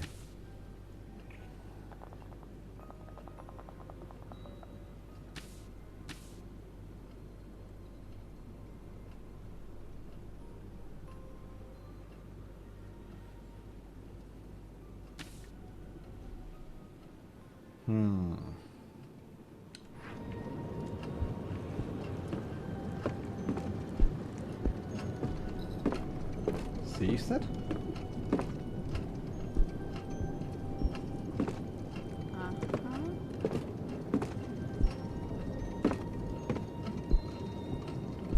Oder war die im Wohnzimmer beim Lesen vielleicht?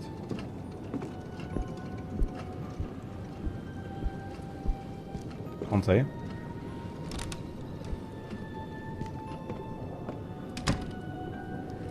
Ein Fehler ist aufgetreten, dieser Clip konnte nicht gefunden werden.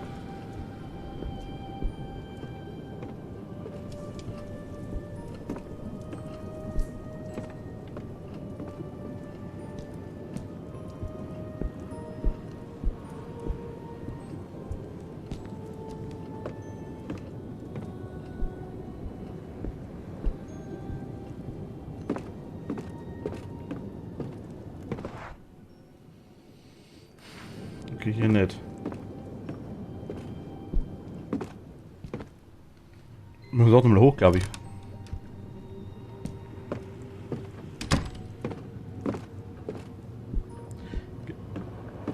Amorphous Yummy Leg Rats Attack, bla bla, irgendwas.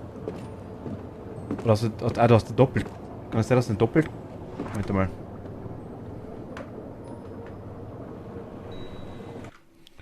Hast du zweimal?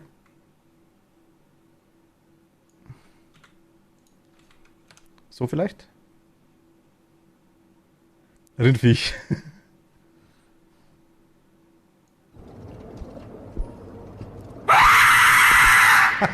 Nein, die du Rindviech. Jetzt hast du wirklich gerissen. Ach Gott. Ja, das ist er.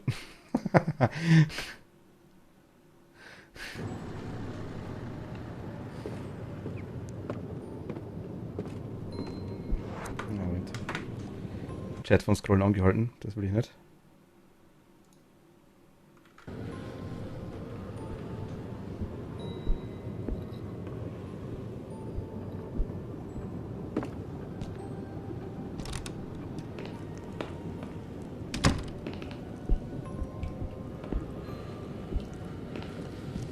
Okay. Kein Bad.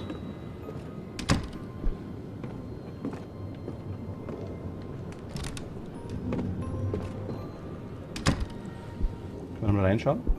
Können wir. Oberster Stock, ja. Unten die zwei haben wir. Die dritte können wir aktuell nicht rein in den Raum. Aber oben das Bad. Was ist denn das für ein Raum mit dem Büchern?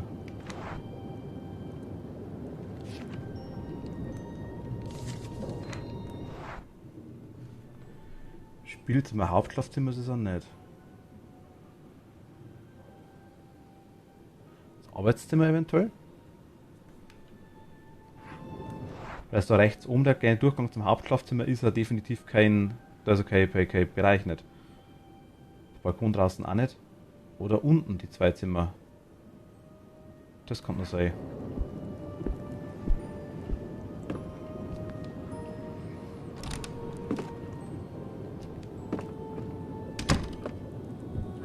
Ich schau mir erst die unteren an.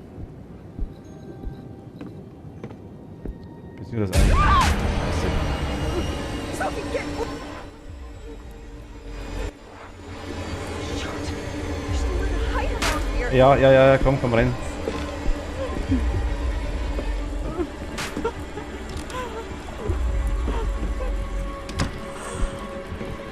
The wardrobe. Jetzt kommst du da ran.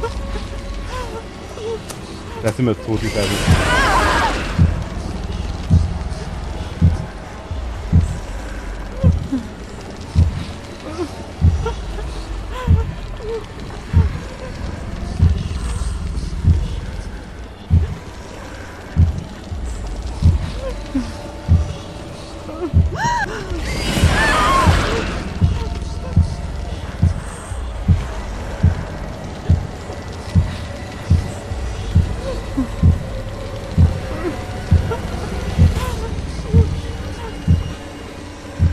Ja, wir haben es überstanden. Oh mein Gott. Das ist so stressig.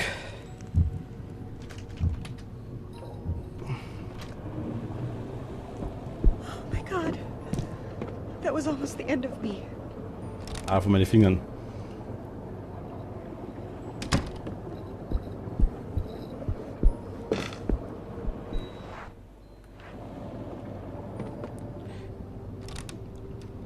Das ist wirklich Stress pur, ja, aber wirklich.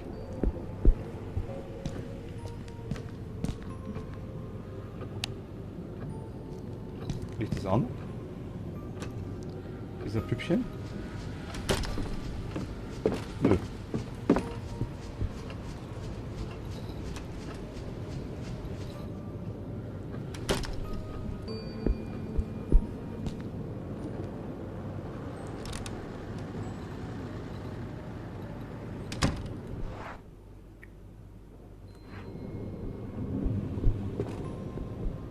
Ist da keine?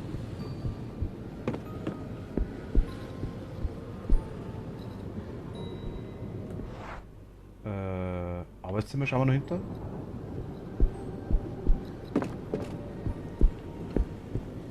Das ist sie. Wir sprachlos. Hilf uns hier rauszukommen, befreie uns. Okay. Gut, können wir uns hier verstecken notfalls. Sind wir soweit einigermaßen safer oder safe wie wir sein können.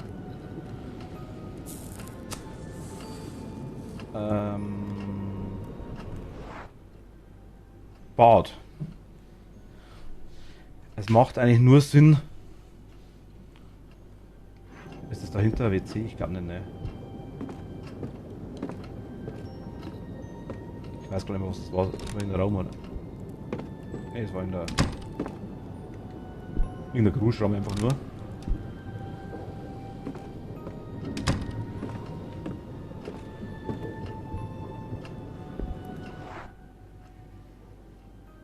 Dann entweder im Hauptschlafzimmer das WC.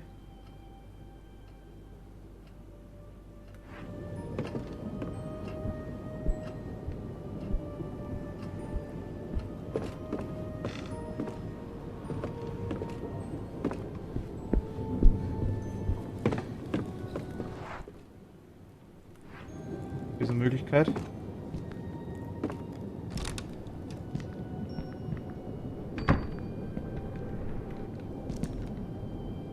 Poor bird. Haben wir keine Probably died Probleme. instantly. Okay, können wir uns verstecken, notfalls.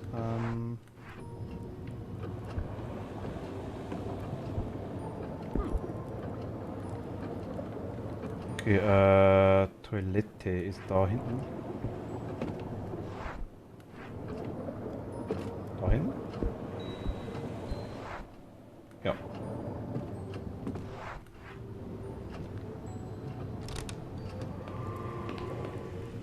Ja. Hilf uns, rette uns, wir sind verloren. Gefangen seinem Verlangen unterwerfen. Hilf uns herauszukommen, befreie uns, wirf das Dunkel ins Feuer. Vermutlich die...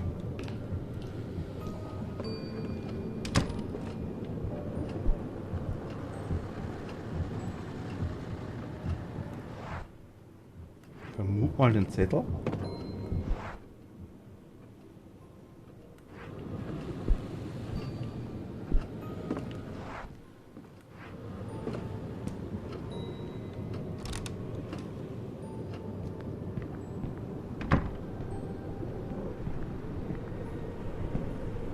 Okay, jetzt muss man nur schauen, das wäre ganz scheiße, dass es angehen wird.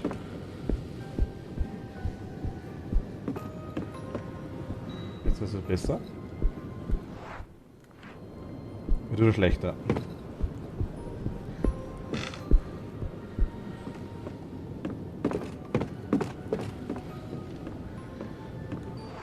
Wieder rechts rum. Das Wohnzimmer können wir eigentlich gleich rechts sein. Why is it so cold? I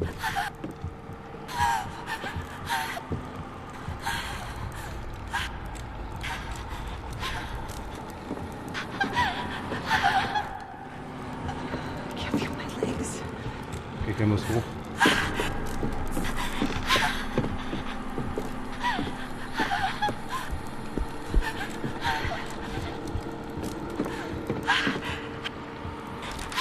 War es vielleicht blöd?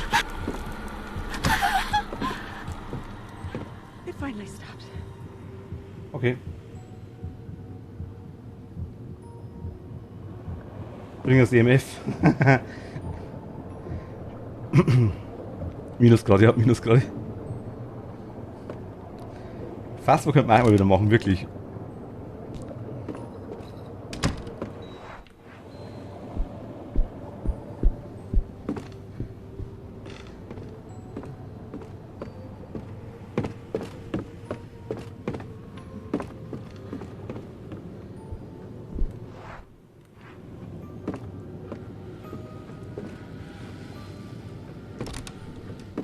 Okay, wenn wir es da zum falschen Zeitpunkt reingegangen, wären wir tot gewesen auf jeden Fall. So schaut's aus.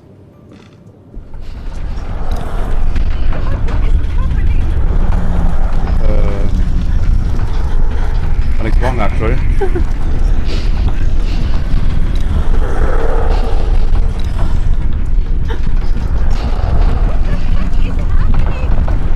Übersteuert ohne Ende.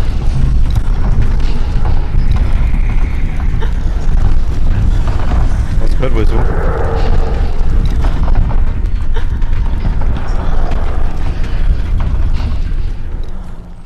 It finally stopped. Okay, jetzt kann er wieder steuern. Wirft das Dunkel ins Feuer. Was für Dunkel?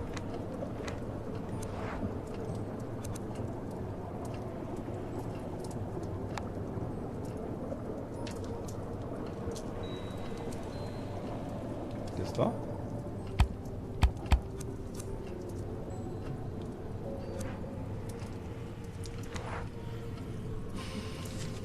Hilf uns, rette uns, wir sind verloren. Gefangen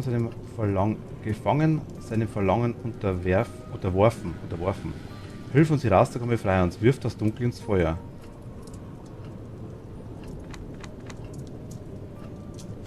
Ich kann das quasi nirgends reinschmeißen, das Zeug.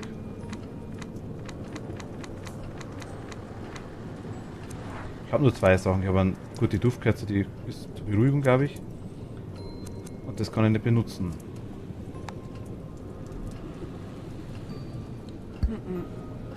Ich kann es nicht kombinieren soweit.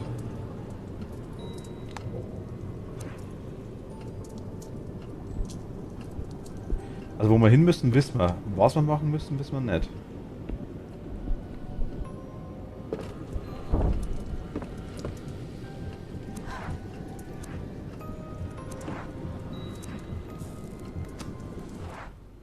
Aber ich renne jetzt einmal raus.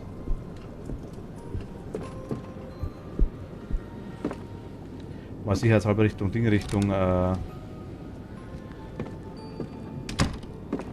Safe Spot ein bisschen, ins Esszimmer zumindest. Mal sowas unter den Tisch verstecken. Puppe ist noch da.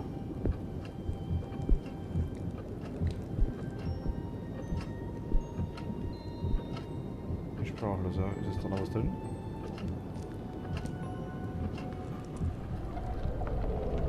Ja. Okay, Spiel, was willst du von mir? Was für ein Dunkel?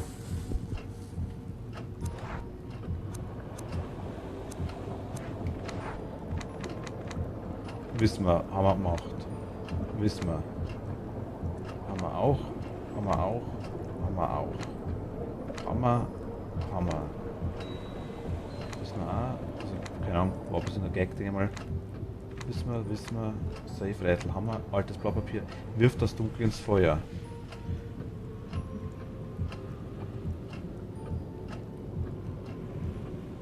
Ich konnte die Puppen aber nicht mehr nehmen.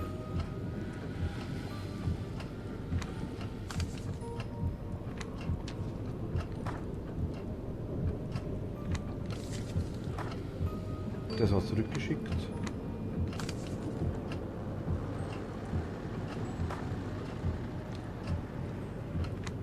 Das ist so ein Mascha. Die wollte gehen. Zweiter Brief.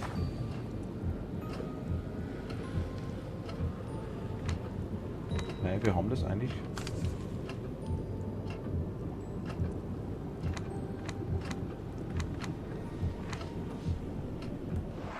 Wäre eine Idee.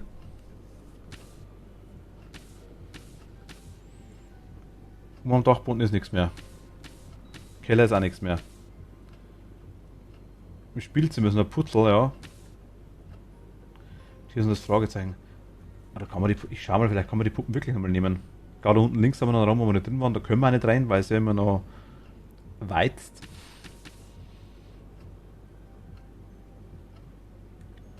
Spukt quasi.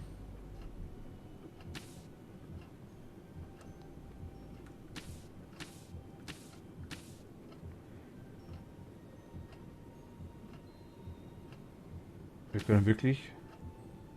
Ich schaue jetzt mal das Spielzimmer hoch, anders weiß ich nicht, was wir machen könnten, eventuell. Das Dunkel ins Feuer. What is happening?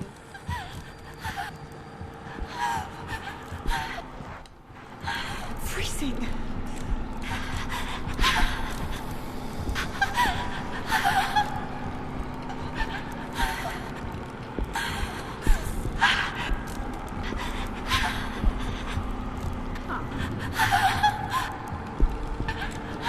Stirb ich jetzt?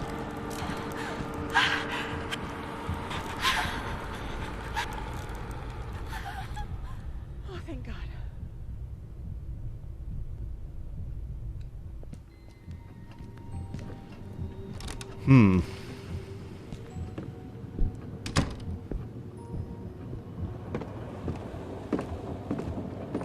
Das wird wohl jetzt öfter.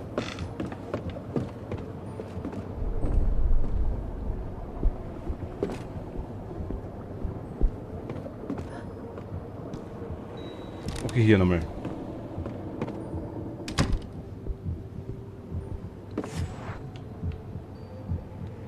Yes.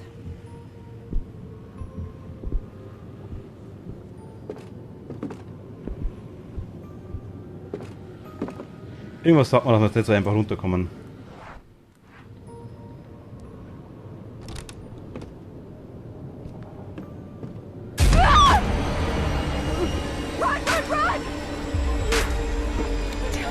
Ach, scheiße.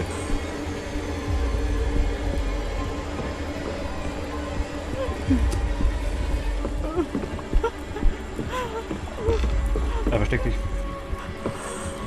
There's a table.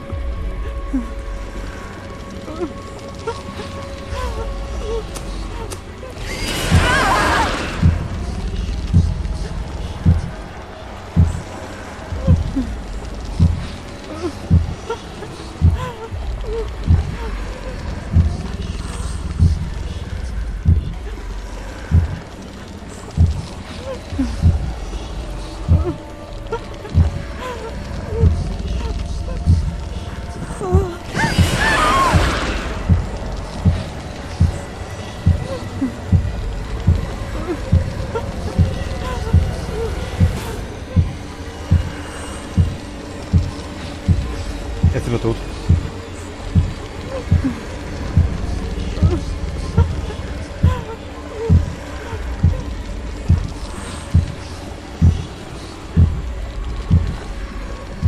Mein Gott, ich schwitze wie eine Sau. Ist das stressig, Alter.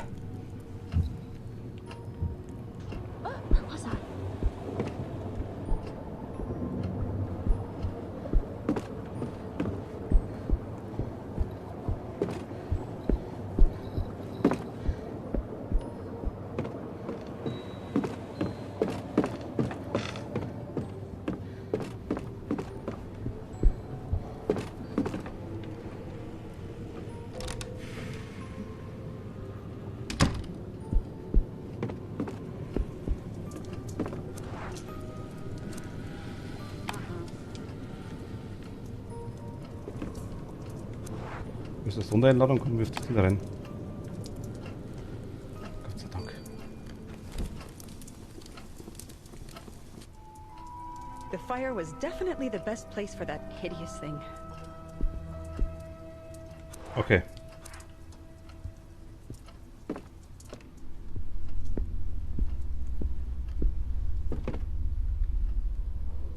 Ich schwitze hart. Jetzt hier rein.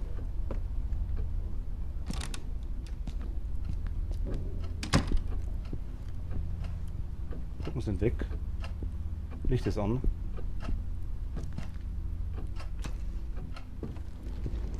Tür ist da.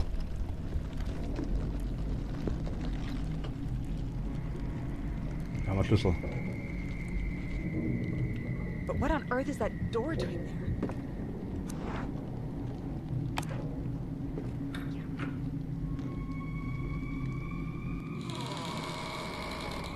What the hell? Ich soll jetzt reingehen, oder was? Da bin ich.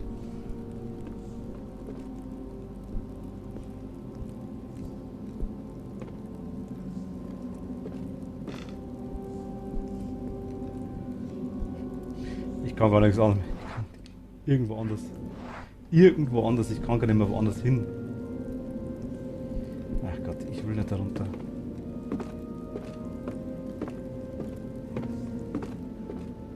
Shit, what did I get myself into?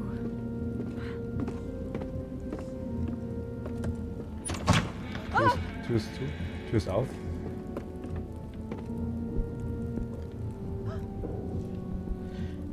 Wo ist alles Hexe? Warum dieser schrecklich faulige Geruch?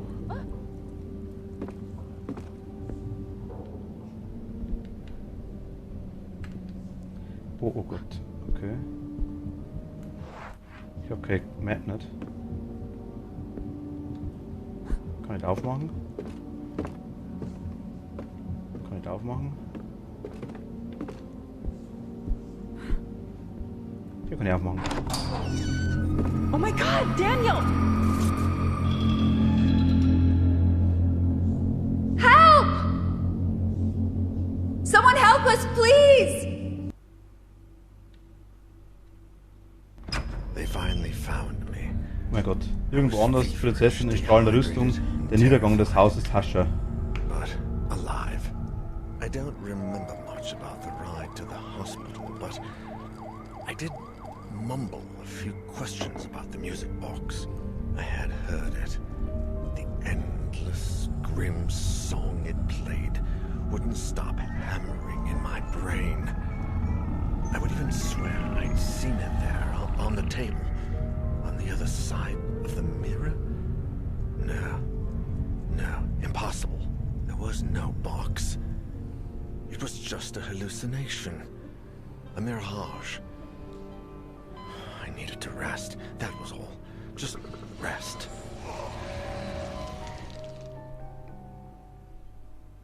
Können wir jetzt speichern? Einmal zumindest?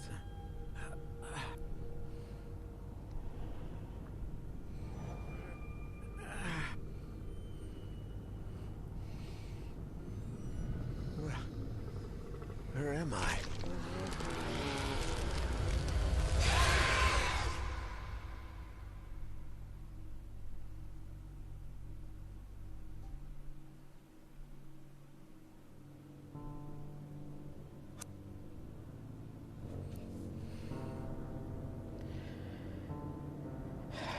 Okay. Es war jetzt Episode 1, verdammt.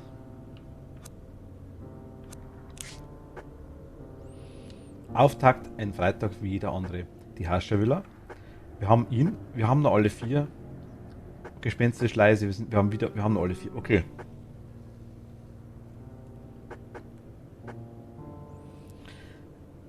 Ich muss aber ehrlich sagen, ich werde heute nicht mehr anfangen damit. Wir können nicht speichern.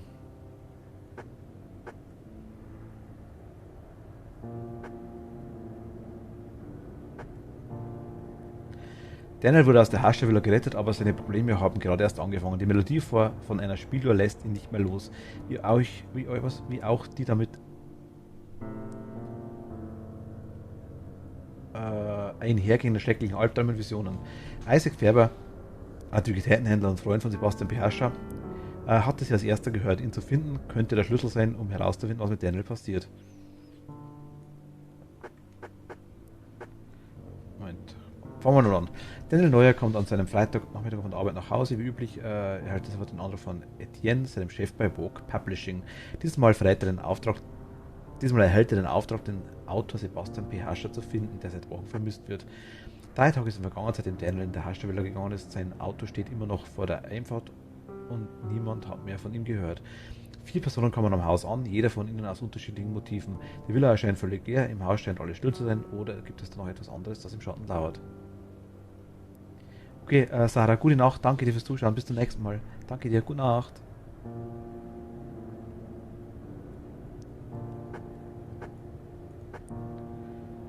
Aber ich sage, wir können gerne was anderes machen, wenn ihr wollt, das wäre auch kein Problem. Aber da werde ich halt nicht mehr anfangen, weil ich kann es nicht speichern.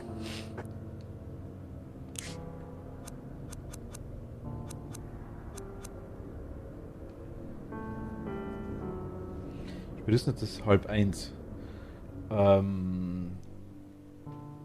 Moment mal, was könnte man noch machen generell? Gerade die generelle Frage, Bock auf Fass. Oh, habe ich Fass auch noch drauf?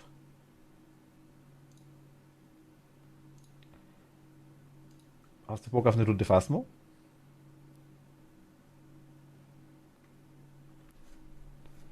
Ich glaube, Lukas ist noch da. Nur Sarah geht.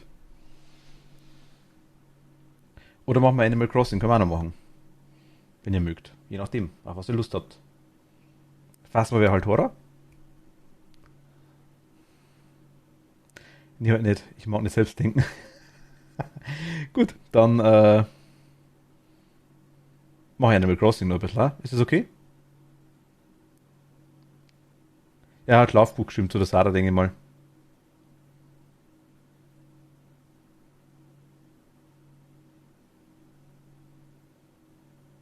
Das glaube ich.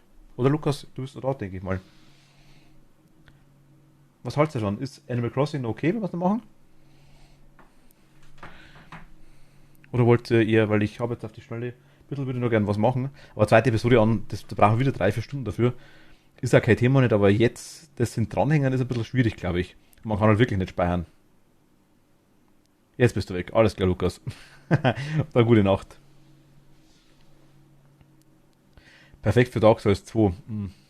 Generell ja, aber Dark Souls 2 ist halt auch was nicht so schnell geht. Ach komm, machen wir noch Runden Animal Crossing. Da wurscht, oder?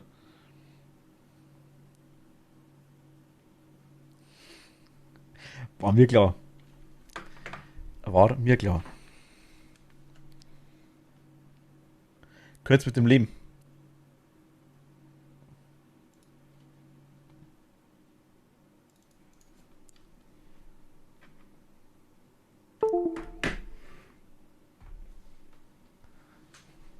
Besonders, wo die Kinder jetzt weg sind.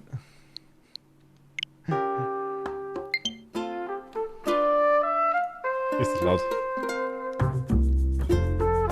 Jetzt spielen wir das richtig harte Zeug.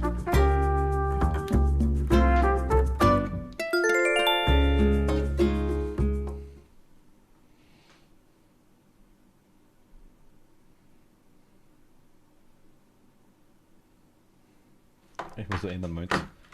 Streamdeal. Animal Crossing New Horizons. Voll Kids weg, jetzt packt man einen harten Kram aus. Wir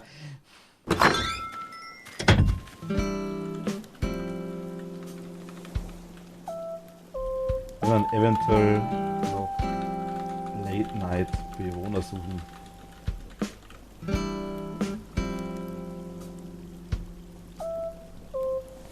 Ist das bei euch drüben nicht verboten? Animal Crossing? Manhunt. Manhunt ist verboten. War verboten? Ich weiß es gar nicht.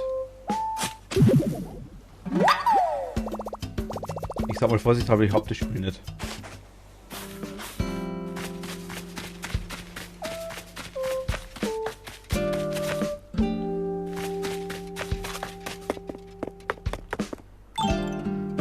Wir haben nicht so einen Campingplatz, nur zur Info. Der ist da jetzt. Du auch nicht. Dann passt es, wenn es keiner hat. Wie fandest du es? Einen ersten ganz cool. War mal was anderes.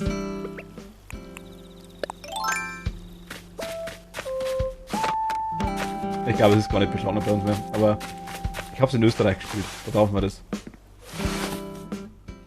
ersten fand ich ganz cool. Und bei der zweiten nicht so mehr das Rade war, den mag ich nicht.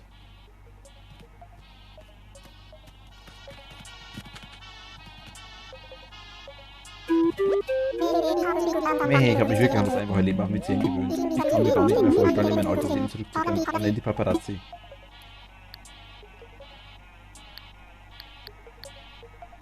Ich will die nicht.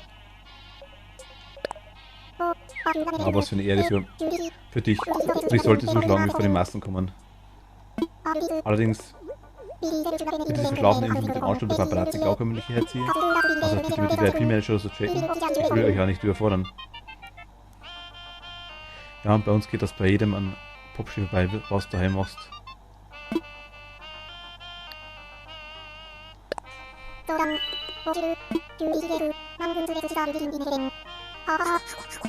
Ich mag den nicht. Weiß ich nicht. Ist irgendwie nicht so mein Fall. Der winkt zwar ganz lustig.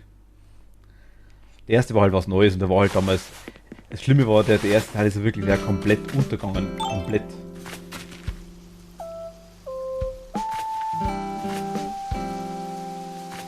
Und er ist ja nur dann bekannt worden, weil sich jeder darüber abgefuckt hat. Immer noch am Index, okay. Verstehe ich aber nicht. War für die PlayStation 2, glaube ich, das Spiel.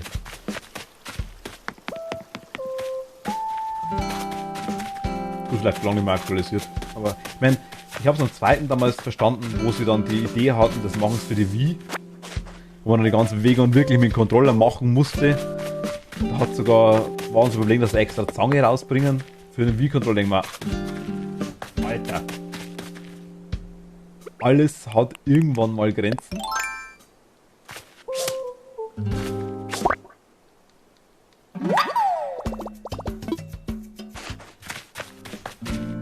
Und die war da bei mir erreicht in dem Moment, sage ich mal ganz ehrlich.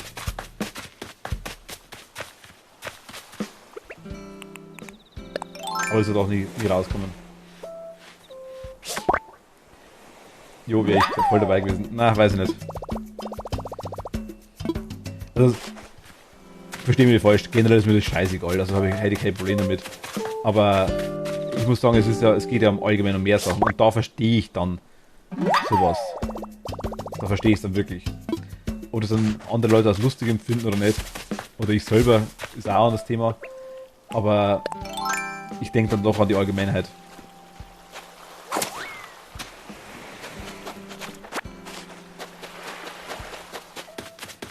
Wie schaffen wir jetzt eigentlich, dass wir neue Bewohner kriegen? Wir haben jetzt ein Ding, wir haben jetzt einen Campingplatz mit einem Typen, den ich nicht mag. Oder gibt es bestimmt bessere Bewohner, sagen wir mal so. Yeah, Zwiebel.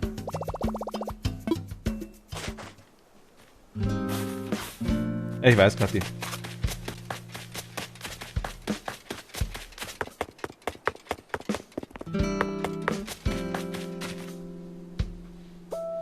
Weiß ja, ich habe es gerade kein konkretes Beispiel, ich weiß auch 2, 3 Spielbeispiele gleich waren sogar, aber das habe ich auch nicht ganz verstanden. Gibt wohl Spiele, die in Österreich für Geräte sind wie in Deutschland, aber beschlagnahmt oder verboten sind sie nicht. Hat damals auch keine Ahnung, stimmt ja. Übrigens, das ist die Statue.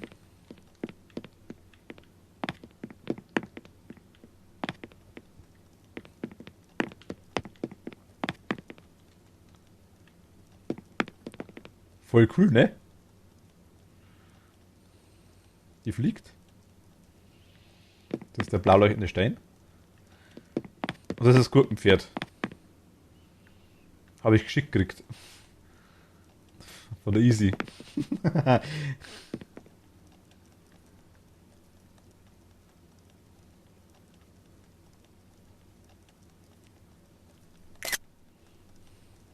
Ich und mein Gurkenpferd. Freund von einem Neffen spielt GTA. Ja und? Was ist an GTA so schlimm? Easy, dein Gurkenpferd ist da.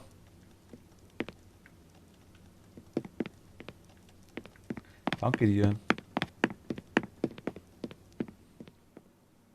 Alter, wem ist das eingefallen? Keine Ahnung. Melanzani-Kuh und Gurkenpferd. Ich verstehe es auch nicht. Aber es war wohl irgendein Gag, keine Ahnung.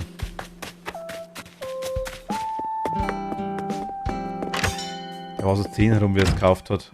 Naja gut, weiß ich gar nicht. Bei mir war es damals immer so recht lustig. Wir haben so ein Geschäft gehabt bei uns, quasi so ein kleines, das das Zeug verkauft hat. Und da ist wirklich darum gegangen, du bist okay, 18 etc. Ich so, na, oh my dad.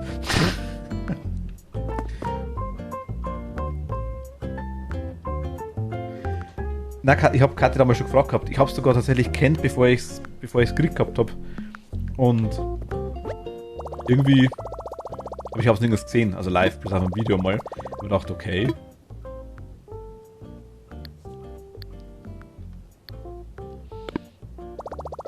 Und ich habe mir gedacht, oh Wunder was. Und dann habe ich dem Kathi auch schon narisch gemacht damit, bis ich noch ein Foto gesehen habe, das ich ihr geschickt habe. Da war die Begeisterung, glaube ich, ziemlich schnell weg. Hallo, hallo, mein Sechster sind sagt mir, dass du auf dem Campingplatz warst und Hallo gesagt hast.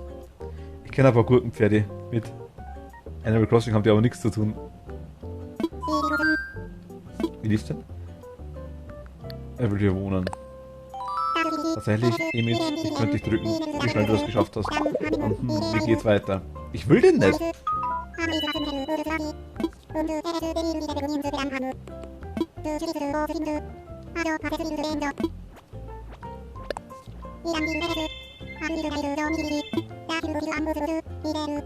Aber jetzt können wir die Hausbau-Kits machen. Ah, wir haben übrigens noch ein Brückenkit, glaube ich, in der Tasche. Isa würde gerne vorbeischauen. Wenn du magst, ja. Lass mal kurz die Dinge, die Brücke platzieren. Und das Haus.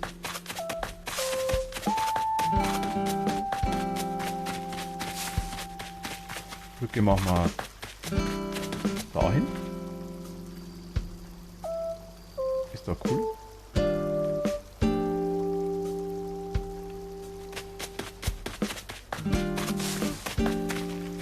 Eine Gurke ist im Reitsport ein Pferd, das für den Turniersport gezüchtet worden ist. Meistens mit High-Class-Pedigree, das aber ausgemustert wurde, weil es nichts reißt. Ah, okay. Die kann gar nicht auf dem Weg sein, meint die. Weil ich den Bahnsteig aufmachen muss.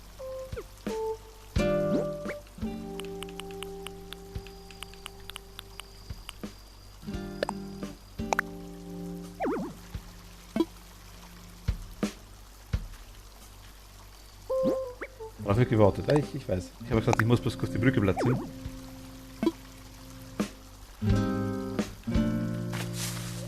Kannst du die Brücke hier platzieren?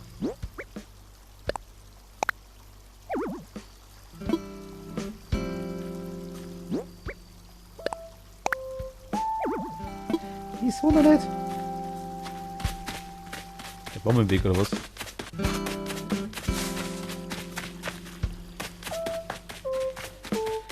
War ich gerade. Einmal glaube ich hin. Da bin ich so nah am Haus dran vielleicht.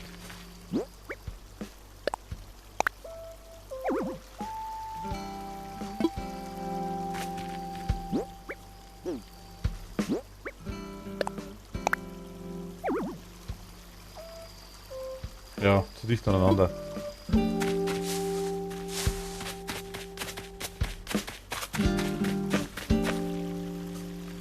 Da geht's wahrscheinlich auch nicht, oder?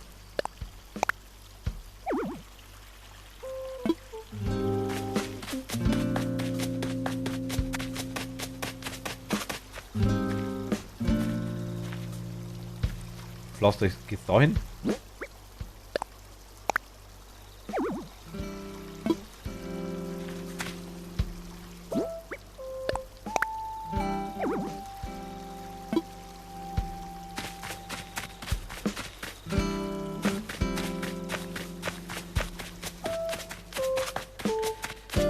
Ich merke jetzt schon, ich muss später die ganze Insel umreißen.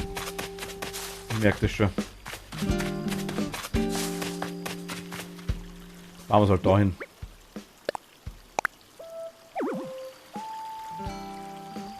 Willst du mich verarschen? Animal Crossing Du hast es gerade ganz nah beieinander.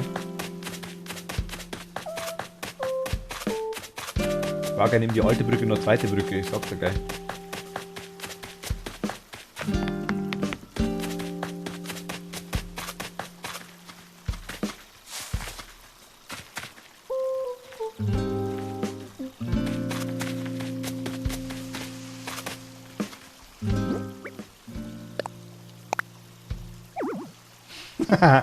Ja, ich glaube auch.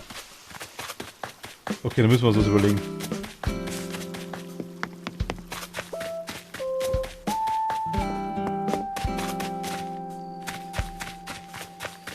Hausbaukit.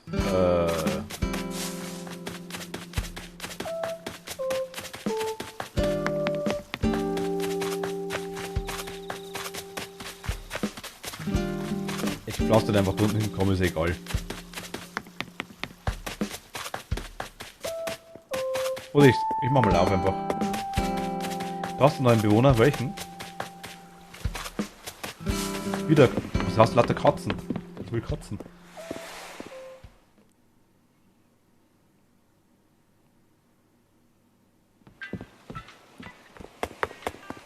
Mach mal auf.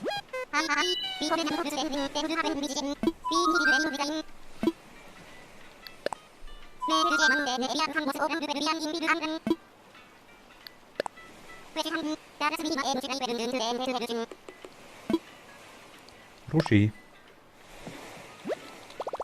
Bildungsmittel wird hergestellt. Wenn jetzt ein Hausbaukit hinstelle, können wir dann einen Bewohner suchen? Ohne dass ich den... Wenn der Typ rein vom Ausschauen her ist er ganz okay, sag jetzt mal. Es geht nur... Der komische Charakter ist irgendwie, weiß ich nicht. Wie jetzt? Hast auch keinen kommen, wenn du magst.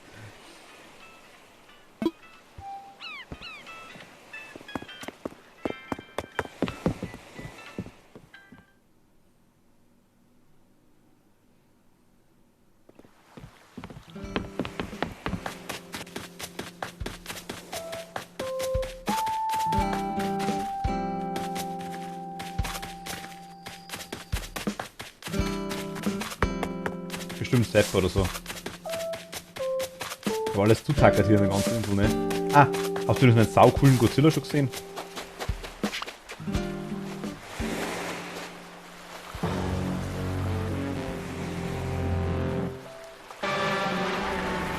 Wie der Alte, der was so macht, so.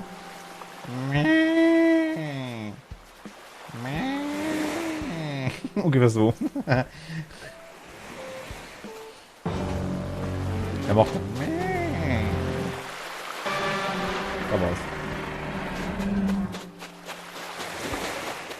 Oh. Ich kann keine Haie. Ich erkenne welche.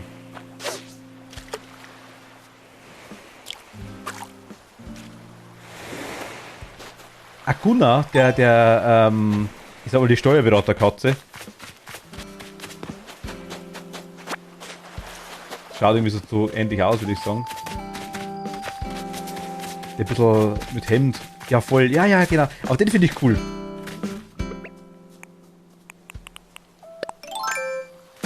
Den hätte ich auch gern. Also mit dem, der wäre okay.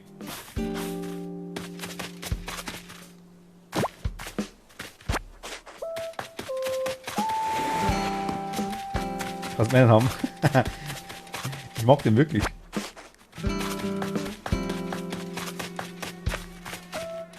Der Schnuppi ist kein Pferd.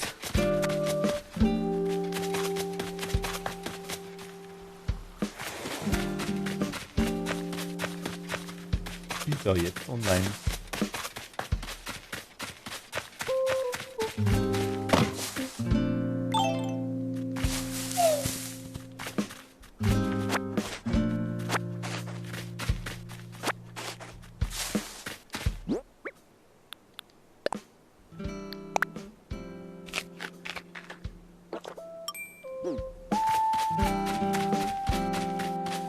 Wo bauen wir ein bisschen aus, dass wir dann hinpflanzen können.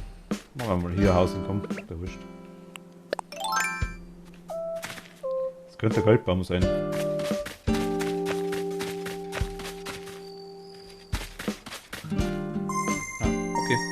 Hat sich erledigt.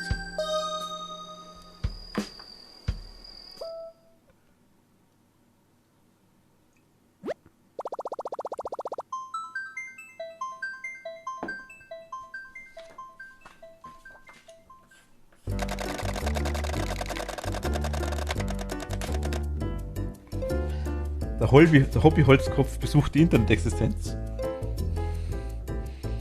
Ah. Ich sticker, das passt ja gar nicht.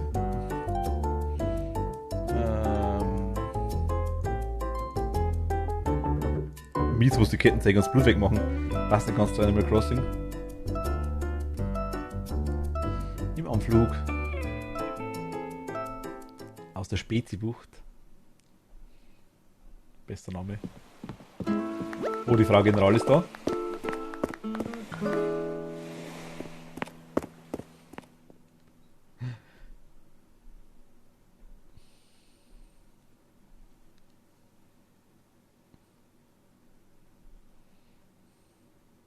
Hast gleich still gestanden.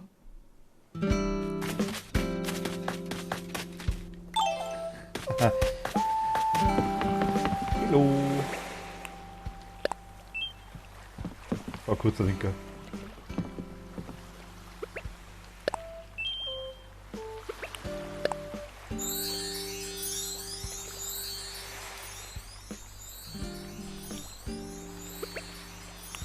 Kann leider nicht schlicht, ich kann bloß hinsetzen. Aber ist einigermaßen still.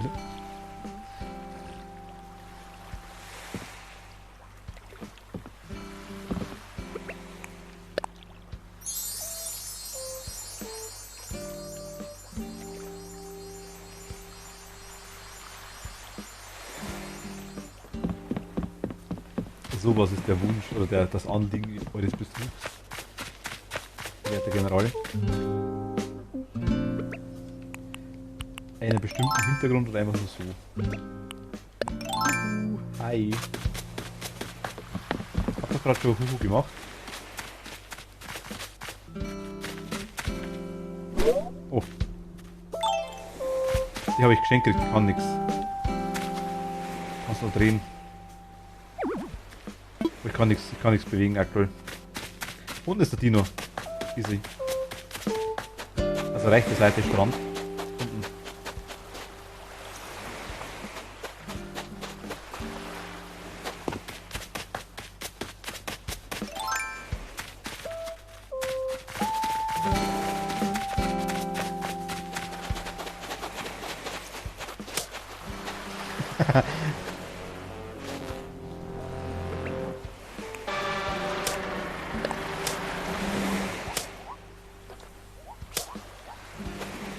Gleich mal einfangen.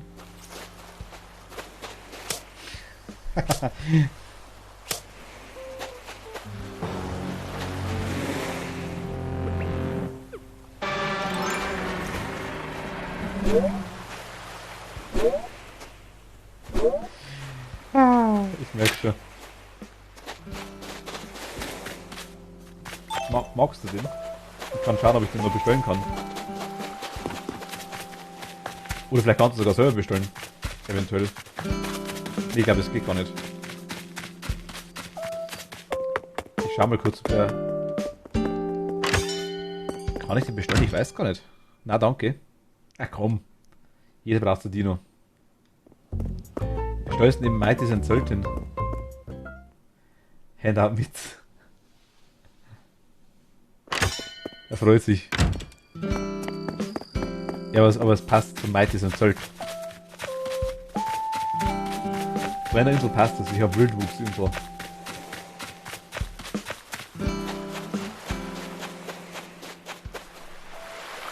Okay.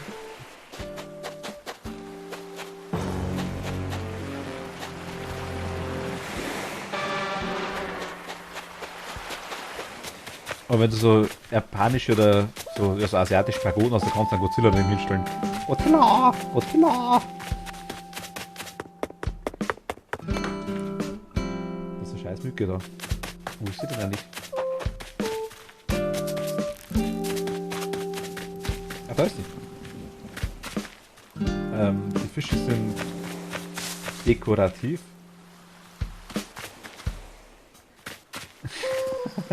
Ich habe die zwischengelagert, dass, falls der Otto mal kommt. Ich wollte damals das Scarlet fahren. Das Scarlet hat mir quasi die Höhle heiß gemacht, dass ich zu ihr komme und die Fische verkauft. Das ist leider nicht gegangen, weil der Otto quasi von mir nichts nimmt bei ihr.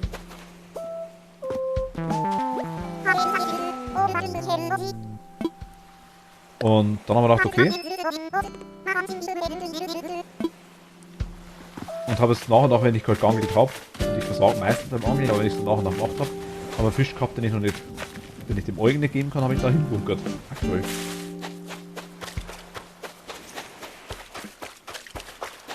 Das sind nur jetzt aktuell 2, 300.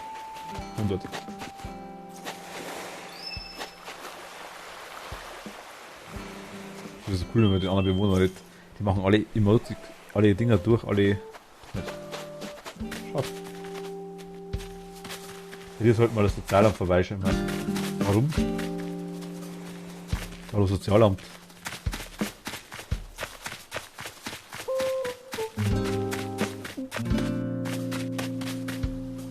Messi-Wohnung? Wo ist das Messi-Wohnung?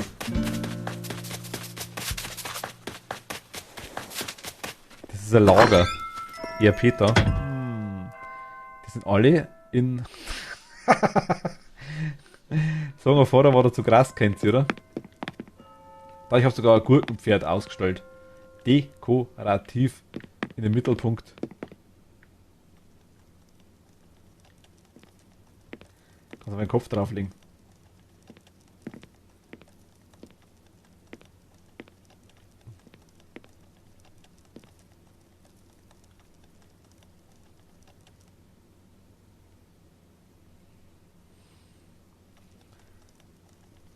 Jetzt schaut es aus, als würde ich mit der Zucchini telefonieren. Hat das Amt schon genehmigt, dass du so Bauschutt abzuladen am Strand? Das ist nur ein temporäres Zwischenlager. Tom Nook hat gesagt, es geht klar, solange ich ihm 10.000 Sternis gebe.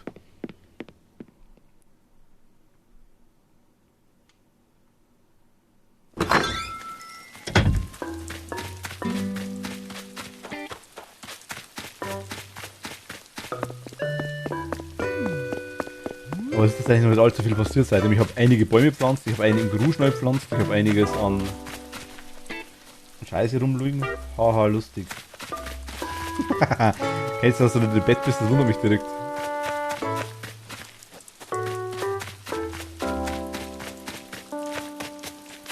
Die kennst du auch. Der gerade reinrennt.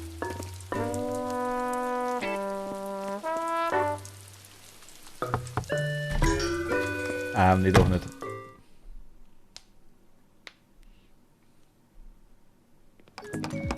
Oh, die hören wir gerade.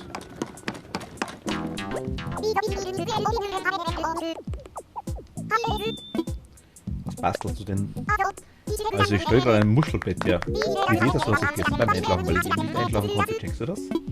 Ach egal, wen interessiert das? Heute ist Verkehr und ich bin sowas von du eat yourself Fieber. Hey Blitz, würdest du auch mega gerne mal so ein Muschelbett basteln?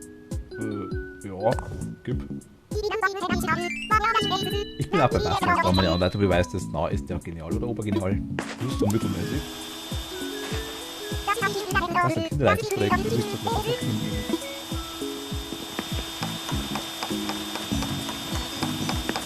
Ist ja gleich traurig, ist das nur Spaß. Also wenn ich das in irgendeiner Weise für Vollnehmer nur kämpfe, das passt schon klar.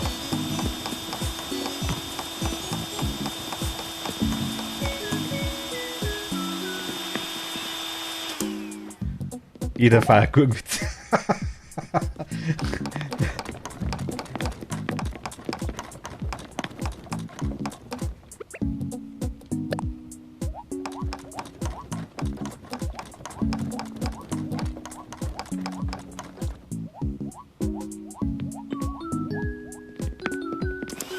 Saki? Du hast der Hausbau zu den Staubsauger. Und der Bewohner heißt Saki. Wirst du mir das nicht sagen? Um schon die Info zu machen. Hey, da sind mehr so komische Leute kommen.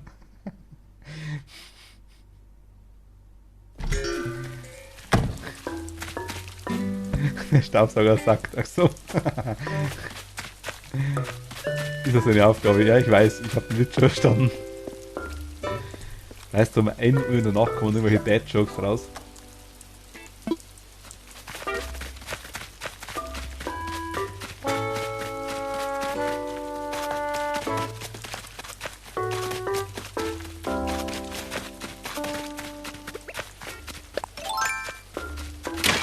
Oh.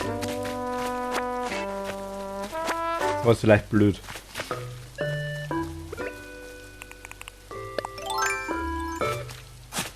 Einen Stein einpflanzen.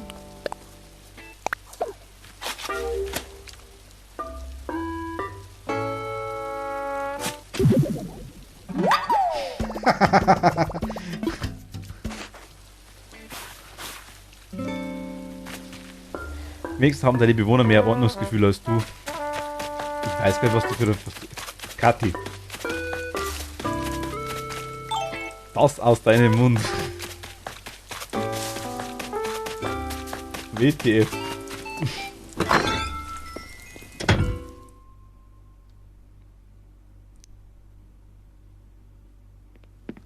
Wenn du brav bist, darfst du das guten Pferd auch streicheln einmal, gell? Also. Aber nicht mehr heute.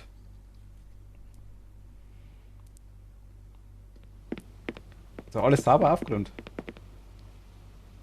Sag mir was Schmutziges, deine Küche.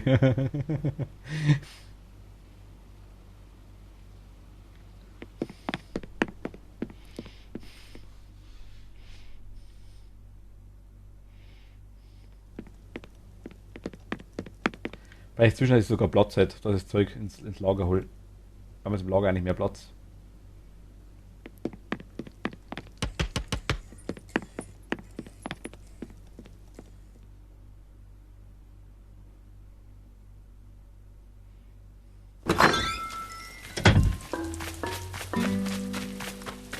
Kann man die Kürbisse machen. Außer verkaufen.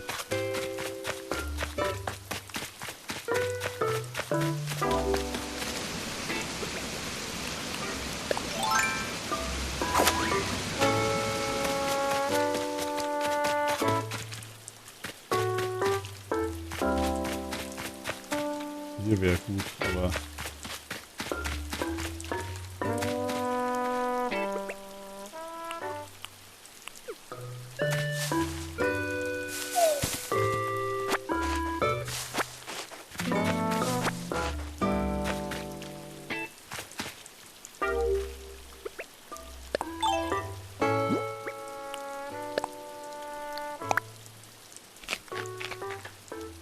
Die ran schon reinschoppen, ne?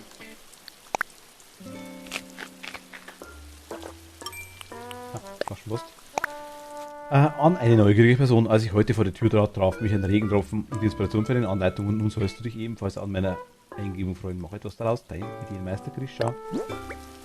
Der Goldtürtapete.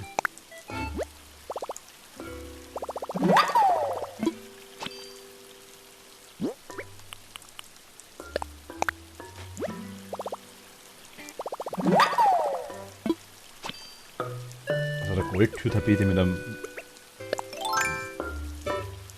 Muss man das verstehen, ne?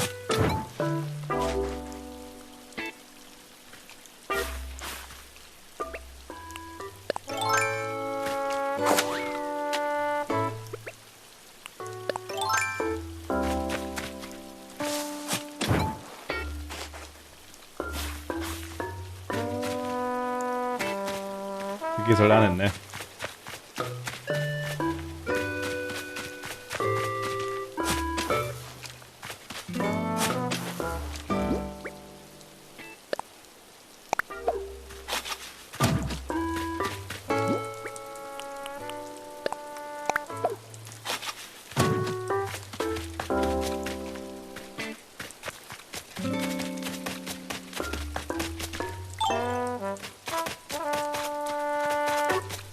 Ich will eine Brücke markieren. Geht nicht. Das ist ja nicht. Easy. Easy Rider, wo bist du?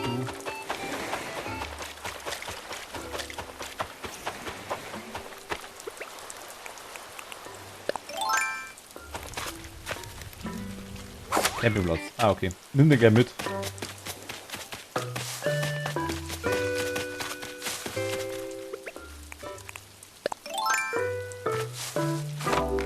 Magst du den?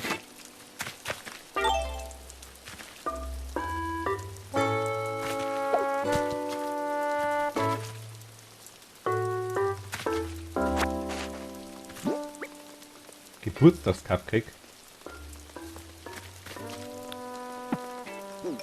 Dankeschön. Ich habe auch gar nicht Geburtstag.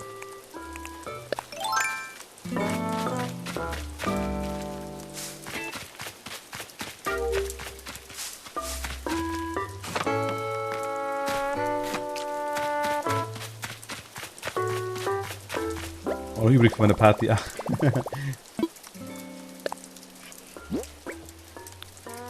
Ja, verkaufen.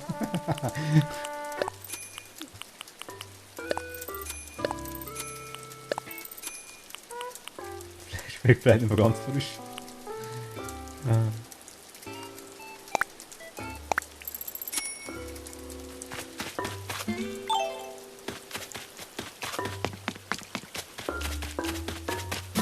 Du hast einen Tisch oder so, ich habe aktuell keinen Platz.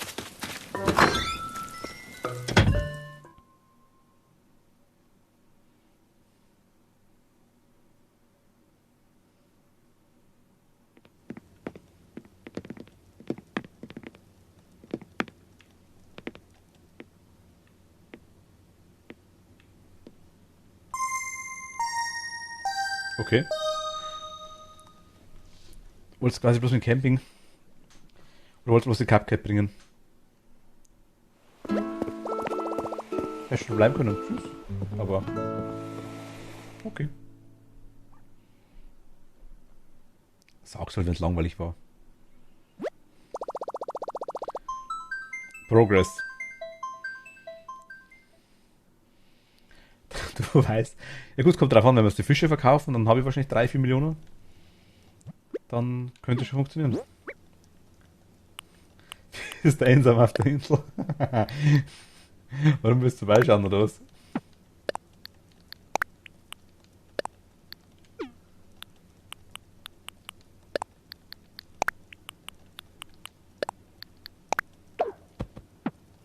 Genau das wollte ich. Ich wollte genau dahin legen.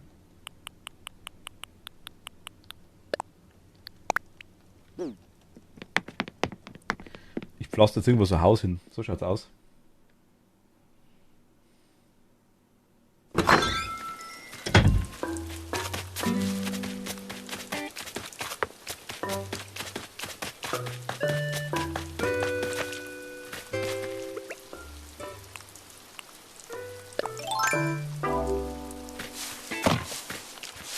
Schüttung.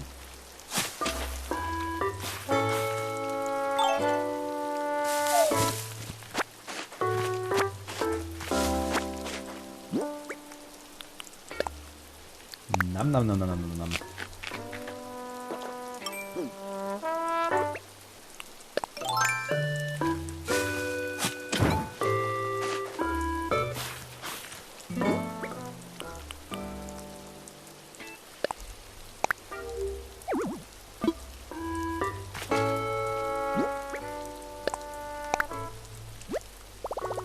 Nee.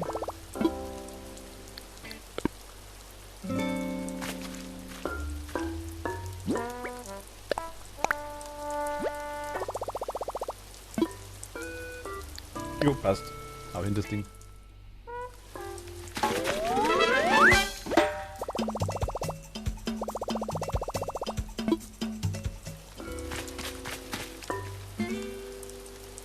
Sieht der Volldeppert ein bei uns, oder?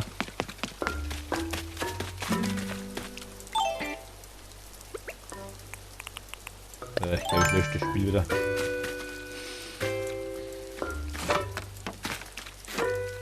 Bis jetzt haben wir eh nur Glück gehabt mit den Bewohnern tatsächlich.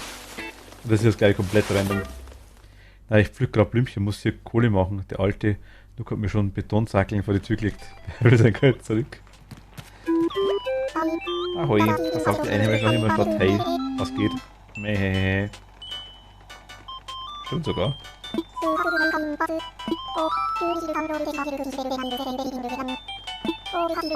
Du kannst bloß, ich schmeiß dich ins Wasser rein und wenn du Glück hast, frisst dich gleich Hai, dann kannst du da bleiben.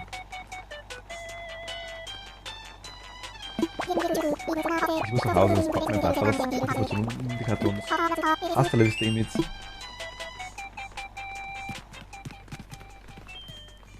Kauft's der? Hat's jetzt automatisch gekauft?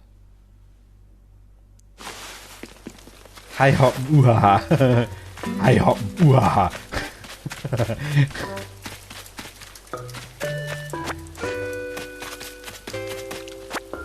Fische sind Freunde, kein Futter. Kaffee.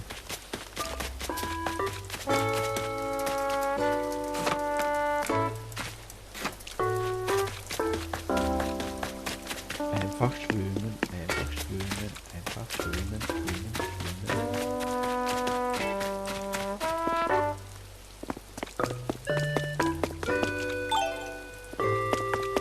Gehen wir mit dem Tom Nook mit der alten Socke. Was das eigentlich will.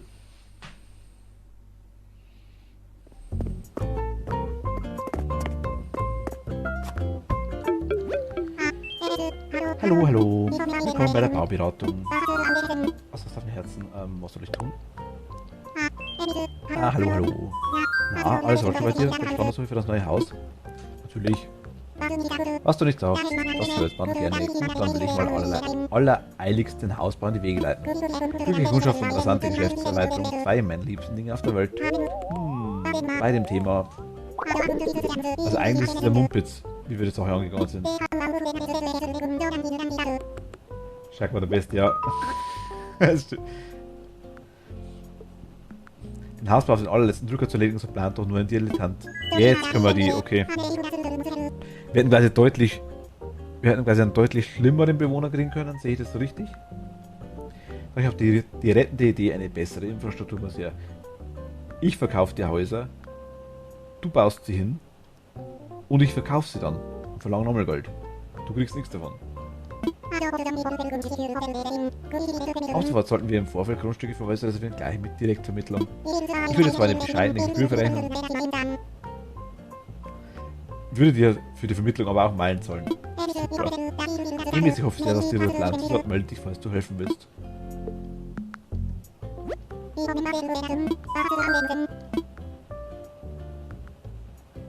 Ist es an Infrastruktur?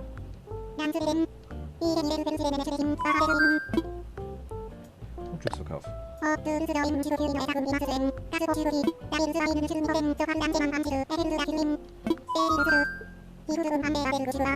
So hatte ich dann auch meinen Citroën getauft. Schack. Na klar, gehen wir ins hier, komm.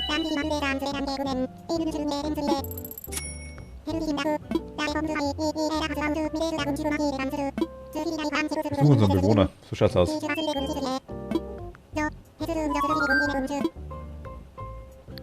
Alles gut.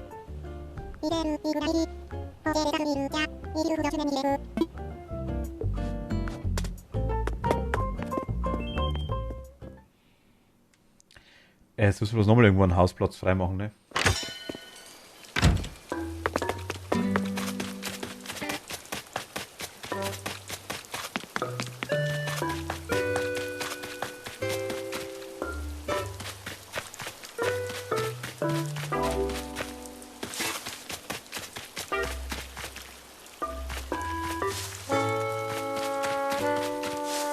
Kommt Wasser runter. Ich hab viel zu viel, wo wir auf jeden Fall Scheiß. Da unten haben wir jetzt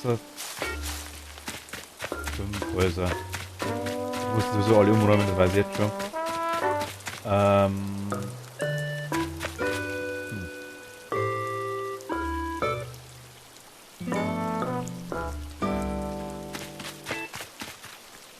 Später, glaube ich, kann man die Flusswege ja ändern, ne?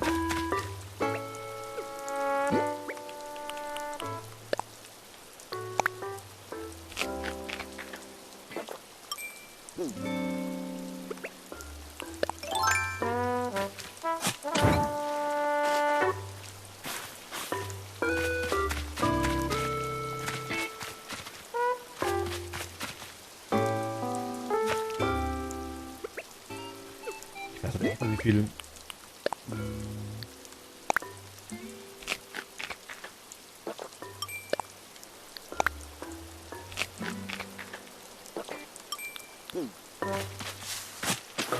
Nö, ist das da?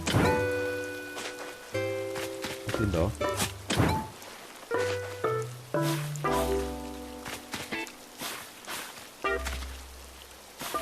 Ach, ein Pflaster oder ein Haus hin, ne?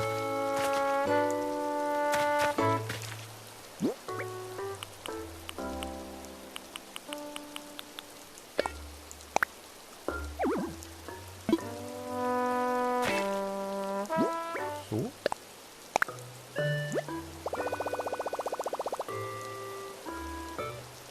Komm, egal. Dahin.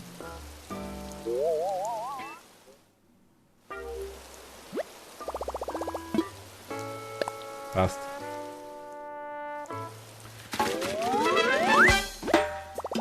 Das müssen wir jetzt das mal gar nicht.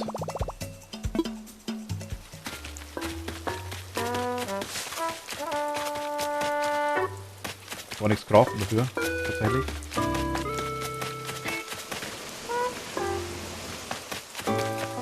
Und du bist zugeschissen ohne Handy.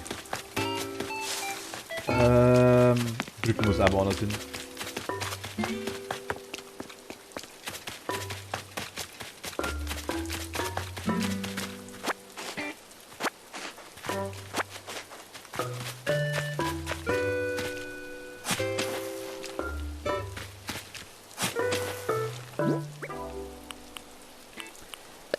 Nicht, dass die Laubbäume, dass das irgendwelche Goldbäume sind, nur gerade sicher.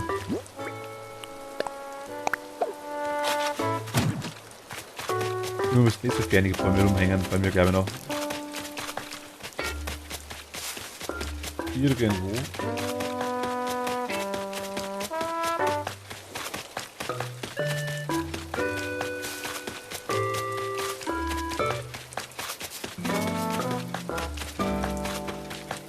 Ein oder zwei müssten da sein irgendwo.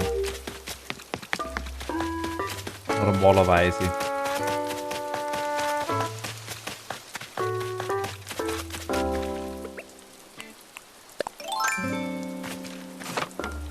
Da irgendwo?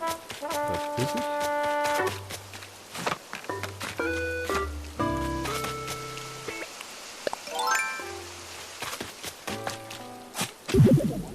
Ja, mit.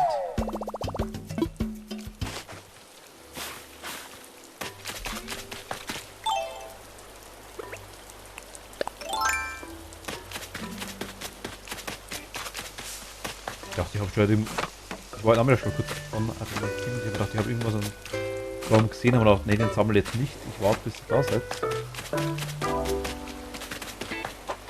Ob es heute oder morgen war, wäre mir eigentlich wurscht gewesen, aber... Ach, da ist er, genau. Wusste doch, habe ich irgendwo gesehen.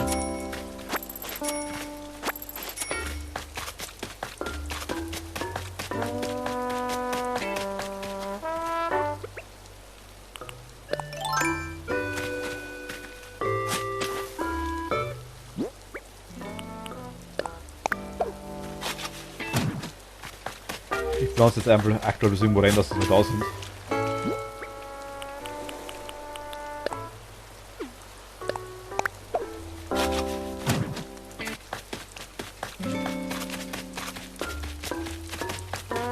Ich kriege jetzt irgendwo das Brückenkühl unter. So schräg geht auch nicht, oder?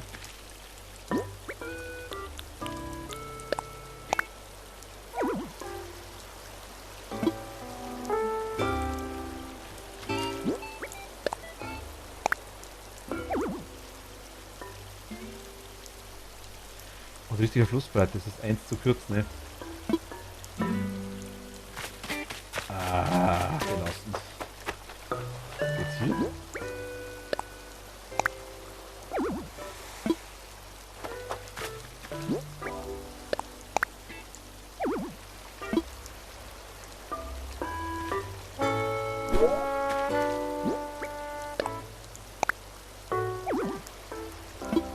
Aber hier wäre cool.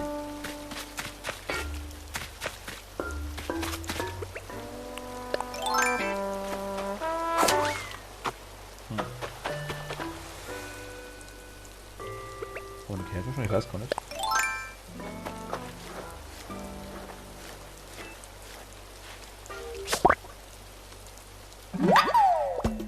Nee, aber nicht. Ein Prachthirschkäfer. Mit dem Aussehen könntest du auch ein Platzhirschkäfer sein. Mein Gott. Die Schmerzen.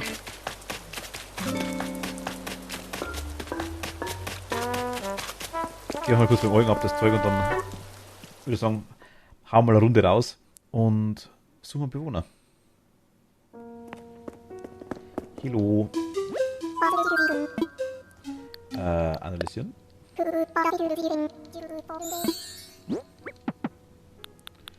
Das und das da.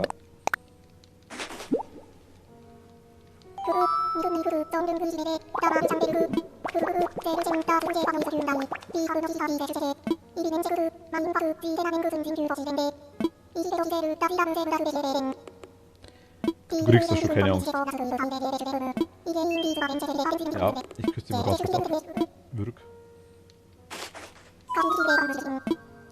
Stiften.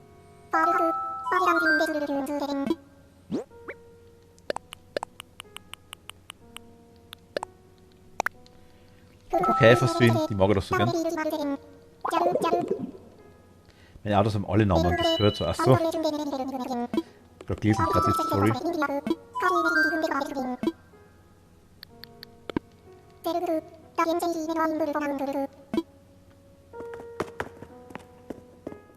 Meins heißt bloß Raumschiff.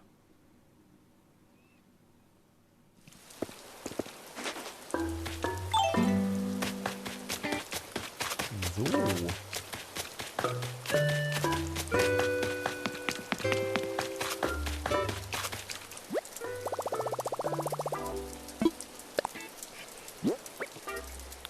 Das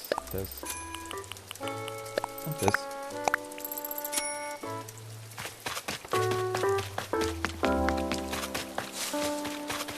Dann will ich. Das ist was Lager liegt. Nämlich.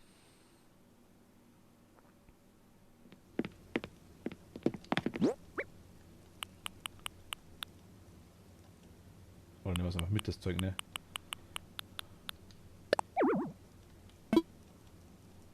Okay, ich hab den immer dabei. Scheiße. Na egal. Gut. Ich bin gleich wieder da. Un momento. Ganz eine kurze Pause, mal schnell auf die Toilette.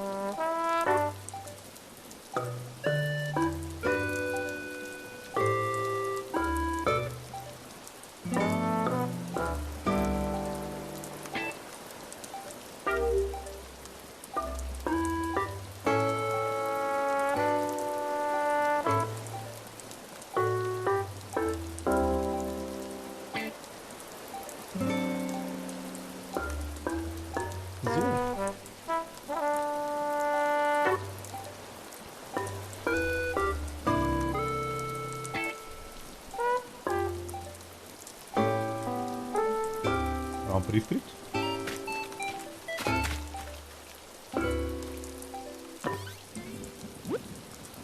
So, Kathi. Da stand vorher ein netter Text. Den habe ich aber weg, weil, Alter, schaut den massiven Eicheln an.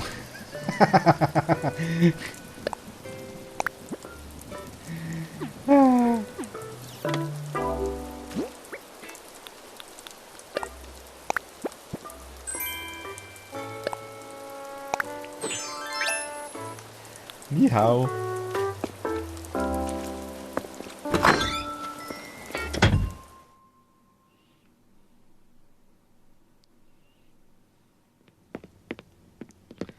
Gibt's quasi schon wieder herbstliche Karten.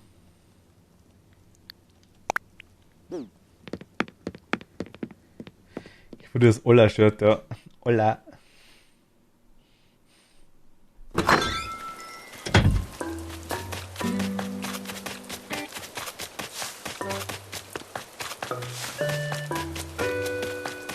Jetzt, wichtig. Daumen drücken. Wenn ich am Flughafen vorbei bin. Bewohners. Krass, Bewohner-Bingo spielen, glaube ich. Kurz die Karten anschauen. Nee, wir sind sitzen. Karten anschauen.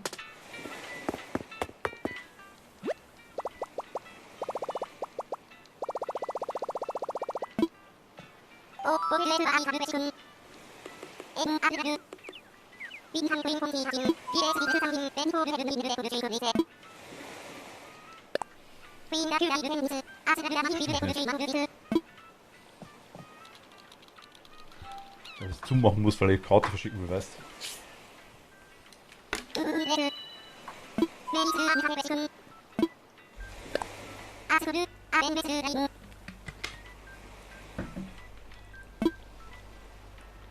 ich will eigentlich, wurscht, ich will eigentlich bloß mal die Karten anschauen.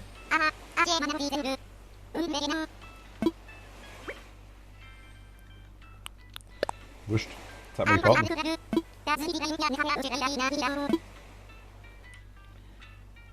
Ah, das sind die Eichel.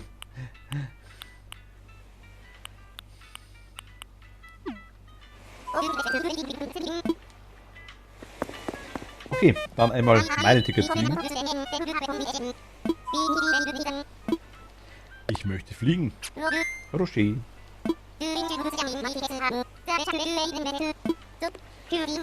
Genau, deswegen bin ich da. Ich möchte mein Ticket einlösen.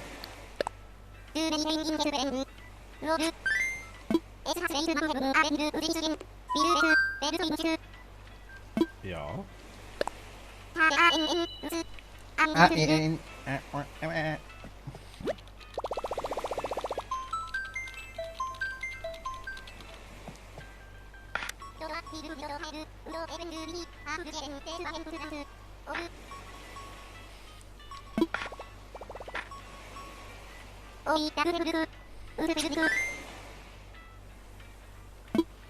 Guten Flug. Das Logo so geil.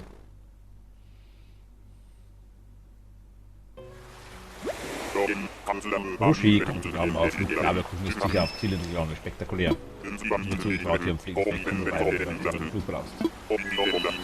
Ich wollte gute Nacht, Kathi. Gute Nacht, danke dir. Vorher. Ich habe ein Pferd, Kathi. Das ist ein Känguru. Und Orangeninsel natürlich. Also Känguru.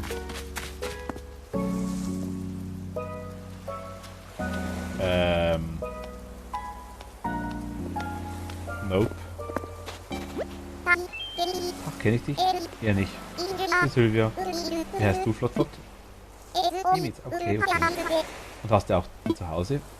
Alles klar, mit 10 also. Bist du auch hier mal mitten im Limo probiert abzuchillen, aber nicht auf dem Klappstuhl, ja? Ich will beim Relaxen jedenfalls nicht dazwischenfunken, also bis dann.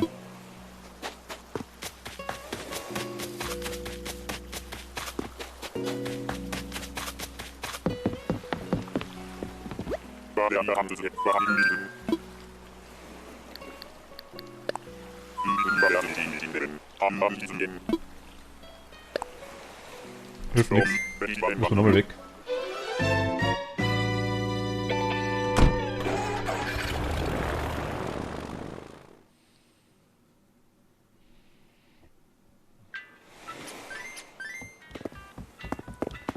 So, ein zweites Mal.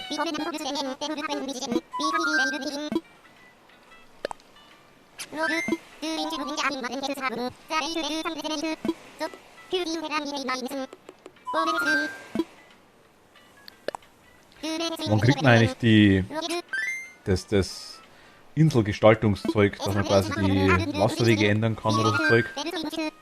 Ist das viel später?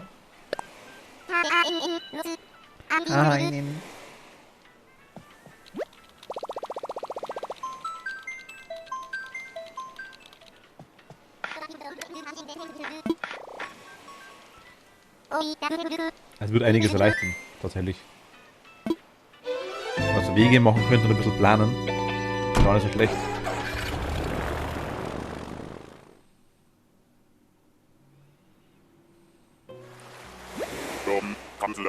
Rocher kommt zu Gaben auf Flug. Also das Glück ist sicher aufzuzielen. Das ist ganz spektakulär. Natürlich war hier ein Fliegstück und so weiter, wenn du es brauchst. Will ich noch mal rein, los auf uns einmal hin. Okay. Bambusinsel wieder. Hier gibt es keinen Bewohner, ne?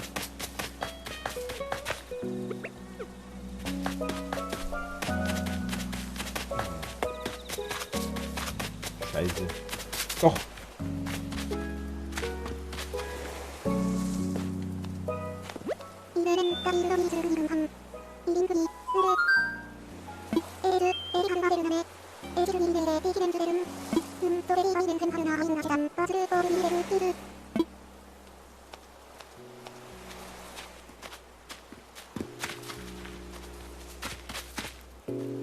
Ja.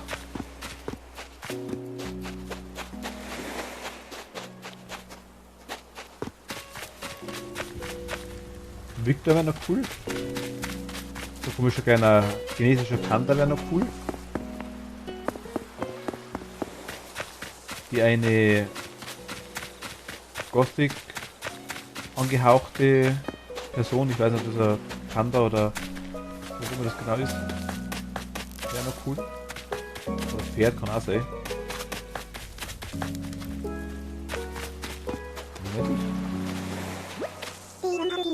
Wieder Rene.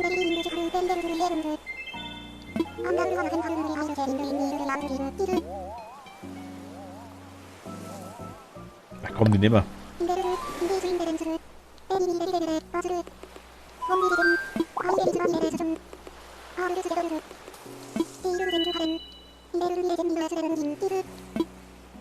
Gute Entscheidung.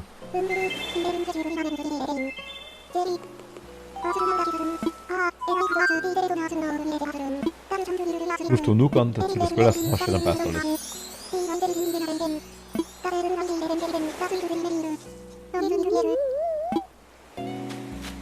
Okay, nice.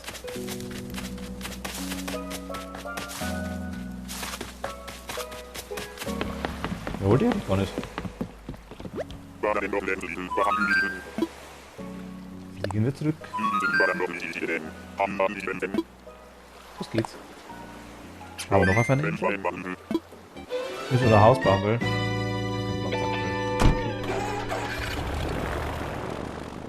Sheet.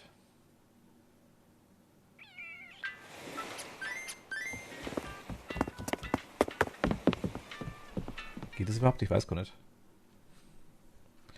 Ich rede mal mit dem alten Waschbären.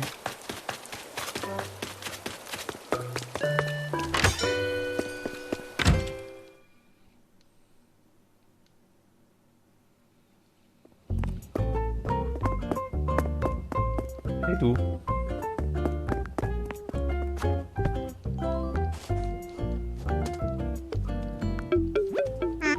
Hi, Mitz, hallo. Willkommen bei der Bauberatung. Was im Herzen? Infrastruktur.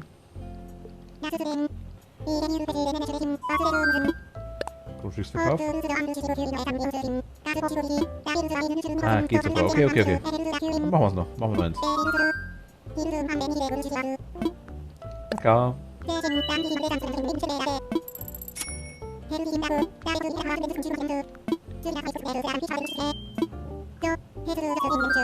Nee.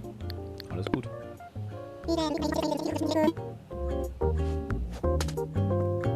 Hier was drin? Nö.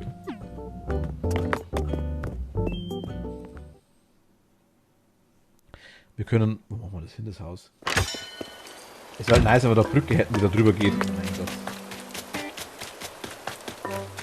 Kann ich das Brückenkit zurückgeben? Geht das?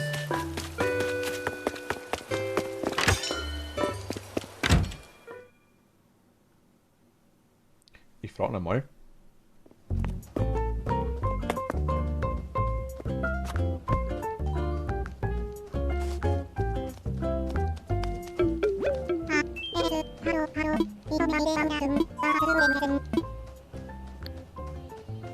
Infrastruktur.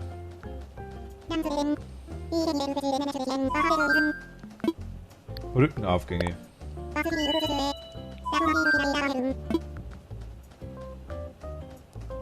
Will nicht mehr bauen.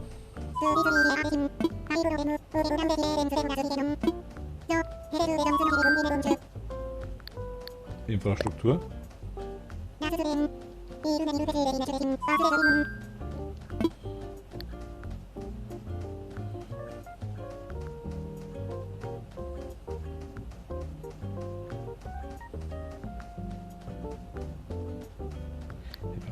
Wir brauchen Leicester Brücke. Das ist irgendwas ganz Billiges.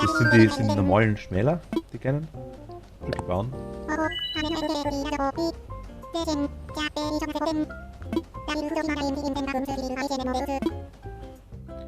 Einfach die ganz normale billige.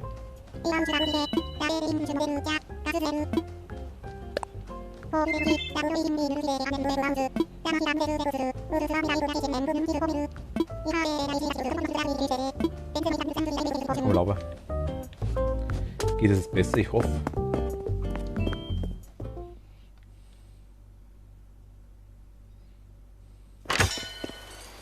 Ich will mal irgendwie ohne Stecken rüberkommen.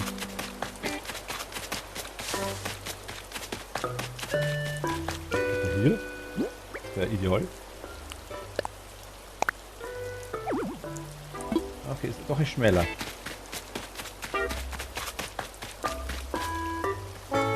Wir gehen nicht, oder?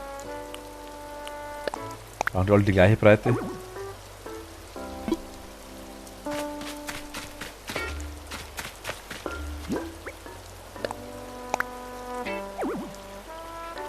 Die haben alle die gleiche Breite, ne?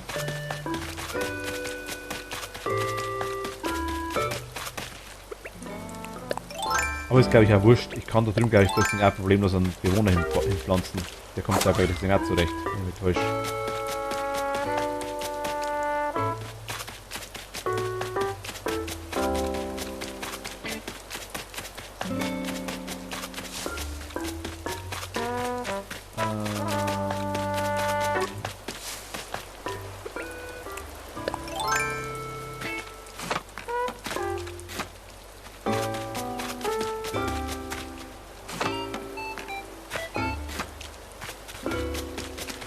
Wo machen wir die hin? Wo machen wir die hin? Machen wir die hier hin?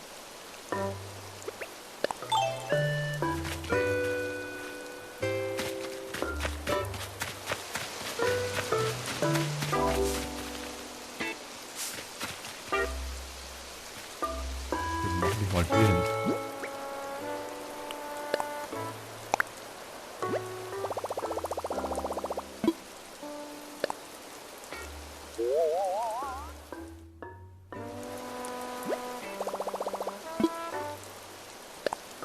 Ja, mal okay dabei.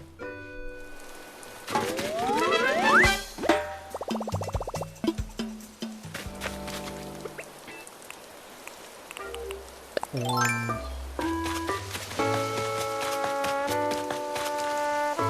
geht es so. So hier Brücke hinbauen.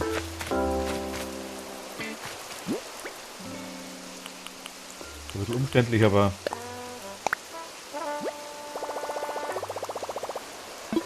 Ein, zwei drin.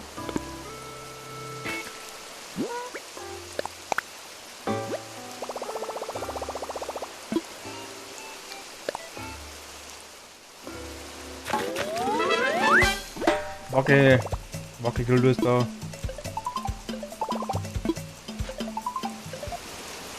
Hallo, Emil. Ja, ja. Hast du eine gute Stelle für den Baumstammbrücke gefunden? Ja, habe ich. Geht einigermaßen. Passt schon. Wunderbar. Dann wird an Ort Stelle ab sofort der Gyroid Spenden für den Bau sammeln. Wenn jeder Einwohner einen kleinen Beitrag leistet, kann der Bau in Handumdrehen beginnen. Fertig, stimmt das selbst. Das tut mir nicht im Rang ist, sonst dauert das ewig.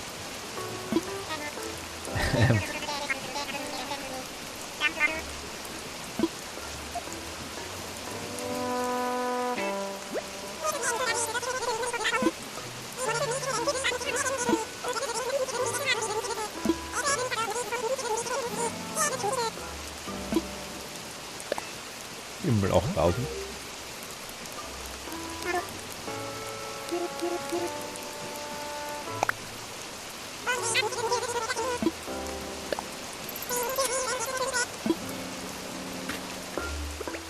Gut.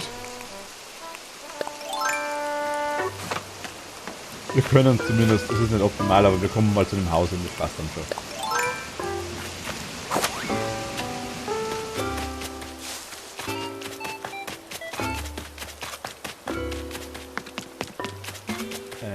Dann holen wir uns nochmal ein Ticket. Oder eines zumindest. Oder mehr, wurscht.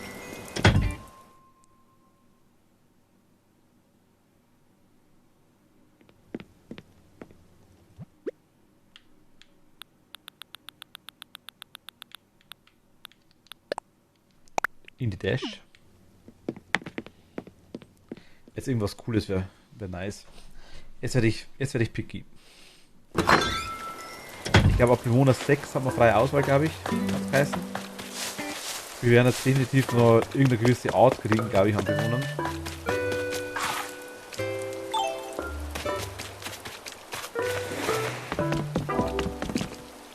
Die komische Steuerberaterkatze wäre cool.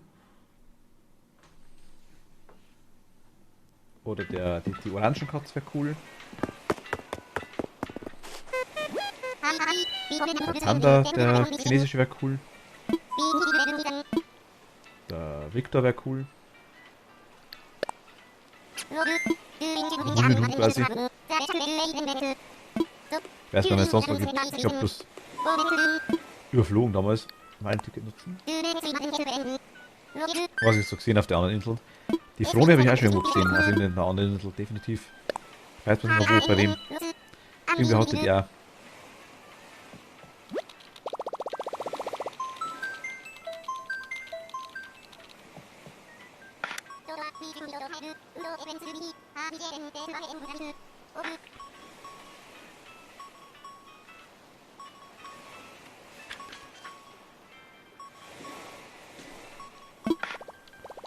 Alles schon klar. Dann holen wir uns. Also ich würde sagen, ich hätte schon. Mal schauen. Ich hätte schon noch gerne einen Bewohner. Eine nackte Schammel. Ich würde sagen, wir schauen uns 2 Inseln schauen wir uns an. Ne?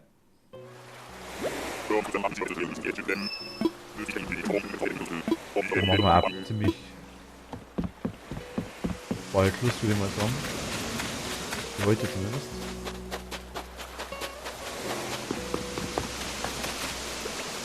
Ich weiß nicht, ob es überall einen Bewohner gibt, also ob es überall ein Ding gibt, wenn man viel wird, so wurscht.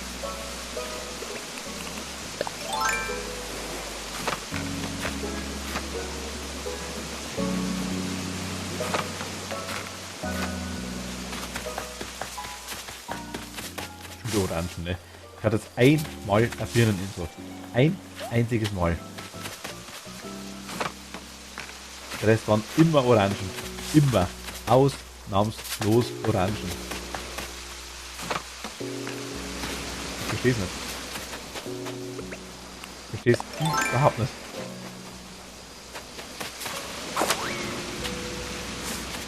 Ist hier kein Bewohner?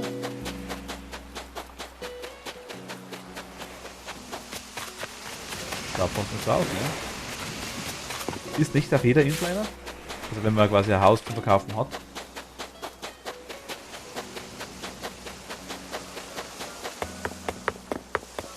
Schaut wohl nicht so aus.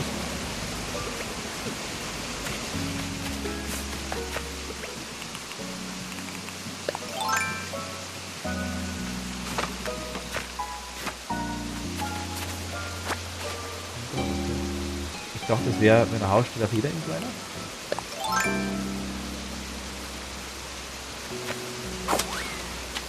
Aber anscheinend nicht. Na gut, okay. Dann bleiben wir ja gar nicht länger.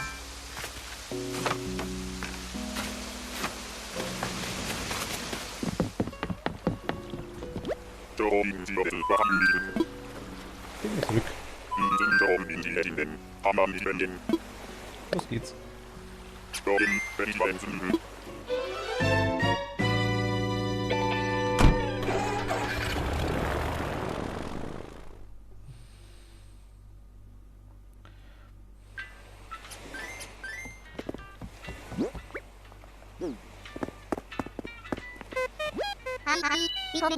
Versuchen wir nochmal.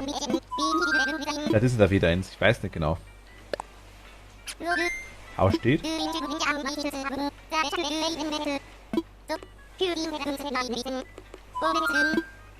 Meilenticket.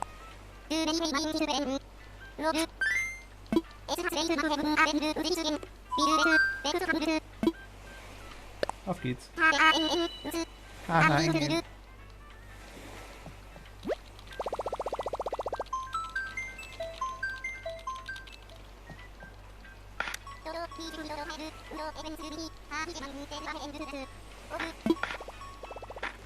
Alles stark, ja. Nice.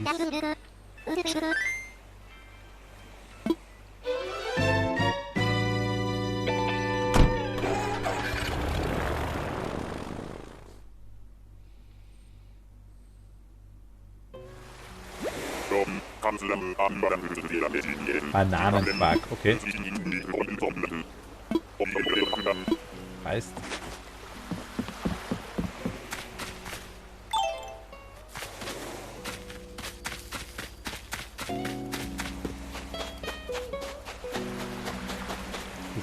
Klar.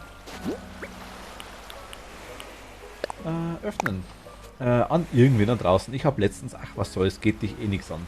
Jedenfalls führen wir da diese Bastelanleitung ein. Ich habe gerade keine Lust, aber falls wer anders sie probieren will, hier, der Rest liegt an dir. Deine Basteln, Eisenregal. Ja, komm.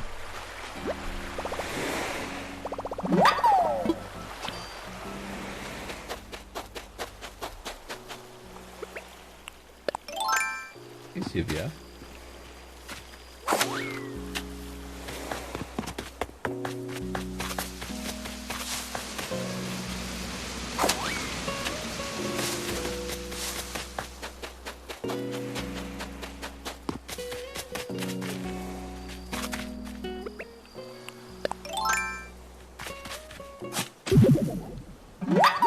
Ja, mit.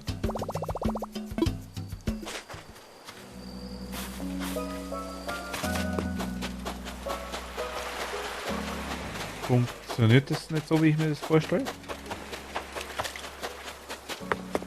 Dass ich Grundstücke hinbaue und dann ist ja Bewohner automatisch ein neuer?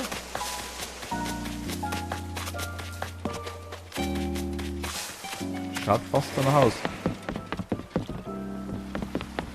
Dass es nicht funktioniert, so wie ich mir das vorstelle.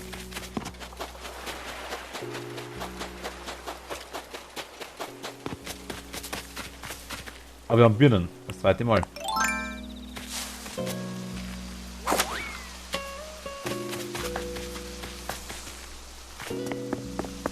Also anscheinend kriegen wir wirklich mit Aveda Fahrt.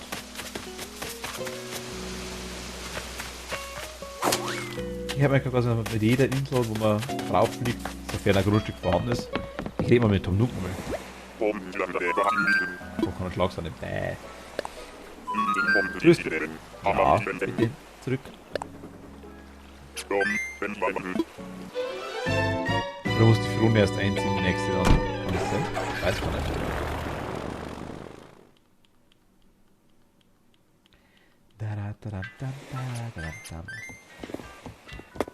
Dann nehmen wir den Tom Nook nochmal, würde ich sagen. Der Tom Nook.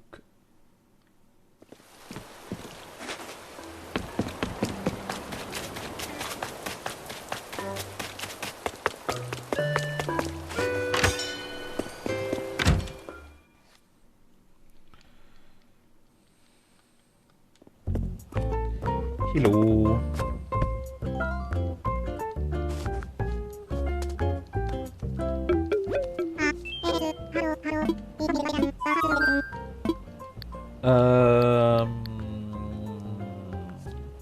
Was soll ich tun?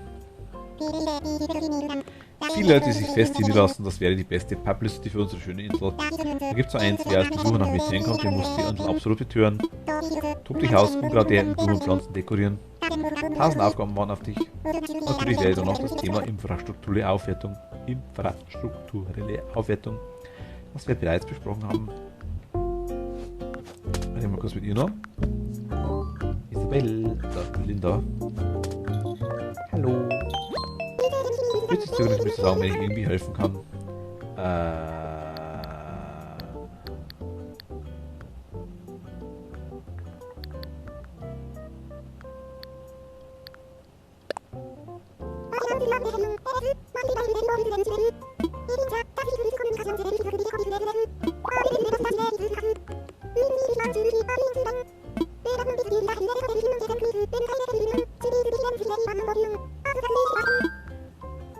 Kein Problem.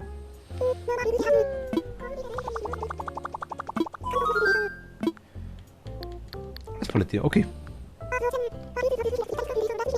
Anscheinend doch, okay.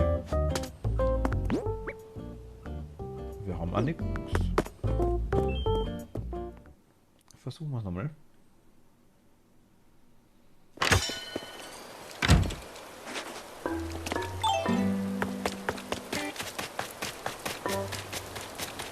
Da muss ich mal schauen, vielleicht.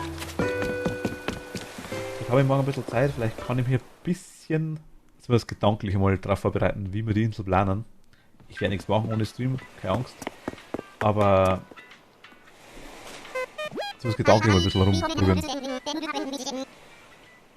Wäre vielleicht eine Option. Wegfliegen.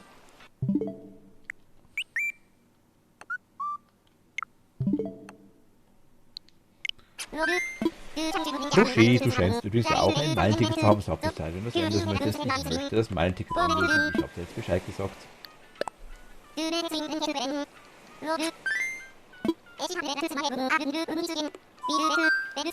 Easy Frage. Wenn du da bist, weißt du das mit den Meilentickets? Ab wann man quasi neue Bewohner kriegen kann? Also ich habe ja jetzt quasi die eine vom Campingplatz, zieht ja jetzt anscheinend her, so wie es ausschaut. Ich dachte, das dauert länger. Ich dachte, da muss man irgendwie ewig lang Zeug basteln und so Zeug irgendwie, habe ich gelesen. Aber war wohl jetzt hier beim ersten nicht so. Und haben wir die Froni auch schon einen zweiten bekommen. Ich glaube, wir waren schon 3 Häuser platziert. Das eine für den Campingplatz und 2 zusätzliche. Und eines müssen wir quasi jetzt eigentlich belegen können noch. Normalerweise. Wenn das wer anders weiß, auch gerne her damit. Wieder Bubbles und so. Aber anscheinend müssen wir erst einsehen, dass wir neue Bewohner kriegen, ne? Oder es ist wirklich absolut random hier und ich habe es gibt mehrfach hintereinander Pech.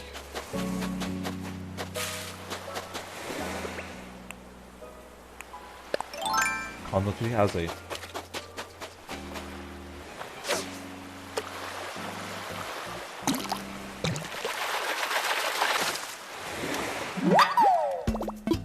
Ein Falterfisch, der ist noch nicht wenigstens.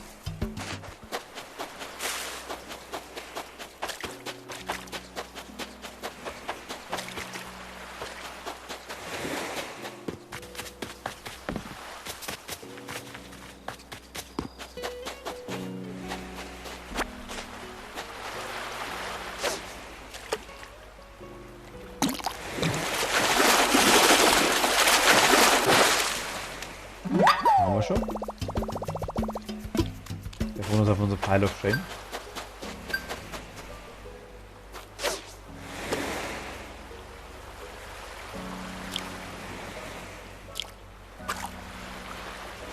Nuckelt mir zu lang.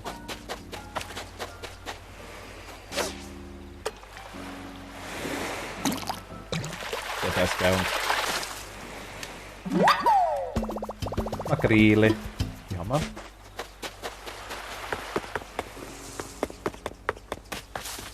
Also hier rennt wirklich. Leider Gottes.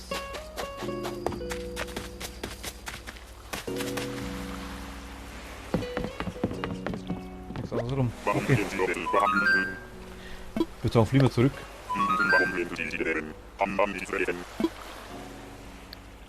Gehen wir kurz zum Eugen und dann würde ich sagen, machen wir langsam für heute Schluss. Schon 2.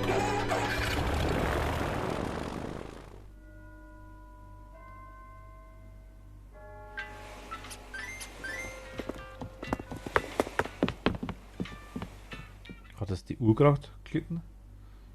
Die Animal Crossing Rathaus-Uhr?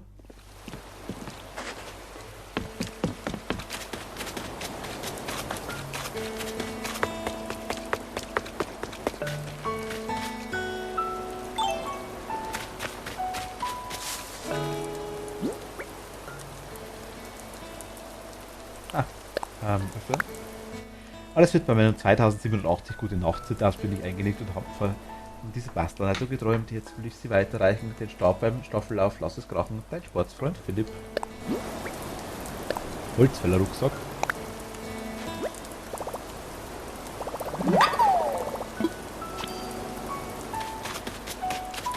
Nehmen wir kurz den Eugen. Ah, das ist noch. Ja, das war gerade kurz verkauft. Okay, haben wir.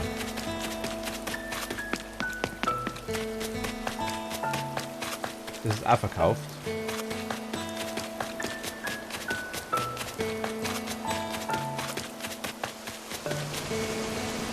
Geht es da oben nicht, weil man nicht hinkommt?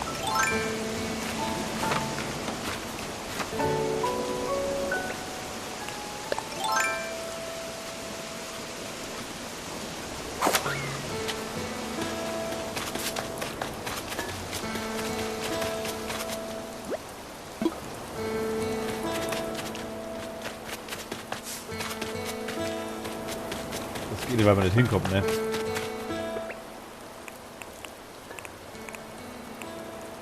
Das wäre jetzt mein einziger Guess, dass das auf den Grund nicht geht.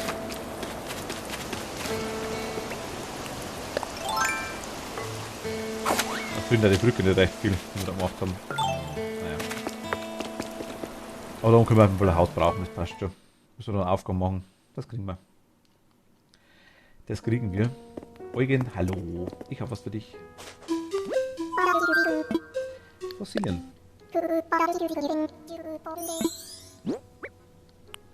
Ein Fossil.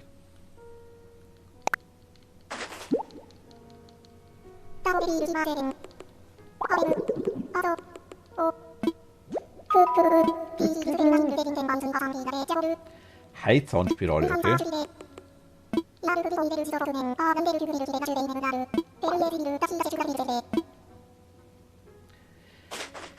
Wenn du sie magst, verkauf was. Ich will jetzt das stiften. Und zwar das Viech da.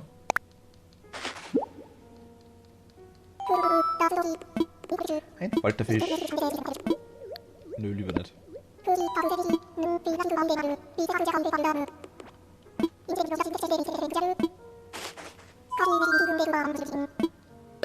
Nein, mach nicht.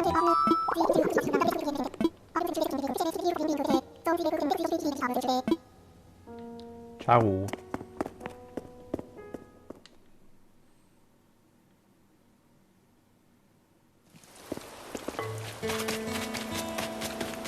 So, okay. Dann würde ich sagen, kurz Grusch verkaufen.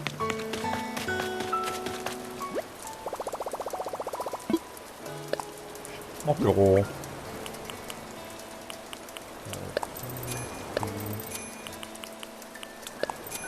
Komm. Haben wir raus.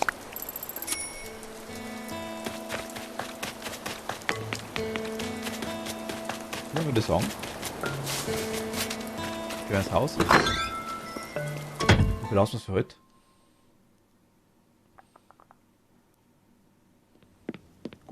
Also ihr Lieben, ich sage danke fürs Zuschauen, wünsche gute Nacht. Wir werden uns morgen wieder sehen. Eventuell, wenn es hinhaut, ich weiß nicht genau, vielleicht gibt es mal Mario Kart. Mal schauen, wie es bei den anderen funktioniert. Aber sehen wir dann morgen. Okay, danke nochmal fürs Zuschauen und